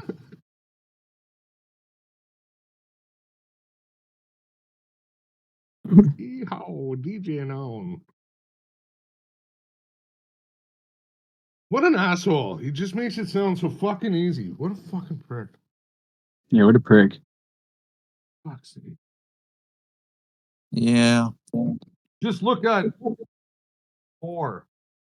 Just look at all. Yeah, like, and now we're gonna throw indicators in. The other night he got me and he's like, "Oh yeah, by the way, you're way behind on all your alerts. You need alerts on everything." And I'm like, "Oh, for fuck's sakes! There's another fucking day's worth of shit." Fuck. It's all right, Bubba. You can lay back down. Yeah. You want me to take you upstairs? Yeah, come on. Oh, You guys seen them? That bunny hey, sleep? baby, post it. Yeah. Oh shit. I'm on mic, sorry. Okay. You're a big boy now. It was a little baby post-it note. Oh, It was. I got a gift for that. I've been saving it. It's in my list. I actually had to clean up my whole collection. It was too large to get all the way to the bottom.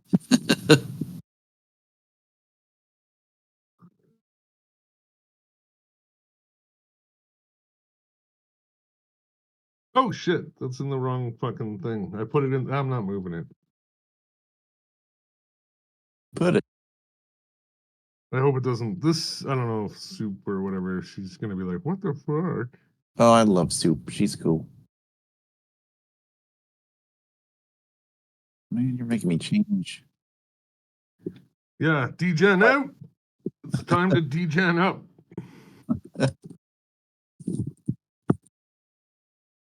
We are getting into a yellow line of mine on the ES, so that's something.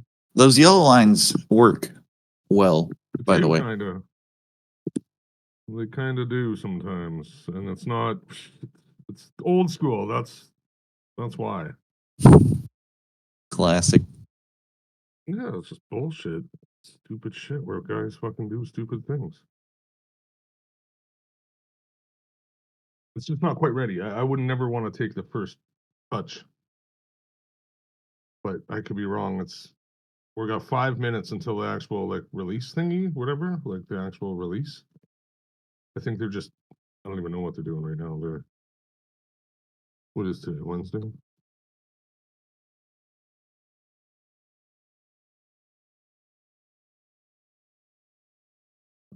See? You see that yellow line? Holy shit. Telling Yeah, you no, guys. I'm telling you. When Harvey gives I up don't major levels, you listen. That's right. And shit, the actual trade was in the fucking Russell. Or at least it gave you a chance at it anyway, right? It wasn't great. I don't think it's ready. We got 5 minutes until some other fucking blah blah blah comes out.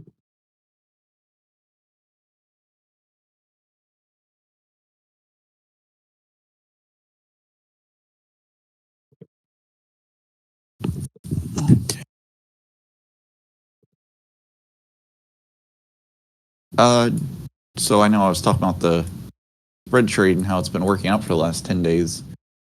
After that news came out for FOMC, it would be way underwater right now. Oh, okay. So there's one. Yeah. Don't use it through there. Like take it off. I don't fucking. No, I don't. No, man. He's trading that through fucking. I don't know, man. That's pretty fucking dangerous. So I did calculate the P&L right before the news because I decided that's when I would have taken it off. So there was not hindsight.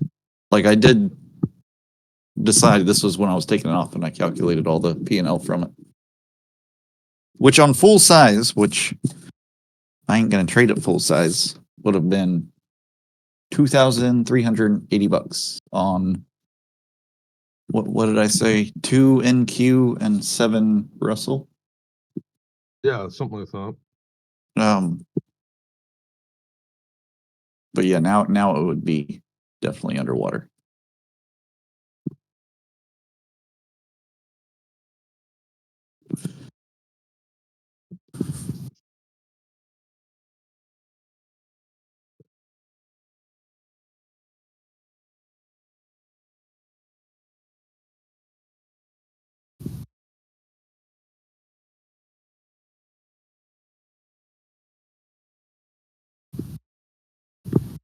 I would hate to try and fade this, man. It would. I don't know. It may not. It may work. I don't know. It may not.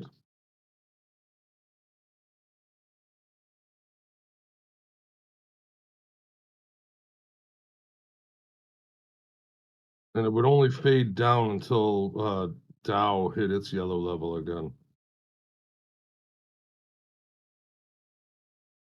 How deep is that would be, still to be determined. It's a hell of a good move. Like you get 6 points or something out of ES.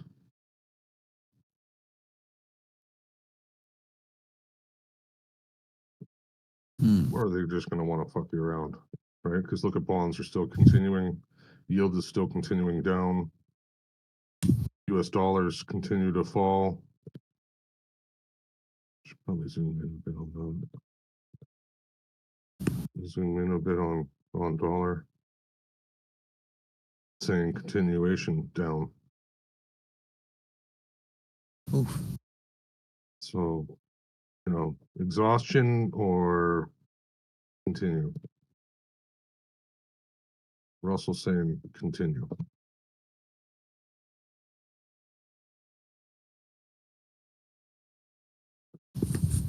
Yeah, if you had a boldly taken that yellow line and I just grabbed a shitty entry and a shitty exit, and that's 15 ticks on ES.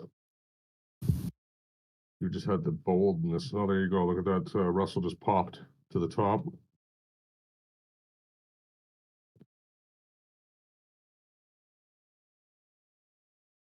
We got 1 minute to go before this news. Don't go doing something stupid. And if you are, get the fuck, you got 10 seconds to figure out what the fuck you need to do. Because this might just go something.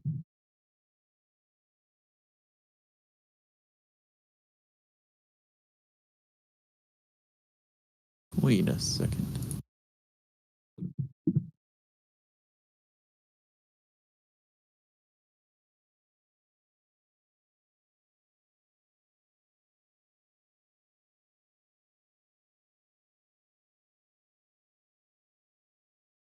Oops.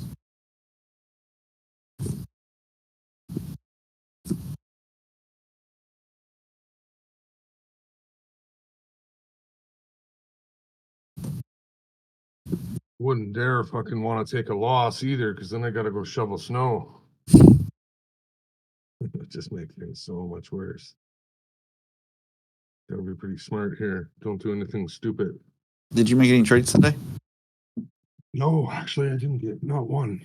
Not yet. It's not a bad Kind of thing. waited. Look at that. There comes that drop. It's like 1 minute and 4 seconds off.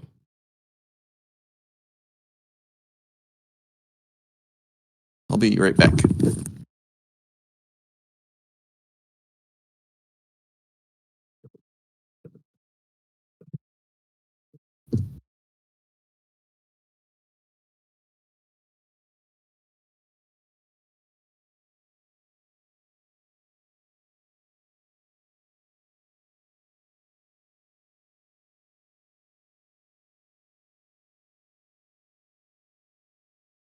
I missed it.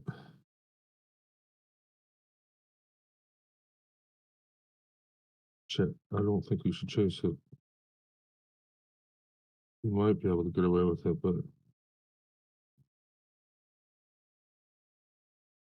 you might not. Damn it, I missed that.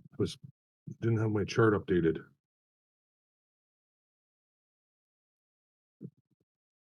Son of a bitch. So let's go to gold quickly.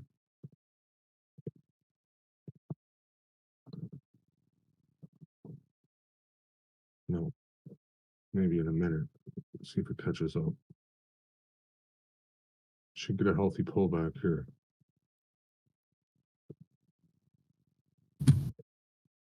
Get it in Russell. That's your second crack at it.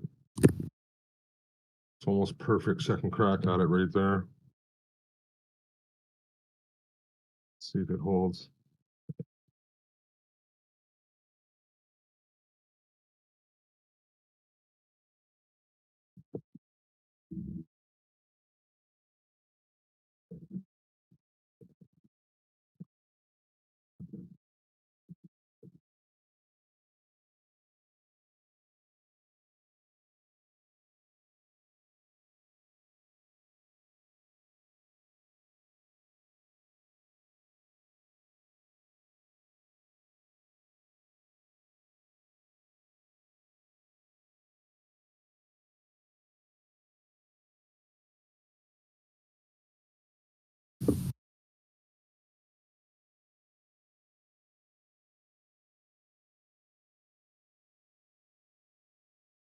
Pushing high.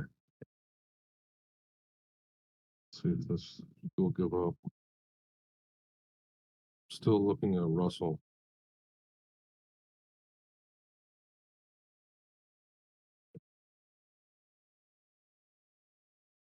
Same principle as what Zero was just talking about. Russell's at its +3, but it's daily +3. We're getting to anyway. Kind of watching gold for the reversal here. Russell's off the table now. So we'll have to wait for the whole thing to rebake itself. So realistically, if you want to chase Dragon, you could go long NQ right now for the pop-out breakout.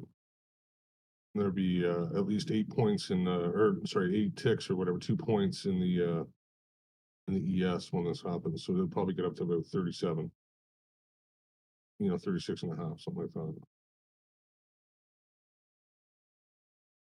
It's not yet. It's still got more to go. Here it comes. There's the pop breakout right there. So there's 30. If we got 37, you got 37. There's no reason why this has to stop here. I'm just saying that was your free bet. There's 37.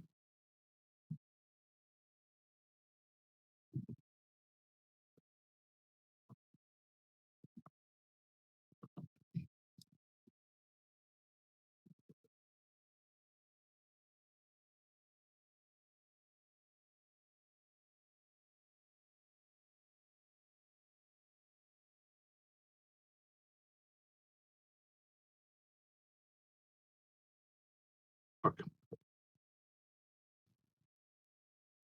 Wow. Wow. There you go. There's your free ticks for today. If you were listening and if you can trust in Uncle Harvey. That's when you get that crack a beer. Trust in this, boy. It'll be fine. Hold this on. Hold on to this for a minute. We'll get you going. Everything's pushing higher now.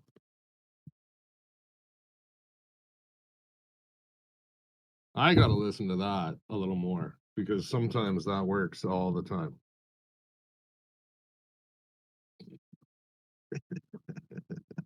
Sometimes that works all the time. Fuck off. So what happened? You caught I something? don't know. No, I didn't actually push the button, but I called the play, I suppose. There's gold is exhausting itself here.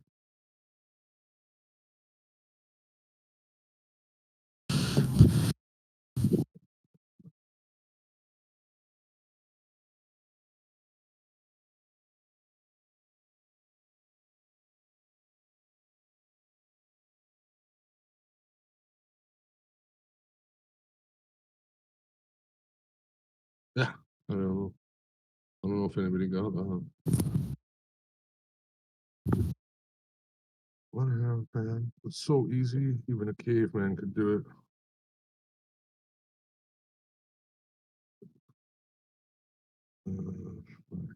I should have grabbed that. Jumpins.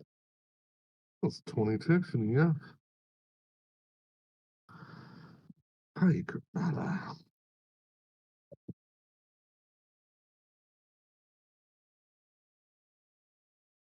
I still swear to God, this 10 minus 2 is fucking short. Fuck sakes, man. God damn it. I need work, I guess.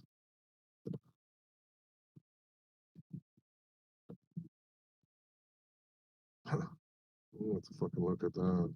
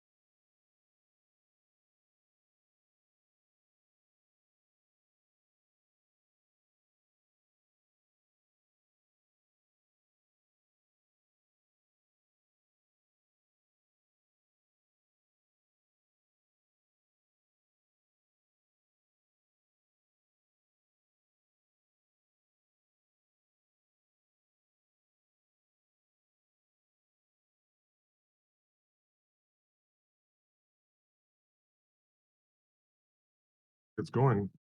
Because we've got some other spots up here a little further that could do something. Stupid indicators.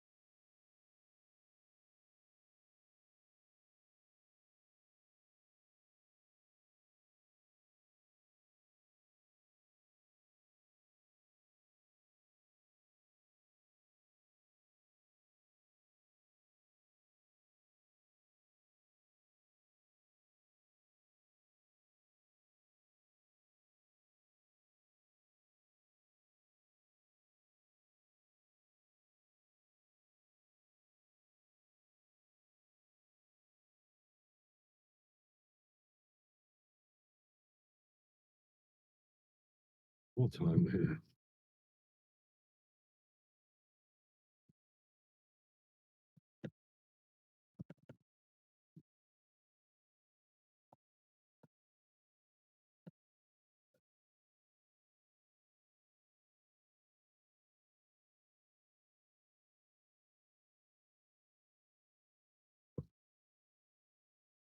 That'll be perfect.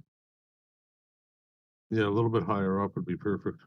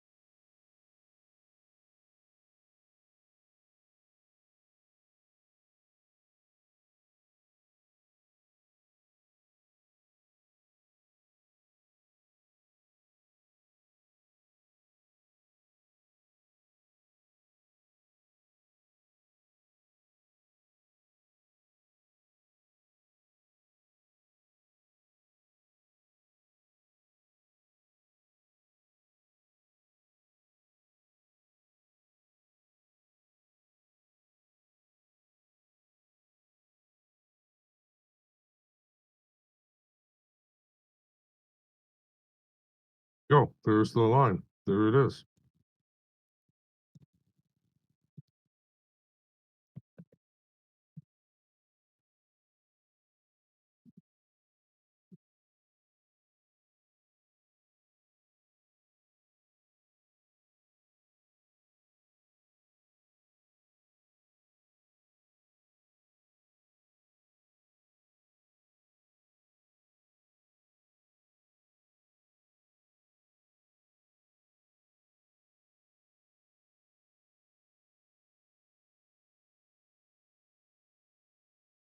about a recession.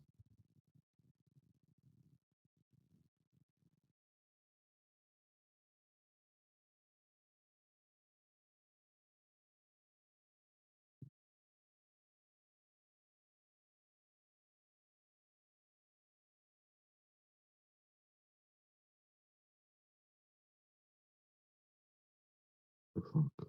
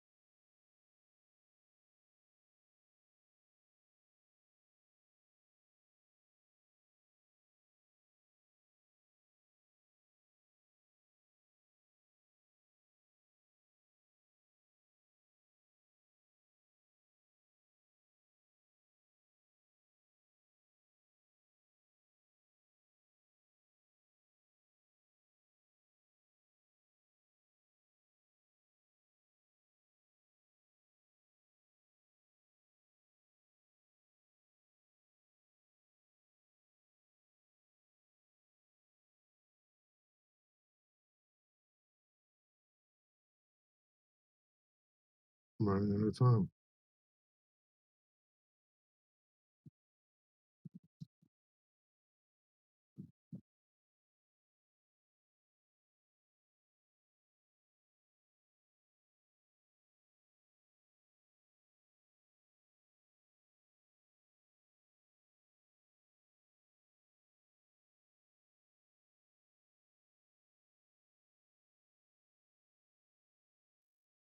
What are the odds we go to all-time highs tonight?